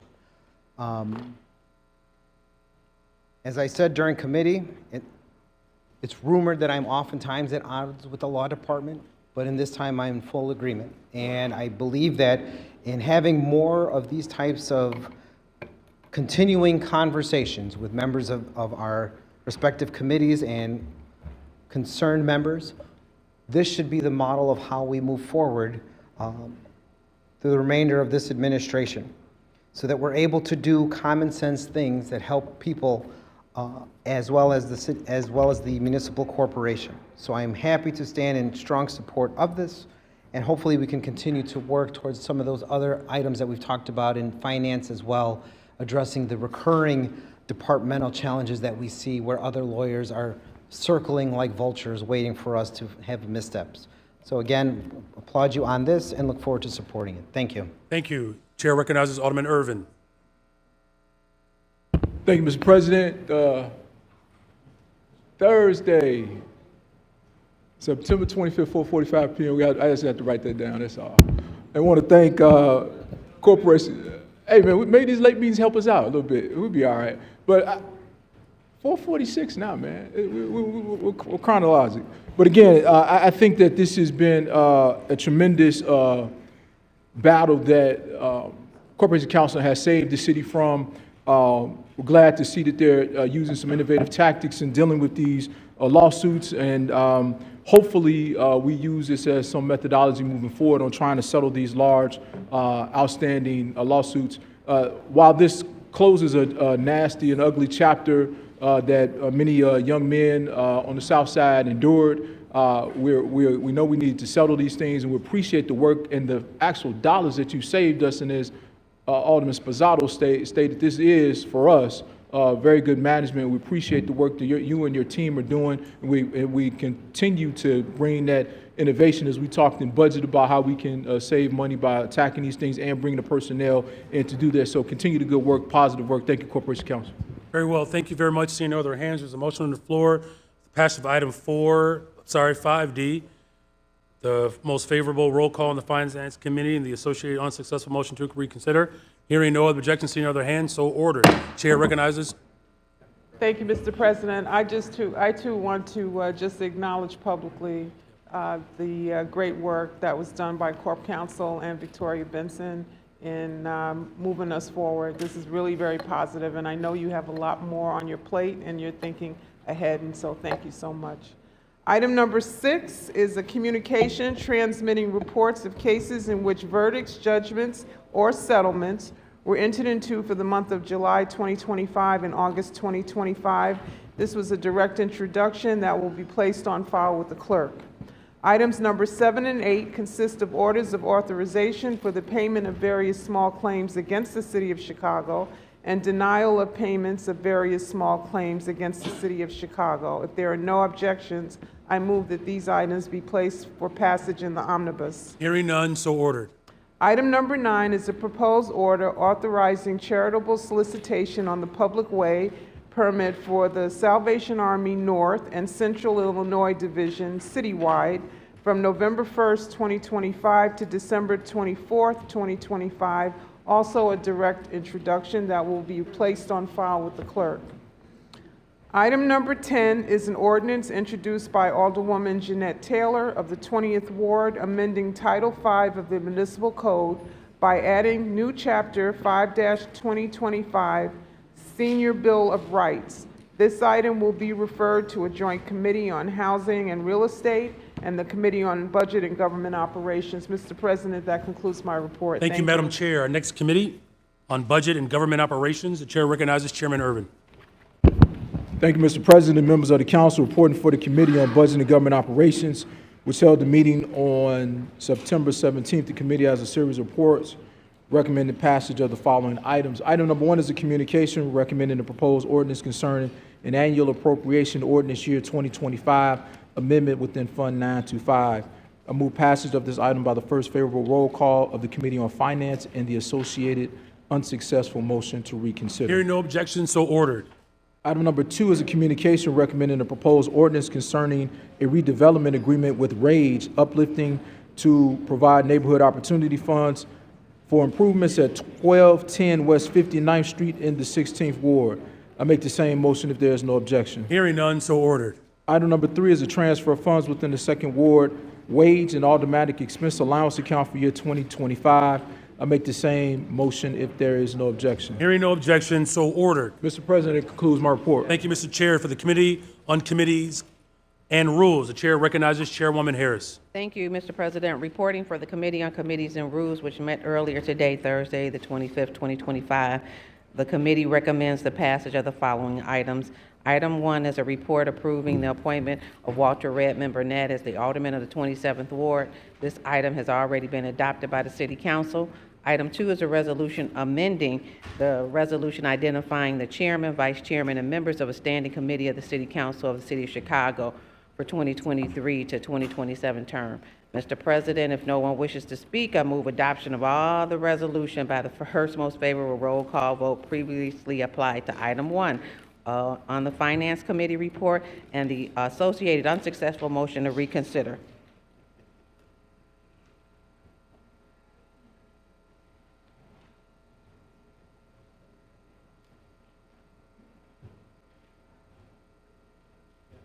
Hearing no objection, so ordered.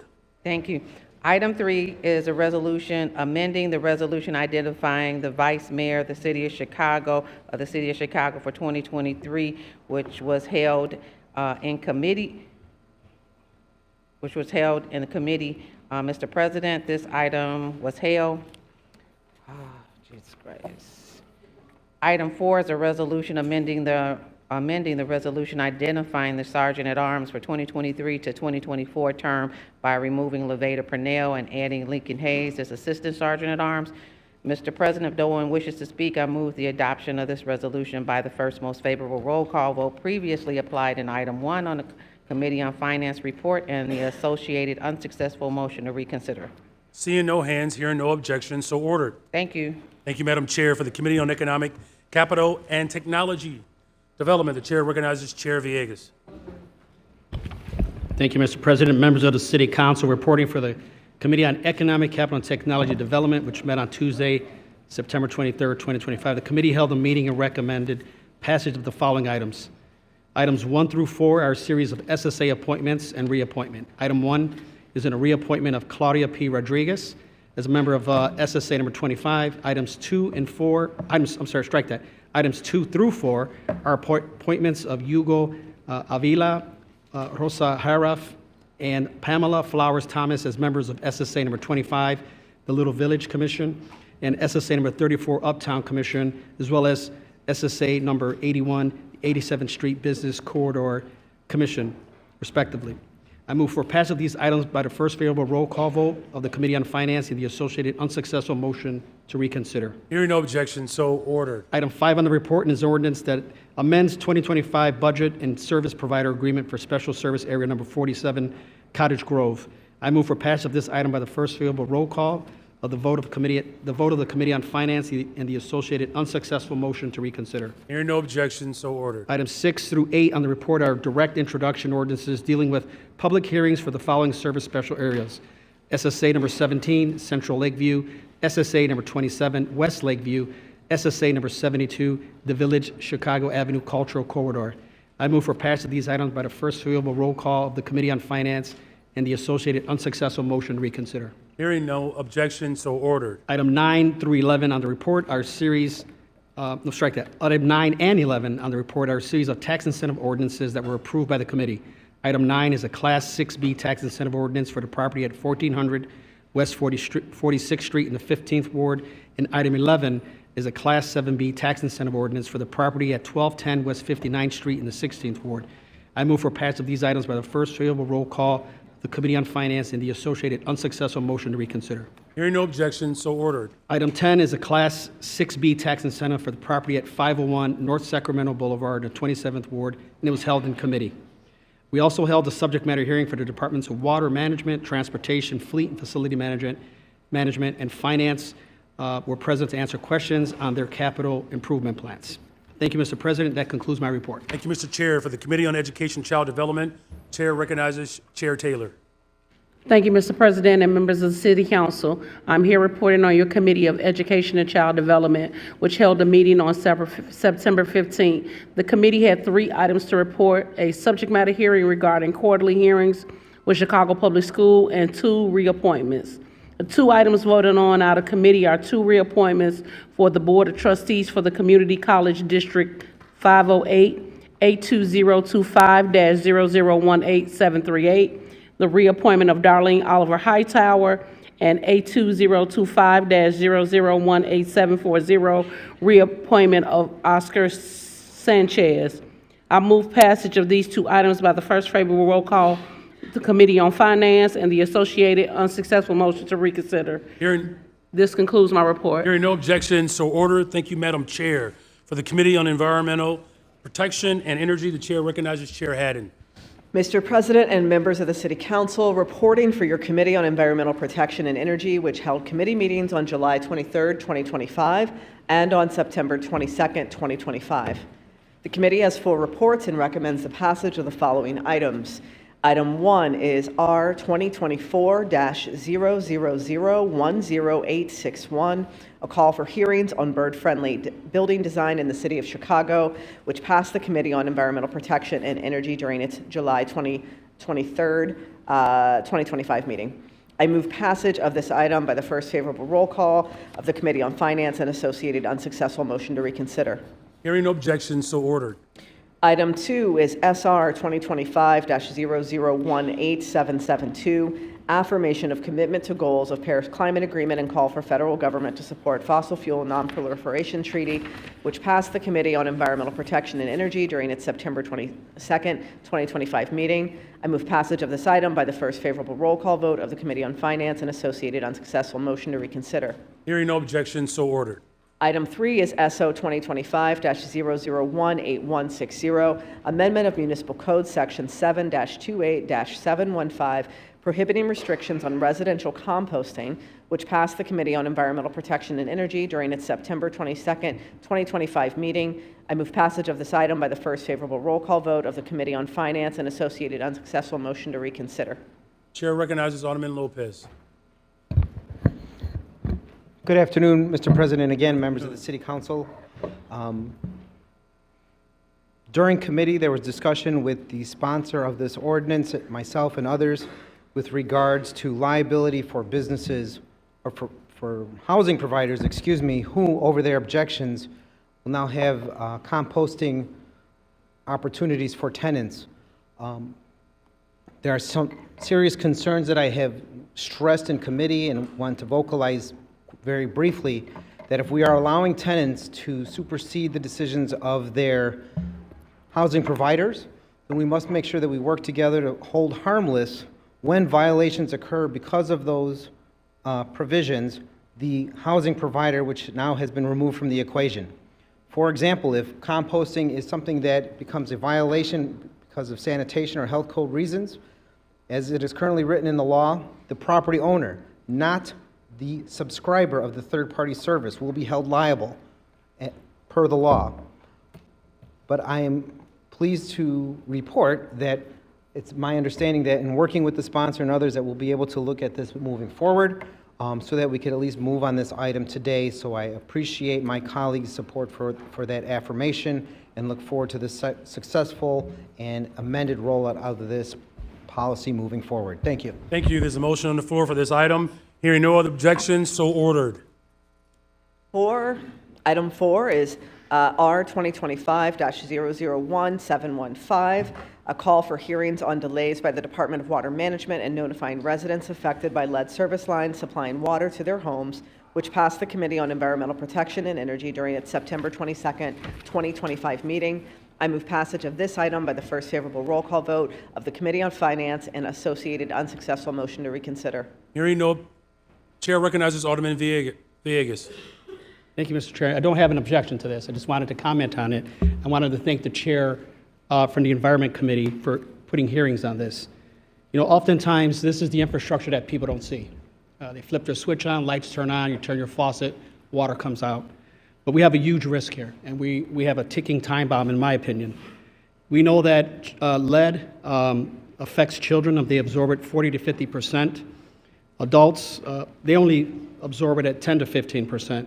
We know that children's brains are at risk of developing poorly due to lead poisoning, increasing their risk of development delays and other disorders. We also know that it was not until 1986 that the federal government finally said, stop using lead in the city of Chicago, that the city of Chicago finally did it. That being said, that's led us to right now where we have over 400,000 lead service lines that are currently underground in the city of Chicago, and 9 of the top 10 zip codes that have the largest percentage of lead test results were found in neighborhoods that were made up of majority Black and or Hispanic residents, mostly on the southwest sides of the city. Now, we also know that lead service line replacements has a huge cost, and there's estimates that have been put out there at $35,000 per line, and the reason why, in my opinion, it's so high is because of the approach we're taking, where we're not really doing it in a large scale. While as the national estimates are anywhere between $4,700 to $12,000 per line.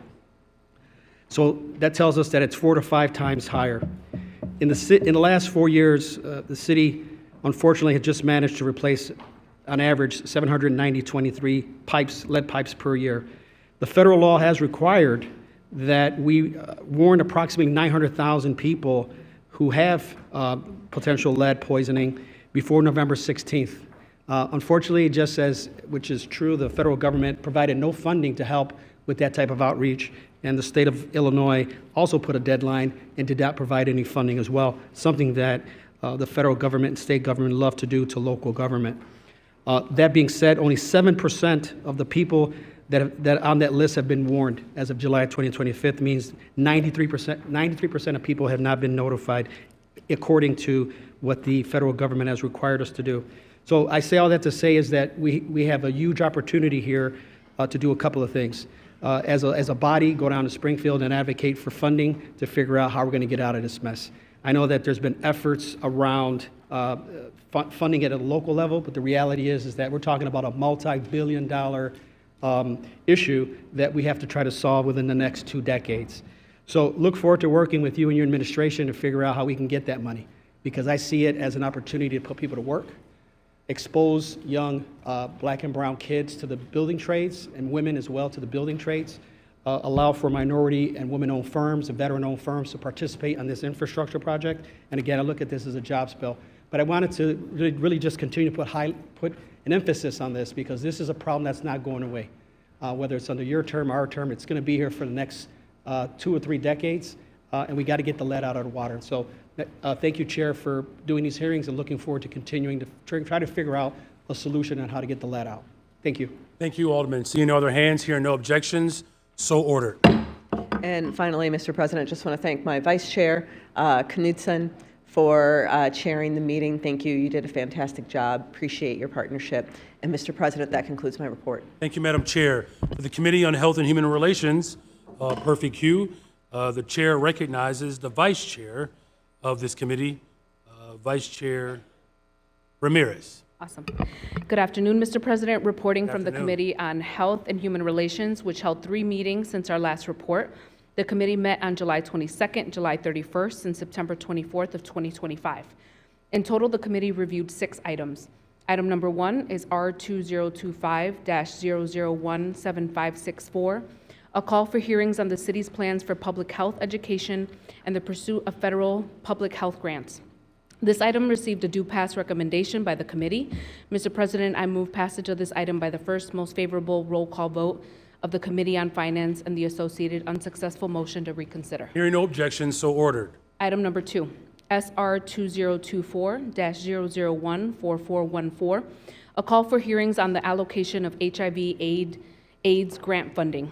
This item received a due pass recommendation by the committee. I make the same motion if there is no objections. Hearing none, so ordered. Item number 3 is R2025-0017499, a call on U.S. Congress to establish an end date for the Puerto Rico Financial Oversight and Management Board and ensure a transition toward Puerto Rican fiscal autonomy. This item received a due pass recommendation by the committee and make the same motion if there's no objection. Hearing none, so ordered. Item number 4 is SR 2024-0011018, a call on U.S. President Donald J. Trump to remove Cuba from the state-sponsored terrorism list and restore travel and trade. This item received a due pass recommendation by the committee. I make the same motion if there's no objection. Hearing none, so ordered. Item number 5 is R2025-0017551, a call for hearings on the implementation of gender-based violence prevention services and programming in Chicago. This item received a due pass recommendation by the committee. I make the same motion if there's no objection. Hearing none, so ordered. Item number 6 is R2025-0015728, an issuance of a formal apology from City Council to Black citizens of Chicago for the historical injustices of slavery. This item received a due pass recommendation by the committee. I make the same motion if there's no objection. Chair recognizes Alderman Lopez. Thank you, Mr. President, members of the committee. Generally speaking, I am very supportive of most of the resolutions that we do to address issues of accountability. But in this resolution, I must object. I must object because of the fact that history is on Chicago's side, knowing that our economy, our early economy, our founding, and indeed most of our residents had nothing to do with slavery. There are states and there are cities, even the state of Illinois has some culpability. But to say that the city of Chicago, whose own economy was not slave-driven, did not primarily benefit because of the diversity of our economy compared to some of the northern states and cities or even the southern states, and the fact that descendants of slaves, freedmen, came to Chicago to escape slavery, to escape the South, it's hard to say that we are at fault as a city. It's hard for a majority of the residents of the city of Chicago who came here as immigrants over the last 100 years have somehow culpability for something that was part of that they were not a part of. They weren't even a part of this country. That has to be said out loud, Mr. President. The city of Chicago in the past has taken steps to ensure that we do not allow those who benefited from slavery to benefit from doing business with the city of Chicago. We already require affidavits and acknowledgments from those that we do business with if they had ties with slavery, so that we can have that included in our decision-making process when it comes to these matters. But to say that the city of Chicago owes an apology for something it was not connected with, I have a problem with. 150 years ago is when Reconstruction began. the city of Chicago was in its infancy. But if we want to talk about the injustices to the black community, if we want to talk about where we have failed, we don't have to look that far back if we want to only look to what's going on in the streets and in our neighborhoods right now. We have removed tools from our law enforcement's toolbox that help keep people safe and bring police to victims of violence when they need it. We've created a school structure that fails to educate African American and Latino kids who make up the majority of CPS. We have seen the disinvestment by government and the manipulation of that disinvestment to enrich friends and people alike at the expense of those communities. If we're going to apologize for anything, that's where our apology should go to. And I think that would be a more useful benefit of our time, to find ways to ensure that we can correct what we see going on in the now, as opposed to constantly looking backwards for things that quite literally a vast majority of Chicagoans have no direct connection to at all.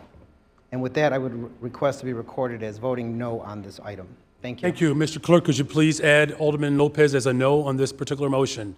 Chair recognizes Alderman Sposato. Alderman Sposato. Thank you, Mr. President.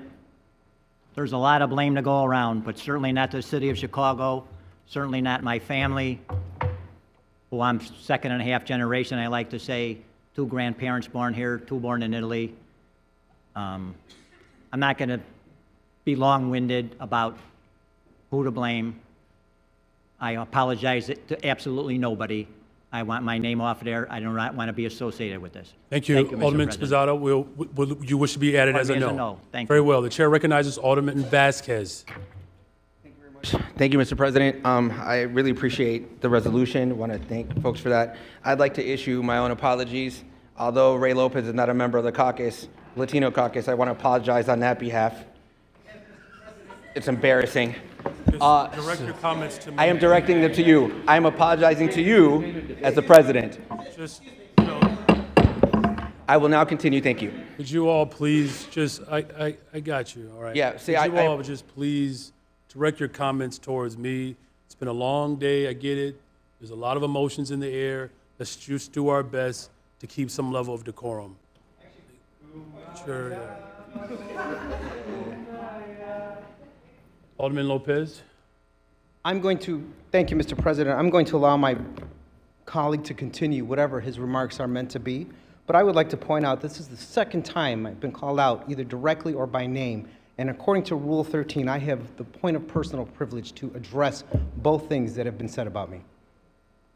All right. And I reserve that right later. Once Okay, he's you finished. don't want to have that wish granted now? I'm going to allow him to say what he wants to say, and I'm going to reserve my right. In case any of my other Latino brethren want to throw something out there, I just All right, keep very talking all well. night. So let's do our best not to throw anything else out there. Alder Vasquez, could you? Thank you. I appreciate being allowed. What I did want to say, just for clarity, is that benefit is connection. Although people who are here may not have been here when the harm was occurred, they benefit from it. This city has been built, like this country has been built, on the backs of slaves. And there needs to be an acknowledgement of what that is, because anyone benefiting from that now, that is a connection. They did not have to directly cause it to gain from it. And so having an apology, which is not the hardest thing in the world, in fact, we have other cities, including one right north of us, willing to actually do reparations because we understand that there's harm that's been done. And so I respectfully want us to understand that. We are a city that was founded by a Haitian black man. We are a black city. We are a city that's been segregated and harmed. If it wasn't even intentional from the beginning, it's continued for 100 years in this city. It is why when you mention a side of the city, there's a connotation to it. There has been harm done. We should absolutely apologize for it, and it should have happened a long time ago. We should continually do it and make amends and fix things because people are being hurt. We know there's a whole history of police misconduct that largely hurts our black community and descendants of slavery. So it is absolutely fair to us as a city, especially those who represent it as government, to apologize for harm that the government has done. And so I am largely in support and would ask our colleagues to join the same. For those who don't want to, I appreciate that you don't want to. I don't agree. I vehemently disagree, but they have every right. So I just want to make sure that we as a city understand we should be sorry for it. Thank you, Mayor. Thank you. The chair recognizes Alderman Napolitano. Thank you, Mr. President. I don't think there's a soul in here that doesn't think that there's been harm done. I really don't think there's a soul. I think there's just as much harm done in here to this city over the last couple of years as well. So please hold me down as a no. Thank you. Chair recognizes Alderman Lamont Robinson. Do you still wish to speak, sir? Chair recognizes Alderman Lamont Robinson. As a African-American male, son of Chicago, in 2025, we have to debate, is the city of Chicago at all responsible for slavery? Absolutely, it is. When you drive down King Drive in Bronzeville, or any of our other boulevards, the Gold Coast, where do you think that our wealthy Chicagoans got their money from 200 years ago?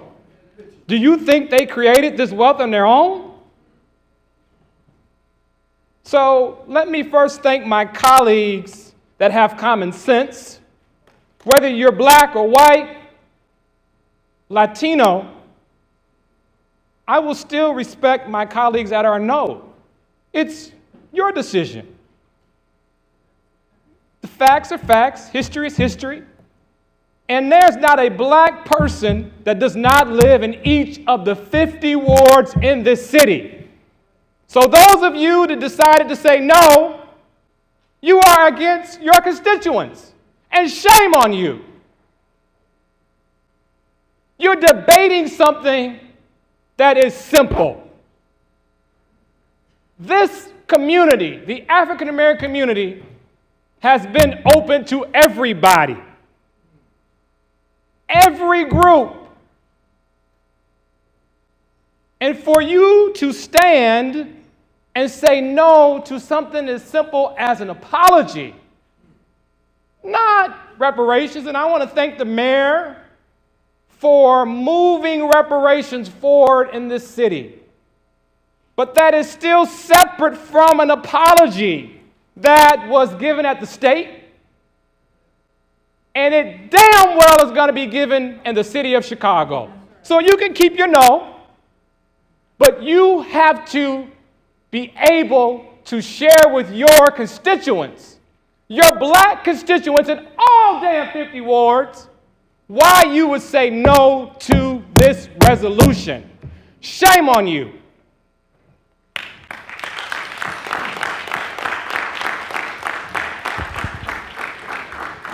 The chair recognizes Alderwoman Haddon.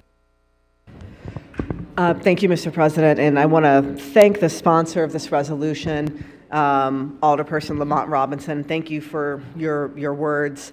I said this in committee. I'm just going to repeat what I said in committee when I voted in support of this resolution, and that is that recognition and apology is part of repair, and as we support reparations, which are necessary to moving forward. So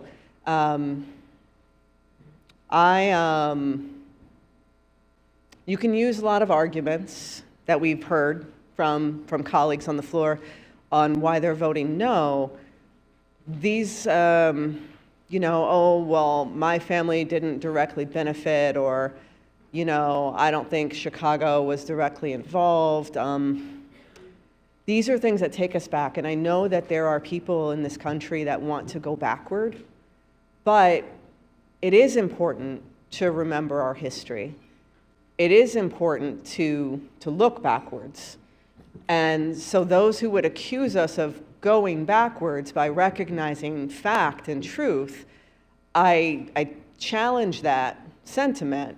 We're not the ones going backwards. We're moving forwards. Repair and resolution and recognition of what harms have been done are healthy. They're okay. You don't have to feel personally guilty. It's not going to keep you up at night. But what will hold us back as a city is denial, is putting your, I don't know, personal feelings, I guess, over the greater good and over the facts. Alderman Robinson's correct, right? The city of Chicago itself might not have dealt. Alderman Lopez is correct. The city of Chicago didn't directly deal in enslaved people, but the money that built this city and controlled the power did. I was hoping this would be a unanimous one of all the things that we can unanimously support. So this is a surprising, shocking, appalling piece. Because this isn't about you and whether you directly benefited. This is about the facts and the history of our city, and that we all want to move forward together. Everybody in this room wants to move forward together. We know we do. We want a good city. We want a great city.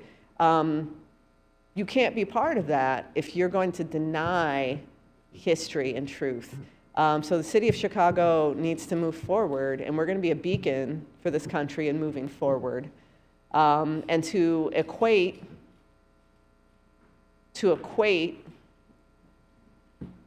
the atrocity that was chattel slavery in the United States and the Americas to the social ills that our community faces because of white supremacy, patriarchy, and capitalism is wild to me and deeply offensive.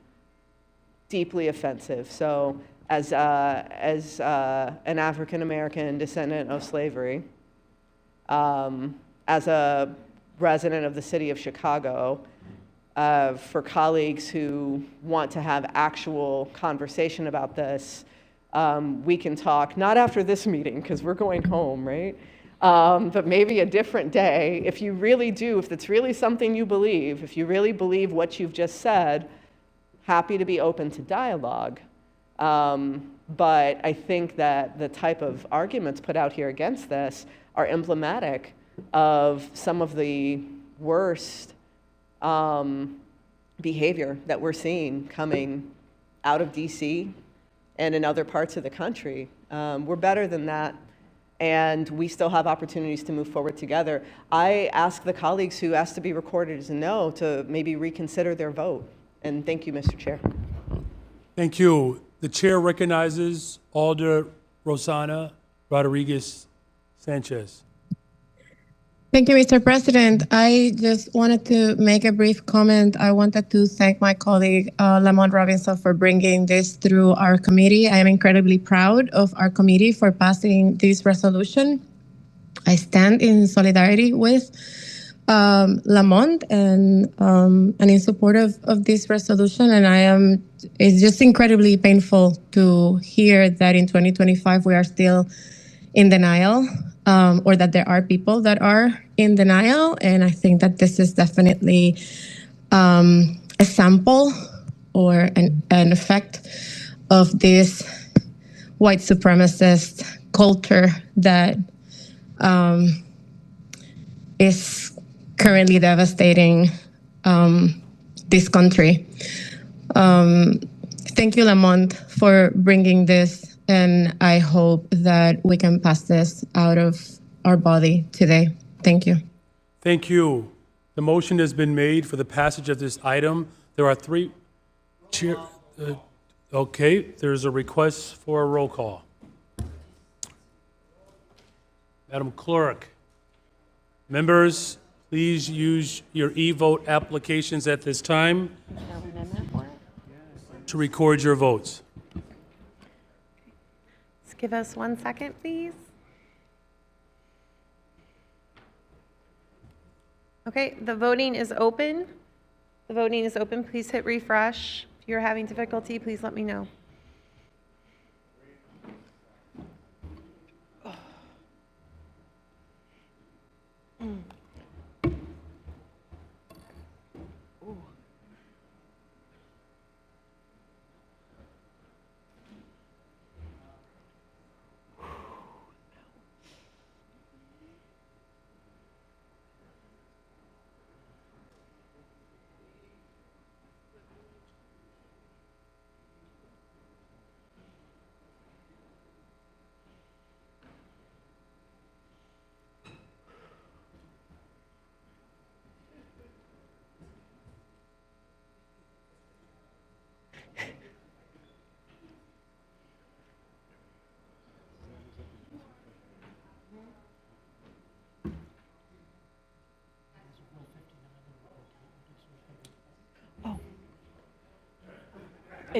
It's too late. Yeah, because we already started the vote.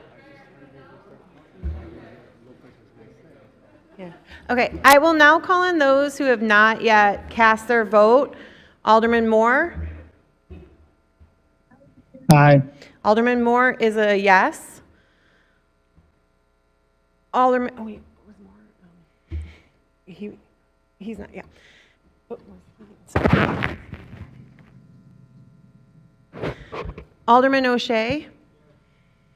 Alderwoman Taylor. Alderwoman Tabares. Yes. Alderwoman Tabares is a yes. Alderman Burnett. Alderman Burnett is a yes. Alderwoman Conway. Alderman Conway.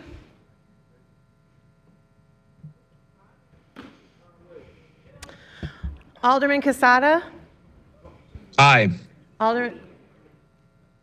Oh, he wasn't added yet. I'm sorry, Alderman Casada, you weren't added yet, so don't mark him. He's undo it. You're fine.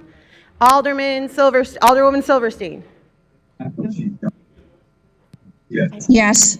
Okay, Alderwoman Silverstein is a yes. You didn't call on me. This is Alderwoman Rosana Rodriguez Sanchez. Right. It's you have not been added to the Rule 59 as of yet. Was she? Okay. Okay, perfect. Then I will call on you. Alderwoman Rodriguez Sanchez. Yes, absolutely. Okay, you are a yes. But Alderman Casada was not. Yeah. Alderman Casada has not been added as Rule 59 participant yet. Alderman Conway, I'm going to call on you one more time. Okay, Alderman Conway. So voting is now closed.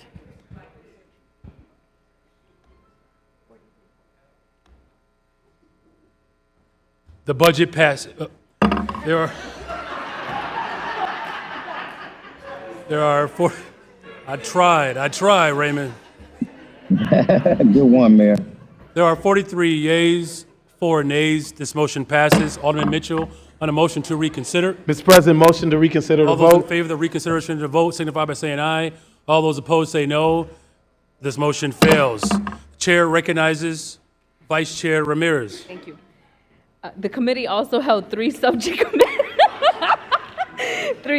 matter hearings. The first was with the Chicago Department of Public Health, where they provided an overview of its strategic plan, including updates in the following areas of work: infant and maternal health, where they highlighted the Family Connects program; infectious diseases, where they highlighted respiratory viruses and vaccinations. The department also provided further information related to CDPH's budget, threats to public health funding, HIV funding equity, and addressing misinformation from the federal government. The second was to provide an overview of 211 and information about the impacts of reduced federal funding on the local social service landscape. The third was related to item R2025-00175551 and provided information on the implementation of gender-based violence prevention services and programming in Chicago. No votes were taken on these hearings. Thank you, Mr. President. That concludes my report. Thank you, Madam Vice Chair. For the Committee on Housing and Real Estate, the chair recognizes Chair Sixto Lopez.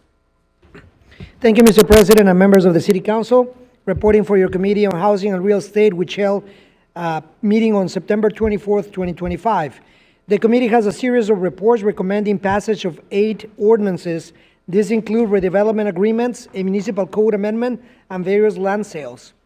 Item number 1 is an ordinance 2025-0018223, redevelopment agreement for sale of properties to Citizens Building a Better Community LLC under city lots for Working Families Program in the 3rd and 4th wards. I move passage of this item by the first most favorable roll call vote on the Committee on Finance and associated unsuccessful motion to reconsider. Hearing no objection, so ordered. Item number 2 from the Department of Housing, ordinance 2025-0018850, sale of city-owned renovated motel at 5230 North Lincoln Avenue, former Diplomat Motel, to Cornerstone Community Outreach under Department of Housing Non-Congregate Shelter Acquisition Program to operate and manage as a non-congregate shelter to be known as the Heaven on Lincoln in the 40th Ward. I move passage of this item by the same motion. Hearing no objection, so ordered.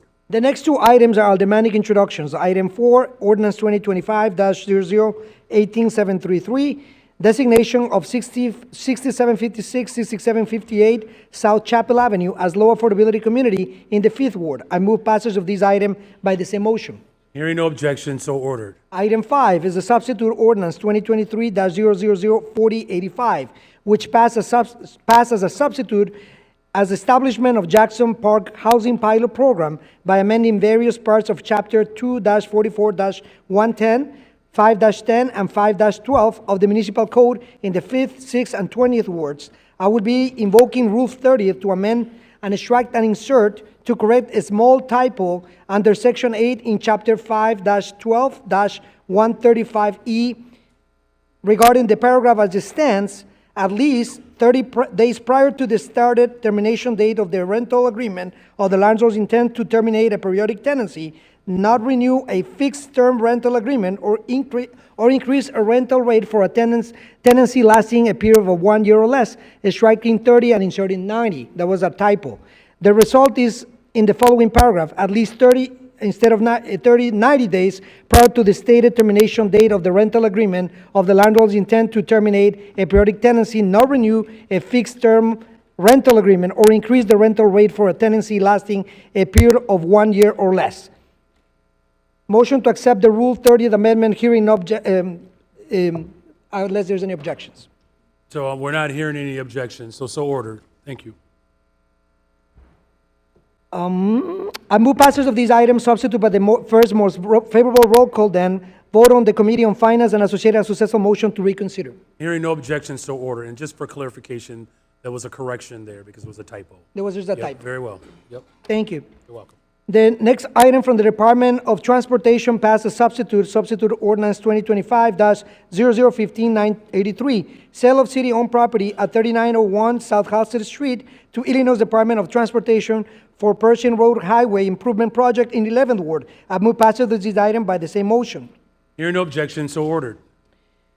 The following items are from the Department of Planning and Development. Items 8 and 9 are from the market rate sale of city-owned property in the 20th and 6th wards. The ordinance numbers are 2025-0018836 and 2025-0018832. I move passage of these items by the same motion. Hearing no objection, so ordered. The last item, ordinance 2025-0018851, First Amendment to redevelopment agreement with Center Court Development LLC for phase development of city parcels in the 20th Ward. I move passage of these items by the same motion. There's no objection, so ordered. Mr. President, this concludes my report. Thank you, Mr. Chair. For reasons stated in Rule 59, Alderman Anthony Quesada has asked to participate in the remaining of this meeting remotely. My apologies. Madam Clerk, could you confirm that he's still with us? I sure am, Mr. President. Very well. Is there a motion for the approval of his remote participation? It's been moved. All those in favor signify by saying aye. Any opposed say nay. This motion passes. Thank you. Please add Anthony Quesada, Alderman, as a participant in this meeting remotely. Alderman Mosley. Nope. All right. Our next committee is on License and Consumer Protection. The chair recognizes Vice Chair Chico. Mr. President, members of the City Council, I am reporting for the Committee on License and Consumer Protection. We held a meeting on September 16, 2025, and the following items were passed by the committee. 2 ordinances. O 2025-0018450, and 0018579 regarding liquor moratoriums in the 30th and 49th wards. The committee has recommended passage of each of these items. Mr. President, I move that the City Council concur in the recommendations of the License Committee by the same roll call as item number 1 of the Committee on Finance report and the associated unsuccessful motion to reconsider. Hearing no objection, so ordered. O2025-001-8802 will be held. Mr. President, this concludes my report. Thank you, Mr. Vice Chair. Committee on Pedestrian Traffic Safety. Chair recognizes Chair LaSpada. Thank you, Mr. President. Reporting for your Committee on Pedestrian and Traffic Safety, for which meetings were held on Monday, July 21st, 2025, and Monday, September 22nd, 2025. On Monday, July 21st, the committee held a meeting with a subject matter hearing on the city's process for sidewalk repairs. No votes were taken. On Monday, September 22nd, the committee held a subject matter hearing reporting out from the Equity and Enforcement Working Group. No vote was taken on that item. There were also 243 routine traffic items before the committee. 2 items were held in committee and the other 241 passed. If there are no objections, I move passage of these 241 routine traffic items by the first most favorable roll call vote from the Committee on Finance and the associated unsuccessful motion to reconsider the vote. Hearing none, so ordered. That concludes my report. Thank you, Mr. Chair. For the Committee on Police and Fire, the Chair recognizes. For the Committee on Police and Fire, the Chair recognizes Chair Taliaferro. Thank you, Mr. President, members of the City Council, reporting for your Committee on Police and Fire, for which a meeting was held. You lift your mic up, Mr. Chair. Very good. September 5th, 2025. There was one item before the committee for which the committee recommends a due passage. Item number 1 was a direct introduction, the appointment of Era Patterson as Executive Director of the Office of Public Safety Administration. If there are no objections, Your Honor, I move the passage of this item by the first most favorable roll call vote in the Committee on Finance and the associated unsuccessful motion to reconsider. Hearing none, so ordered. That concludes my report, Mr. President. Thank you, Mr. Chair. For the Committee on Public Safety, Chair recognizes Chairman Hopkins. Thank you, Mr. President. Reporting for a Committee on Public Safety, which held a meeting on September 3rd, 2025. The committee considered a subject matter hearing on Resolution 14883 to consider alternative models of parking enforcement. No vote was taken on that matter. However, the committee did vote to recommend passage of Item 2, Ordinance Number 18805, reimbursement of community benefit funds to the Magnificent Mile Association, named as a service provider for public safety improvements in the area surrounding the temporary casino. If no one wishes to speak, I move passage of this item by the first favorable roll call vote of the Committee on Finance and associated unsuccessful motion to Seeing no hands, hearing no objections, so ordered. Thank you, Mr. President. That concludes my report. Thank you, Mr. Chair. For the Committee on Transportation and Public Way, the Chair recognizes Chair Mitchell. Mr. President, members of the City Council, reporting for your Committee on Transportation. What we got going on? Thank you, guys. I appreciate it. Greg, we love you, baby. All right. Mr. President and members of the City Council, reporting for your Committee on Transportation and Public Way, which held a meeting on July 30th, 2025. The following items passed by the majority of the members present. Page 2 includes item Resolution 2025-0018153, a call on the Chicago Transit Authority Board. The Committee on Transportation and Public Way also held a meeting on September 23rd, 2025. The following items passed by the majority of the members present. Pages 3 and 4 include 17 ordinances for miscellaneous items introduced by the local aldermen from wards 9 through 12, 27, 29 through 32, 28, 42, 45, 46, and 47. If there is no objection, I move passage of these items by the first most favorable roll call vote of the Committee on Finance and the associated unsuccessful motion to reconsider. Hearing none, so ordered. Mr. President, that concludes my report. Thank you, Mr. Chair. For the Committee on Workforce Development, the Chair recognizes Chairman Rodriguez. Thank you, Mr. President and members of the City Council. Reporting for the Committee on Workforce Development, which held a meeting on September 22nd. There was one item on the agenda, O2023-0004210, the heat illness prevention in outdoor places of employment, an ordinance providing for heat illness prevention for outdoor workers. This ordinance was passed as substituted in committee as SO 2023-0004210 by a roll call vote. Chair Haddon and I move to defer and publish this item.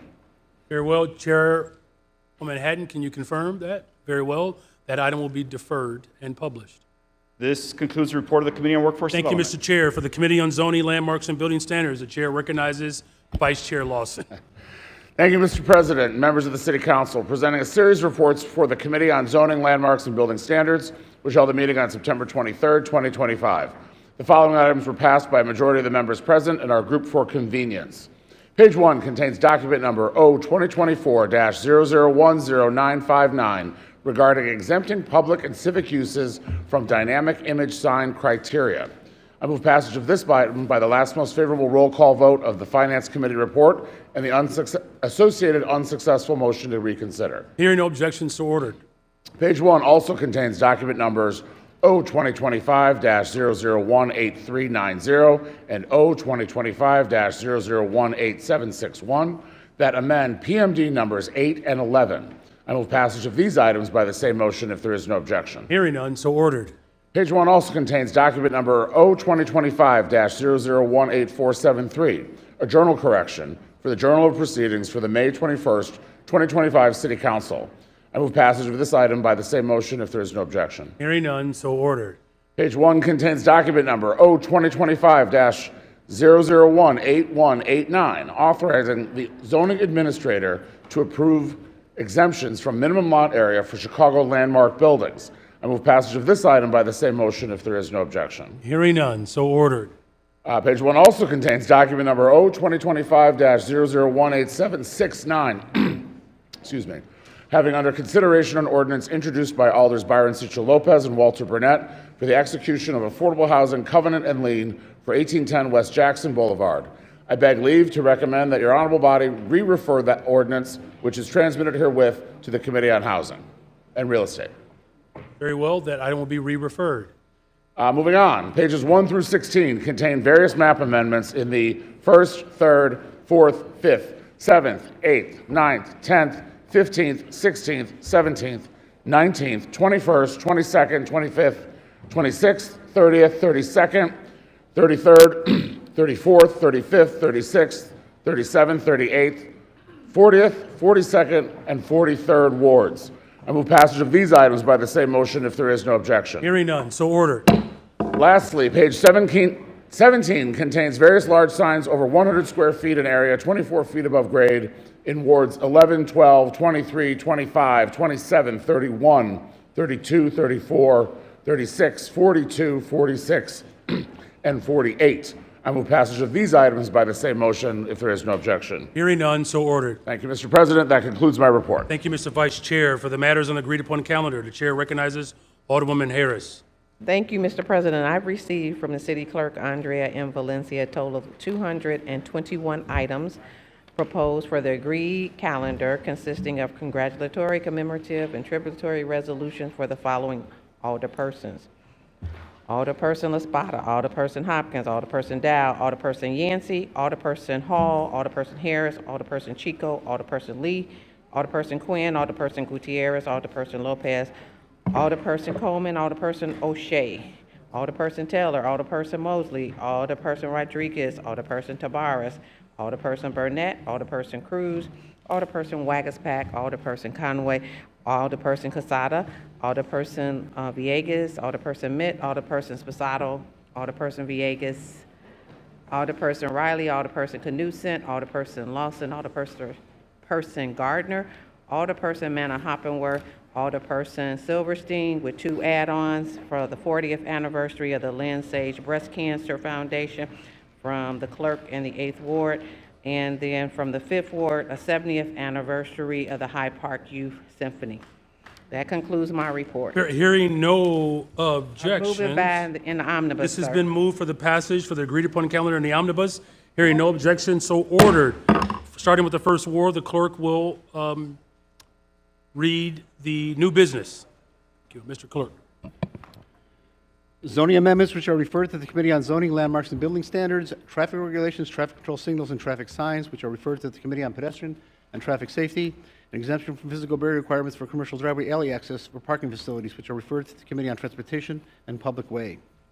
Alderperson Laspada has a proposed ordinance for amendment of Municipal Code Section 4-60-023 to disallow additional package goods licenses on a portion of West Chicago Avenue, which is referred to the Committee on License and Consumer Protection. Alderperson Laspada also has proposed ordinance for amendment of Municipal Code Section 4-60-022 to disallow additional alcoholic liquor licenses on a portion of West Chicago Avenue, which is referred to the Committee on License and Consumer Protection.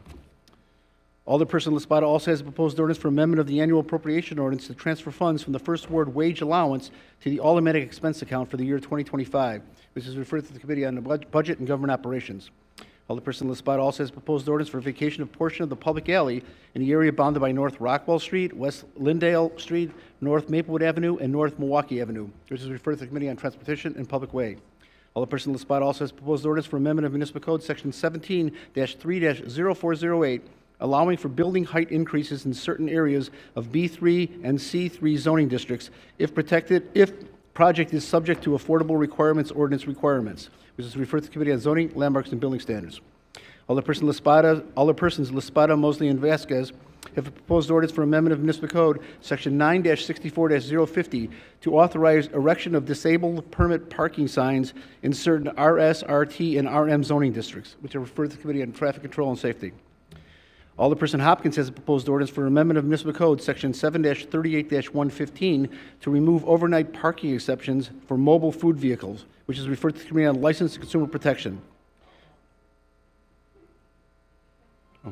Alderperson Dowell has proposed orders for the issuance of permits for signboards at various locations, which are referred to the Committee on Zoning, Landmarks, and Building Standards. Alderperson Dowell also has proposed ordinance for amendment of the annual appropriation ordinance to transfer funds from the Third Ward wage allowance to the automatic expense account for the year 2025, which is referred to the Committee on the Budget and Government Operations. Alderperson Robinson has proposed ordinance for amendment of Municipal Code Section 4-60-022 to allow additional alcoholic liquor licenses on portion of South Cottage Grove Avenue, which is referred to the Committee on License and Consumer Protection.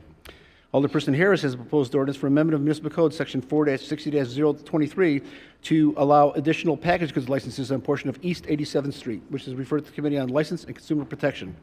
Alderperson Lee has a proposed ordinance for amendment of the annual appropriation ordinance to transfer funds from the 11th Ward automatic expense account to the wage allowance account for the year 2025, which is referred to the Committee on the Budget and Government Operations. Alderperson Lee also has a proposed ordinance for an honorary street designation as Old Neighborhood Italian American Club, which is referred to the Committee on Transportation and Public Way. Alderperson Lopez has a proposed ordinance for amendment of the annual appropriation ordinance to transfer funds from the 15th Ward wage allowance to the automatic expense account for the year 2025, which is referred to the Committee on the Budget and Government Operations. Alderperson Lopez also has a proposed order for the City of Chicago Department of Law directed to enter into and negotiate settlement agreement with NPL Construction Company, which is referred to the Committee on Finance. Alderperson Lopez also has proposed ordinance for amendment of the annual appropriation ordinance to transfer funds from the 15th Ward wage allowance to the automatic expense account for the year 2025, which is referred to the Committee on the Budget and Government Operations. Alderperson Lopez also has a proposed order to hold Ozinga Ready Mix Concrete, Inc.'s business license until inspection of sewers and specified neighborhoods confirm no blockage, which is referred to the Committee on Environmental Protection and Energy. Alderperson Lopez also has a proposed ordinance for amendment of Municipal Code Chapter 2-74 by adding new Section 2-74-076 to establish Department of Human Resources hiring preference for children and spouses of Chicago first responders killed in the line of duty, which is referred to the Committee on the Budget and Government Operations. Alderperson Lopez and others have a proposed resolution to call on the Secretary of the U.S. Department of War to restore a legacy of Ira Hayes and all diverse veterans to a place of honor, which is referred to the Committee on Health and Human Relations. Alderperson Lopez also has proposed orders for amendment of Municipal Code Chapter 6-10 by modifying Sections 6-10-010 and 6-10-020 to include anti-Semitism as discrimination in Chicago City Council Declaration of General Human Rights, which is referred to the Committee on Public Safety. Alderperson Lopez also has a proposed ordinance for amendment of Municipal Code Section 2-156-145, requiring that ethics and sexual harassment education training include section addressing anti-Semitism, which is referred to the Committee on Health and Human Relations. Alderperson Lopez and Alderperson Villegas have proposed ordinance to call on President Donald Trump to revisit Executive Order 14012 to grant non-citizen United States military members immediate path to citizenship after service completion, which is referred to the Committee on Immigrant and Refugee Rights. Alderperson Lopez and Alderperson Villegas also have a proposed order for calling on the City Comptroller is directed to activate provisions of the MC 11-12-470 Leak Relief Pilot Program, which is referred to the Committee on Economic, Capital, and Technology Development. Alderperson Moore has a proposed ordinance for an honorary street designation as James Thomas Drake Senior Way, which is referred to the Committee on Transportation and Public Way. Alderperson Moore also has a proposed ordinance for an honorary street designation as Bishop R.D. Edward Goodwin Senior Way, which is referred to the Committee on Transportation and Public Way. Alderman O'Shea and others have a proposed resolution to call for hearings on safety risks of reducing number of crossing guards and the option to return program to the Office of Emergency Management and Communications. We refer to the committee, a joint committee of the Committee on Pedestrian and Traffic Safety and the Committee on Public Safety. Alderperson Taylor and Alderperson Yancey have proposed ordinance for an honorary street designation as Clark Gabe Williams Street, which is referred to the Committee on Transportation and Public Way. Alderperson Mosley has proposed ordinance for correction of the City Council Journal of Proceedings of November 7th, 2023, which is referred to the Committee on Housing. Alderperson Mosley has proposed ordinance for opening of a public way bounded by South Ashley Avenue, West 119th Street, South Morgan Street, and West 120th Street, which is referred to the Committee on Transportation and Public Way. Alderperson Mosley also has proposed ordinance for amendment of the annual appropriation ordinance to transfer funds from the 21st Ward wage allowance to the automatic expense account for the year 2025, which is referred to the Committee on the Budget and Government Operations. Alderperson Mosley also has a proposed ordinance for approval of plat of West Pullman Industrial Subdivision, which is referred to the Committee on Transportation and Public Way. Alderman Mosley also has a proposed ordinance for an honorary street designation as Durham Boulevard, which is referred to the Committee on Transportation and Public Way. Alderpersons Rodriguez and others have a proposed resolution to call for support of immigrant communities, racial justice, and constitutional freedoms in opposition to military presence in Chicago, which is referred to the Committee on Immigrant and Refugee Rights. Alderperson Rodriguez has a proposed resolution to call on Open Kitchens, Inc. to respect results of July 25th, 2025 union election, which is referred to the Committee on Workforce Development. Alderperson Tabares and others have proposed a resolution to call for creation of a Chicago Cook County Task Force to reduce violence against women, which is referred to the Committee on Public Safety. Alderperson Cicho Lopez has a proposed ordinance for amendment of Municipal Code Section 4-60-023 to disallow additional package goods licenses on portions of West 18th Street, South 8th Street, and West 17th Street, which is referred to the Committee on License and Consumer Protection. Alderperson Cicho Lopez and others have a proposed resolution for condemnation of practices by federal immigration enforcement agents that endanger children, urging of residents reporting of immigration enforcement misconduct, and calls for the federal and state action regarding ICE misconduct, which is referred to the Committee on Immigrant and Refugee Rights. Alderperson Fuentes has a proposed ordinance for amendment of Municipal Code Section 4-60-022 to allow additional alcoholic liquor licenses on a portion of West Armitage Avenue, which is referred to the Committee on License and Consumer Protection. Alderperson Burnett has proposed orders for permits for signboards at various locations, which are referred to the Committee on Zoning, Landmarks, and Building Standards. Alderperson Irvin has a proposed ordinance for an honorary street designation as Reverend Larry Newman Way, which is referred to the Committee on Transportation and Public Way. Alderman Irvin also has proposed orders for the issuance of permits for signboards at various locations, which are referred to the Committee on Zoning, Landmarks, and Building Standards. Alderman Telefiero has proposed orders for the issuance of permits for signboards at various locations, which are referred to the Committee on Zoning, Landmarks, and Building Standards. Alderman Burnett has a proposed ordinance for parking meters at 911 through 923 West Fulton Market, which is referred to the Committee on Traffic, Pedestrian, and Traffic Safety. Alderperson Telefiero also has proposed ordinance for approval of a plat of NNN re-subdivision, which is referred to the Committee on Transportation and Public Way. Alderperson Telefiero also has proposed ordinance for amendment of Municipal Code Section 4-60-022 to disallow additional alcoholic liquor licenses on a portion of West Chicago Avenue, which is referred to the Committee on License and Consumer Protection. Alderperson Cruz and others have proposed a resolution to call on the United States Congress to pass Medicare for All Act of 2025, which is referred to the Committee on Health and Human Relations. Alderperson Cardona has a proposed ordinance for amendment of Municipal Code Section 4-60-023 to allow additional package goods licenses on portions of West Diversity Avenue, which is referred to the Committee on License and Consumer Protection. Alderperson Wagaspack has proposed ordinance for approval of plat of Webash Riverfront Subdivision, which is referred to the Committee on Transportation and Public Way. Alderperson Wagaspack also has proposed orders for the issuance of permits for signboards at various locations, which are referred to the Committee on Zoning, Landmarks, and Building Standards. Alderperson Wagasback also has a proposed ordinance for designation of the property at 1840 through 1866 North Marcy Street as a low affordability community, which is referred to the Committee on Housing and Real Estate. Alderperson Rodriguez has a proposed ordinance for amendment of the annual appropriation ordinance to transfer funds from the 33rd Ward wage allowance to the automatic expense account for the year 2025, which is referred to the Committee on the Budget and Government Operations.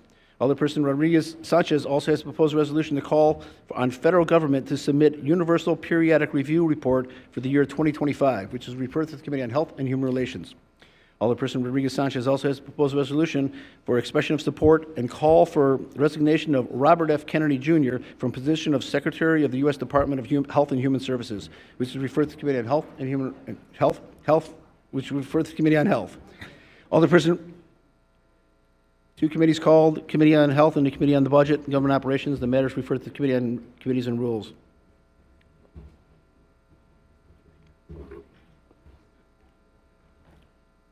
Alderperson Rodriguez Sanchez also has a proposed ordinance for the establishment of a proactive rental inspection working group to regulate inspections, certifications, testing, criteria, among other things, of rental housing in Chicago, which is referred to the Committee on Housing and Real Estate.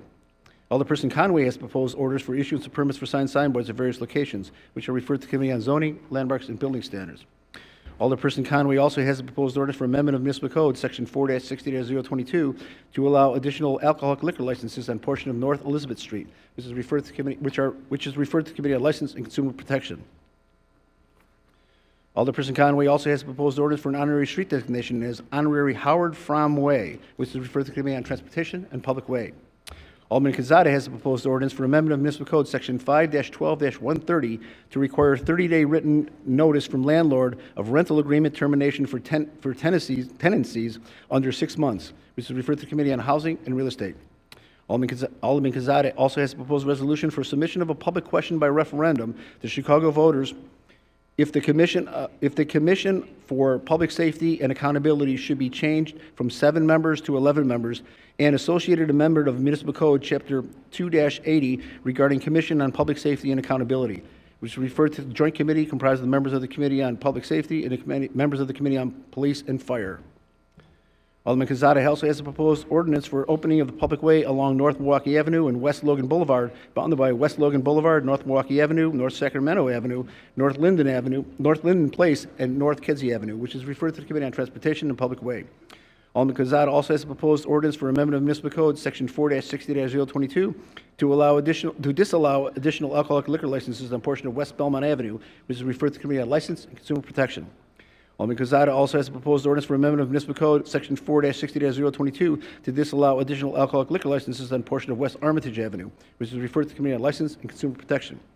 Alderman Quezada also has a proposed ordinance for amendment of Municipal Code Section 4-60-022 to disallow additional alcoholic liquor licenses on a portion of North Elston Avenue, which is referred to the Committee on License and Consumer Protection. Alderperson Villegas has a proposed resolution to call for hearings with Commonwealth Edison on infrastructure of future energy use in Chicago, which is referred to the Committee on Environmental Protection and Energy.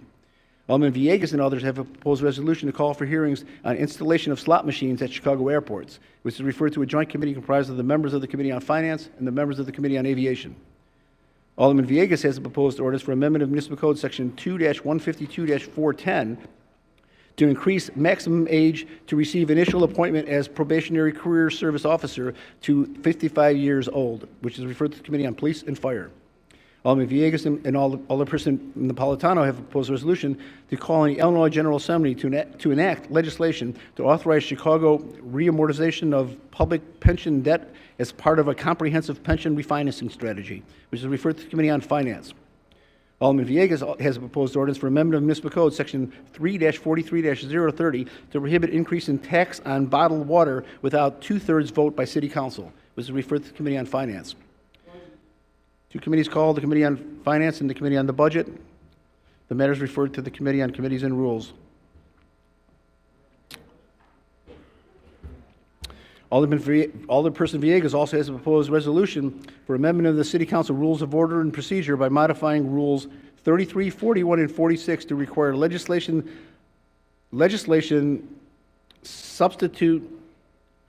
documents and direct introductions to be made electronically available to the public not less than 1 hour before a City Council vote, which is referred to the Committee on Committees and Rules. Alderperson Villegas also has proposed a resolution to call on the Illinois General Assembly to enact legislation or authorize the City Council to change Chicago Municipal Election Day to match State of Illinois, which is referred to the Committee on Committees and Rules. Alderperson Villegas and others have proposed a resolution to call for annual subject matter hearings on parties impacted by tenants' rights to purchase pilot programs, which is referred to the Committee on Housing and Real Estate. Alderperson Mitz has proposed ordinance for an honorary street designation as Buddy Bear Way, which is referred to the Committee on Transportation and Public Way. Alderperson Mitz also has a proposed ordinance for an honorary street designation as Brad Cummings Way, which is referred to the Committee on Transportation and Public Way.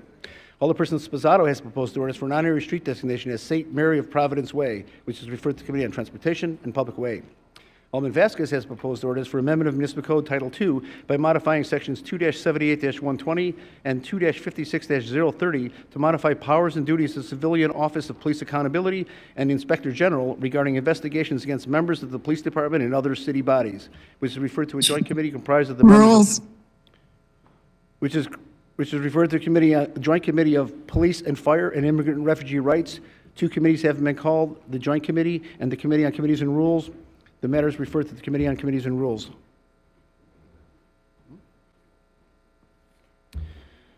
Alderperson Vasquez also has a... The chair recognizes Alderman Wagasback. Could the clerk repeat who called that for rules? That was, I believe, Silverstein. Can we just double check? No, that was Alderman Tabarez. Tabarez? Okay, thank you, Alderman Wagasback. Alderperson Villegas, Alderperson Vasquez also proposed a resolution to call for hearings to examine the city's methodology for determining settlement budgets and how Chicago Police Department is addressing trends to prevent future misconduct, which is referred to a joint committee of the Committee on Finance and the Committee on Public Safety. Alderperson Vasquez also has proposed ordinance for amendment of Municipal Code Chapter 2-29 by adding a new section 2-29-100 requiring all city departments, delegate agencies, and contractors of OEMC to report all interactions related to ICE, which is referred to the Committee on Public Safety.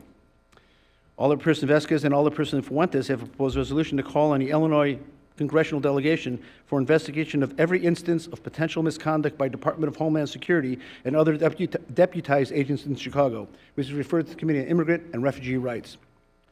Alderperson Napolitano has proposed ordinance for amendment of Municipal Code Section 4-60-023 to disallow additional package goods licenses on a portion of North Nagle Avenue, which is referred to the Committee on License and Consumer Protection. Alderperson Napolitano also has proposed orders for the issuance of permits for signboards at various locations, which are referred to the Committee on Zoning, Landmarks, and Building Standards. Alderperson Riley has proposed orders for the issuance of permits for signboards at various locations, which are referred to the Committee on Zoning, Landmarks, and Building Standards. Alderman Riley also has proposed ordinance for amendment of Municipal Code Section 4-60-022 to disallow additional alcoholic liquor licenses on a portion of North Rush Street and East Oak Street, which are referred to the Committee on License and Consumer Protection. Alderperson Riley also has proposed a resolution to call for hearings on the installation of automatic defibrillators in all Chicago Housing Authority senior buildings, which is referred to the Committee on Health and Human Relations. Alderperson Knutson has a proposed ordinance for amendment of Municipal Code Section 4-8-031 by replacing in its entirety and to establish regulations for dog-friendly retail food establishments, which is referred to the Committee on License and Consumer Protection. Alderperson Lawson has a proposed ordinance for amendment of Municipal Code Section 4-60-022 to allow additional alcoholic liquor licenses on a portion of North Sheffield Avenue, which is referred to the Committee on License and Consumer Protection. Alderperson Gardner has proposed a resolution for condemnation of violence and intimidation against individuals for political or religious beliefs, which is referred to the Committee on Public Safety. Alderperson Gardner and others have proposed a resolution for condemnation of acts of violence, intimidation, or harassment targeting individuals on the basis of political or religious beliefs, which is referred to the Committee on Public Safety. Alderperson Martin and others have proposed ordinance for amendment of Municipal Code by Next Gen Student Committee on Public Safety to enhance existing community spaces for youths in the grades of 6 through 12, which is referred to the Committee on Public Safety. Alderperson Martin has a proposed ordinance for amendment of Municipal Code, Chapter 4-232, by modifying sections and replacing in entirety Section 4-232-200, requiring signage and disclosures for commercial garages, which is referred to the Committee on License and Consumer Protection. Alderperson Martin and others have proposed orders for amendment of Municipal Code Title IX by adding new Chapter 9-109 to establish parking alternative response pilot program, which is referred to the Committee on Public Safety. Alderperson Manaha Hoppenworth has a proposed ordinance for amendment of the annual appropriation ordinance to transfer funds from the 48th Ward automatic expense account to the wage allowance account for the year 2025, which is referred to the Committee on the Budget and Government Operations. Alderperson Haddon has proposed ordinance for amendment of Municipal Code Section 4-60-023 to disallow additional package goods licenses on portion of North Clark Street, which is referred to the Committee on License and Consumer Protection. Alderperson Haddon also has proposed ordinance for amendment of Municipal Code Section 4-60-023 to disallow additional package goods licenses on portion of North Clark Street, which is referred to the Committee on License and Consumer Protection. Alderperson Haddon also has proposed ordinance for amendment of the annual appropriation ordinance to transfer funds from the 49th Ward automatic expense account to the wage allowance account for the year 2025, which is referred to the Committee on the Budget and Government Operations. Alderperson Haddon also has a proposed ordinance for amendment of Municipal Code Section 4-60-023 to allow additional package goods licenses on a portion of North Clark Street, which is referred, which is referred to the Committee on License and Consumer Protection. Alderperson Haddon also has a proposed ordinance for amendment of Municipal Code, Chapter 10-28, by modifying various sections to establish partial year outdoor dining street permit option and full year option in the 44th, 47th, and 49th wards, which is referred to the Committee on Transportation and Public Way. Alderperson Haddon also has a proposed ordinance for amendment of Municipal Code, Chapter 10-28, by modifying various sections to establish full year and partial year outdoor dining street permit options, which is referred to the Committee on Transportation and Public Way. What's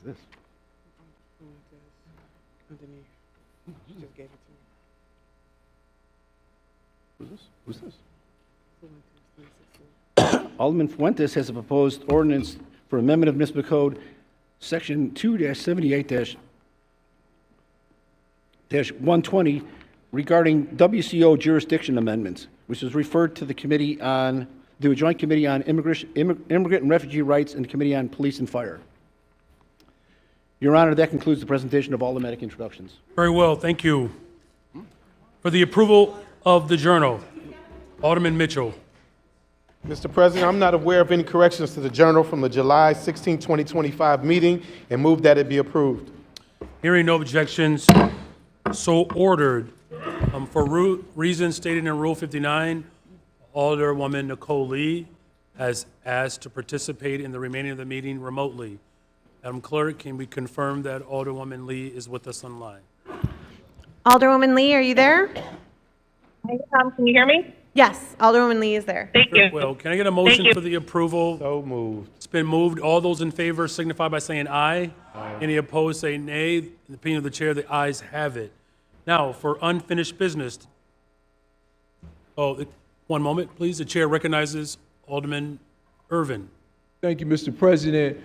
During the introduction of ordinances, there was an ordinance from Alderman Quezada that was in relation to a referendum that did not go to the proper committee. I'm going to ask if he would mind sending it to the Committee on Committees and Rules. He may not have been aware that those are heard by the Committee of the Whole, opposed to the Committee on Public Safety and Police and Fire, which I think it was referred to.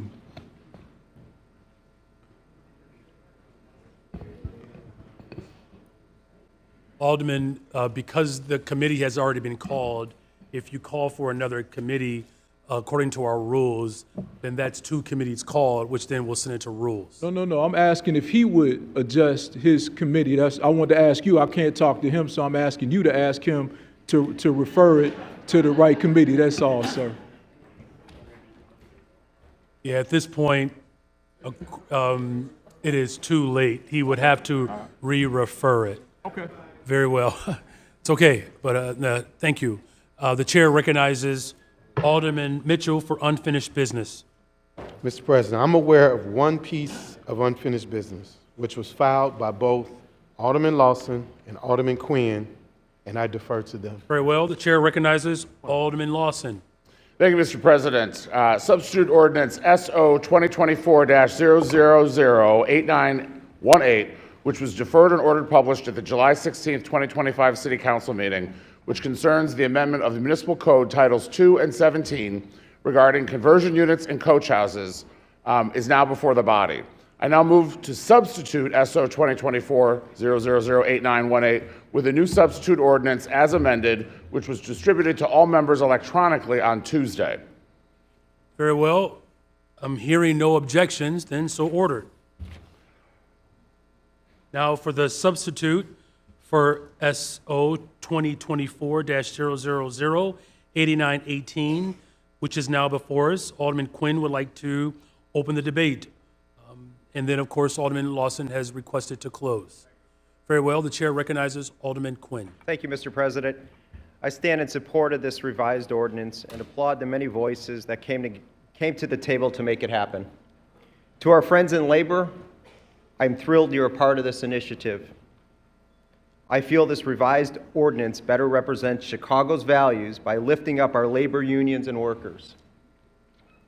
I will always stand by an ordinance that encourages local hiring and fair wage standards. Chicago is a union town, and including our labor unions in this process was critical.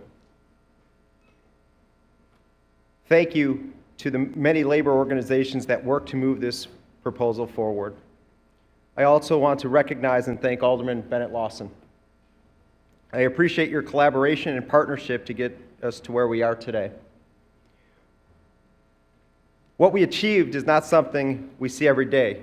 Two sides coming together to find common ground to reach a solution that works for everyone. Bennett, I applaud your efforts. I believe this ordinance reflects the needs of all of our 77 communities. I trust my colleagues to know what's best for their residents and their wards. I will be supporting this revised ADU ordinance and withdrawing my Rule 41. I hope my colleagues will do the same. Thank you. Thank you. The chair recognizes Alderman Sposato. Does Alderman Sposato still wish to be recognized? Oh, I'm sorry.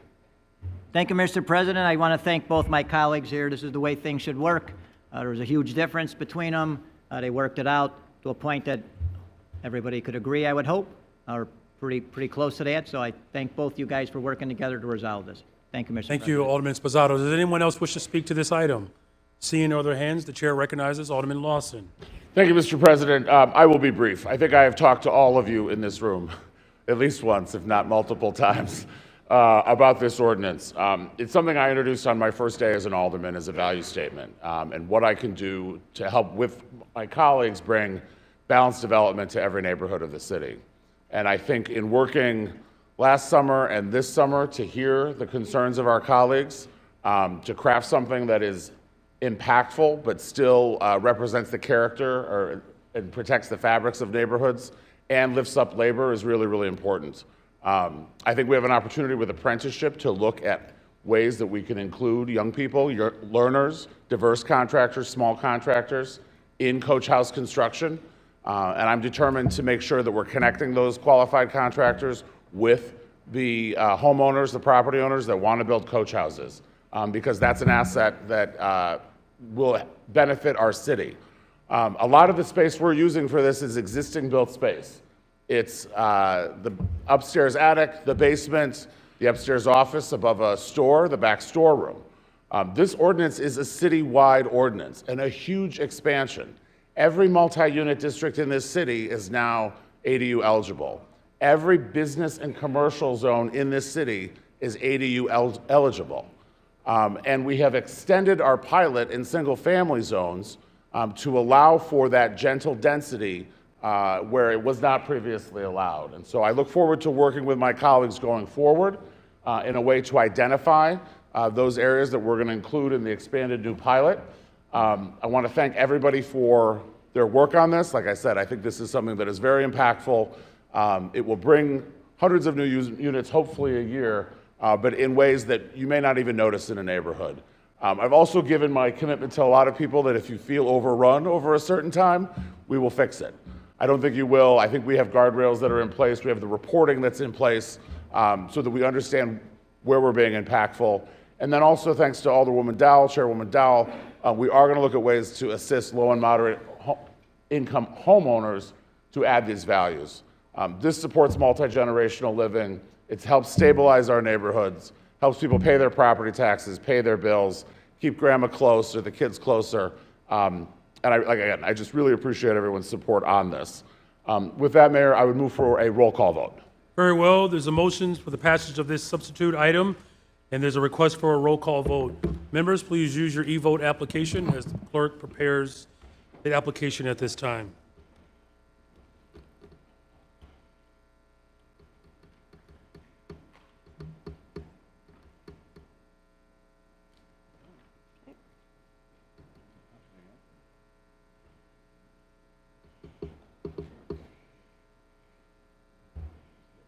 Everything's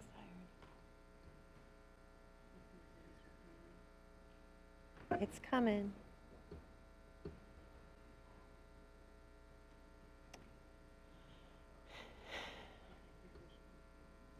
Okay, voting is now open. The voting is now open. Please use your device to cast your vote.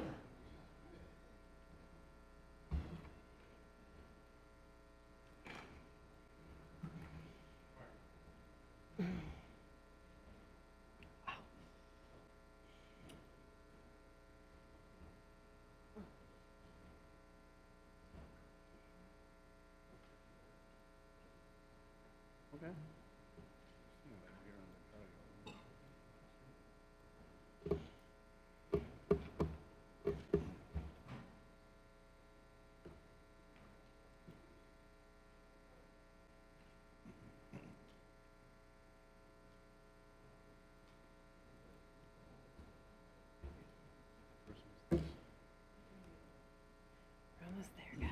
We're almost there.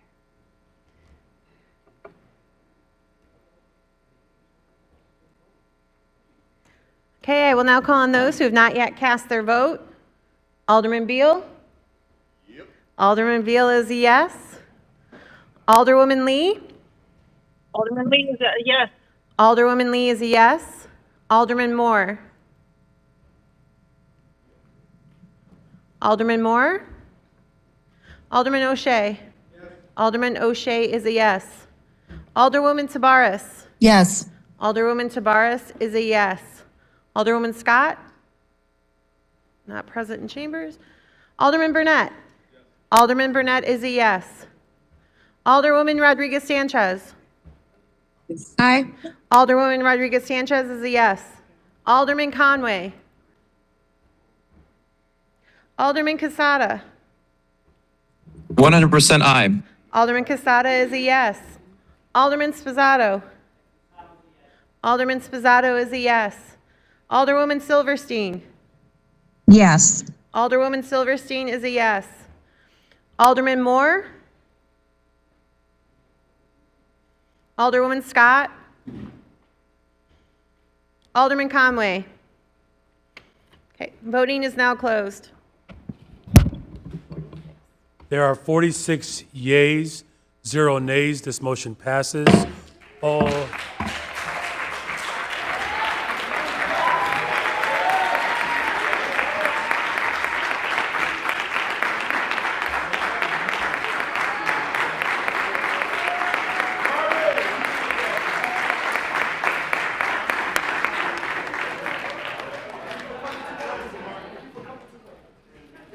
Alderman Mitchell on a motion to reconsider. Mr. President, motion to reconsider the vote. All those in favor of the reconsideration of this vote signify by saying aye. Any opposed, say no. This motion fails. Alderman Mitchell, anything else? I am not aware of any further pieces of Very unfinished well. business. Thank you, Alderman Mitchell. Now for miscellaneous business, Alderman Mitchell. I'm aware of 3 items of miscellaneous business. The first piece of miscellaneous business was filed by Alderman Martin, and I defer to him. Very well. The chair recognizes Alderman Martin. Thank you, Mr. President.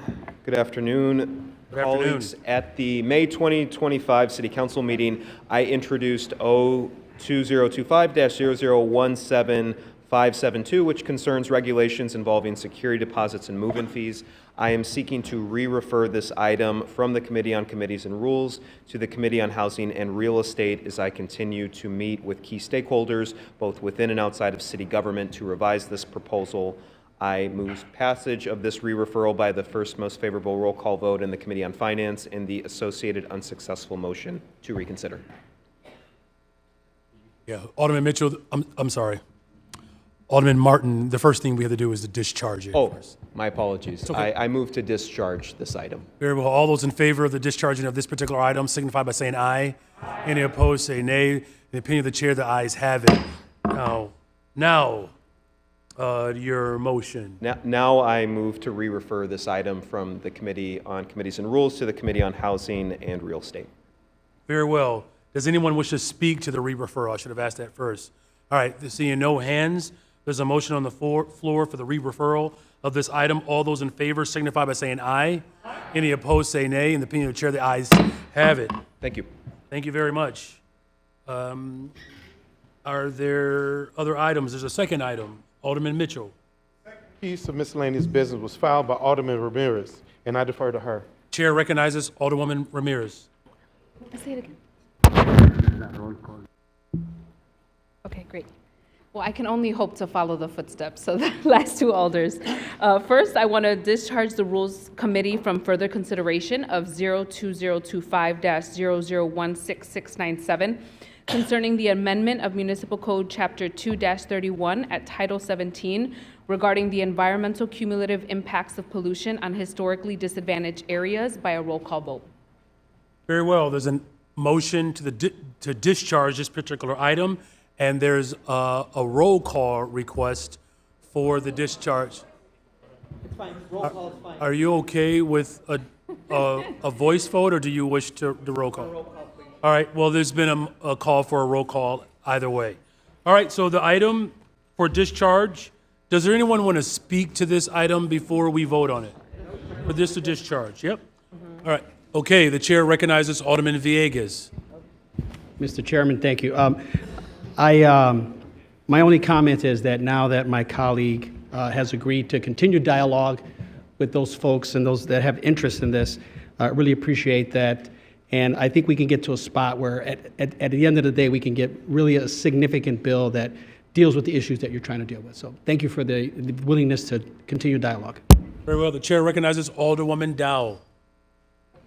Thank you. I just want to ask the Alderman, where are you sending this once we discharge it? I'm sending it to Zoning Committee. All right. Any other questions or anyone else wish to speak to this motion? All right. There's a motion on the floor to discharge this particular item, and a roll call vote has been requested. Members of the City Council, please use your e-vote application to record your vote as soon as the clerk has it ready.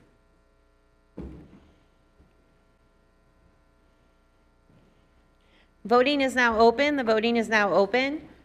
Please use your e-device to cast your vote.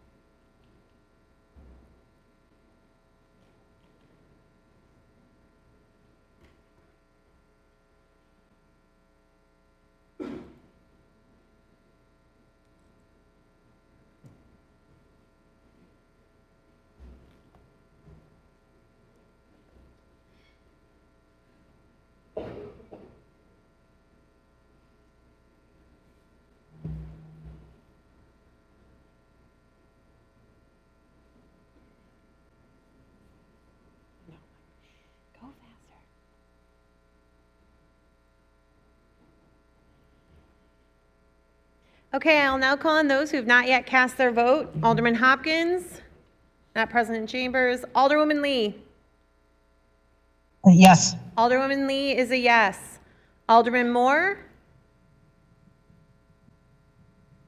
Alderman O'Shea. Alderman O'Shea is a no. Alderwoman Taylor, not present in chambers. Alderwoman Tabares. No. Alderwoman Tabares is a no.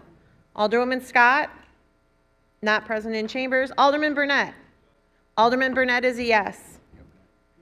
Alderwoman Rodriguez Sanchez. Aye. Alderwoman Rodriguez Sanchez is a yes. Alderman Conway. Alderman Casada. Yes. Alderman Casada is a yes. Alderman Spizzato. Alderman Spizzato is a yes. Alderwoman Nugent. Alderwoman Nugent is a no. Alderwoman Silverstein. No. Alderwoman Silverstein is a no. Alderman Hopkins. Alderman Moore. Alderwoman Taylor. Alderwoman Scott. Alderman Conway. Voting is now closed. There are 31 yeas, 13 nays. This motion passes.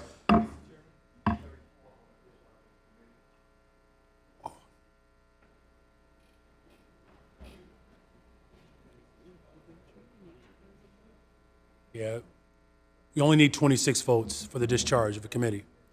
Does there need to be a motion to reconsider for this one? Yes, Alderman Mitchell on the motion to reconsider. All those in favor of the reconsideration of this vote signify by saying aye. All those opposed say no. This motion fails. Now the chair recognizes this motion. Thank you. The chair now recognizes Alderwoman Ramirez. I now move to re-refer 02025-00166697 to Committee on Zoning, Landmarks, and Building Standards by the same vote as the vote on the discharge. Very well. There's a motion on the floor to re-refer this committee to the Committee on Zoning with the same vote that just occurred. Hearing no objections, then so ordered.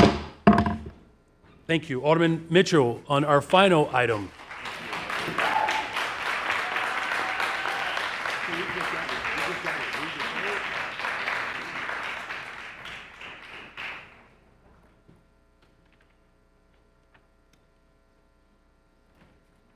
The third piece of miscellaneous business was filed by Alderman Vasquez, and I defer to him. Thank you. The chair recognizes Alder Vasquez. Thank you, Mr. President. We'll be holding it. We're happy to go home. We're holding it. Okay. Yep. So this item is held. Alderman Mitchell, is there anything else? Except for the ordinance setting the date and time for the next meeting, I'm not aware of any further miscellaneous business. Very well. For the date and time of the next meeting, Alderman Mitchell. I've handed up an ordinance to the clerk setting the date and time of the next meeting. Mr. Clerk, could you please read the ordinance? Be it ordained by the City Council of the City of Chicago, Section 1, the next regular meeting of the City Council of the City of Chicago shall be held on Thursday, October 16th, 2025, beginning at 10 o'clock a.m. in the council chamber in the second floor, City Hall, 121 North LaSalle Street, Chicago, Illinois. Section 2, this ordinance shall take effect and be enforced from and after its passage. Alderman Mitchell. The 16th. Thursday, October 16th, at 10 o'clock a.m.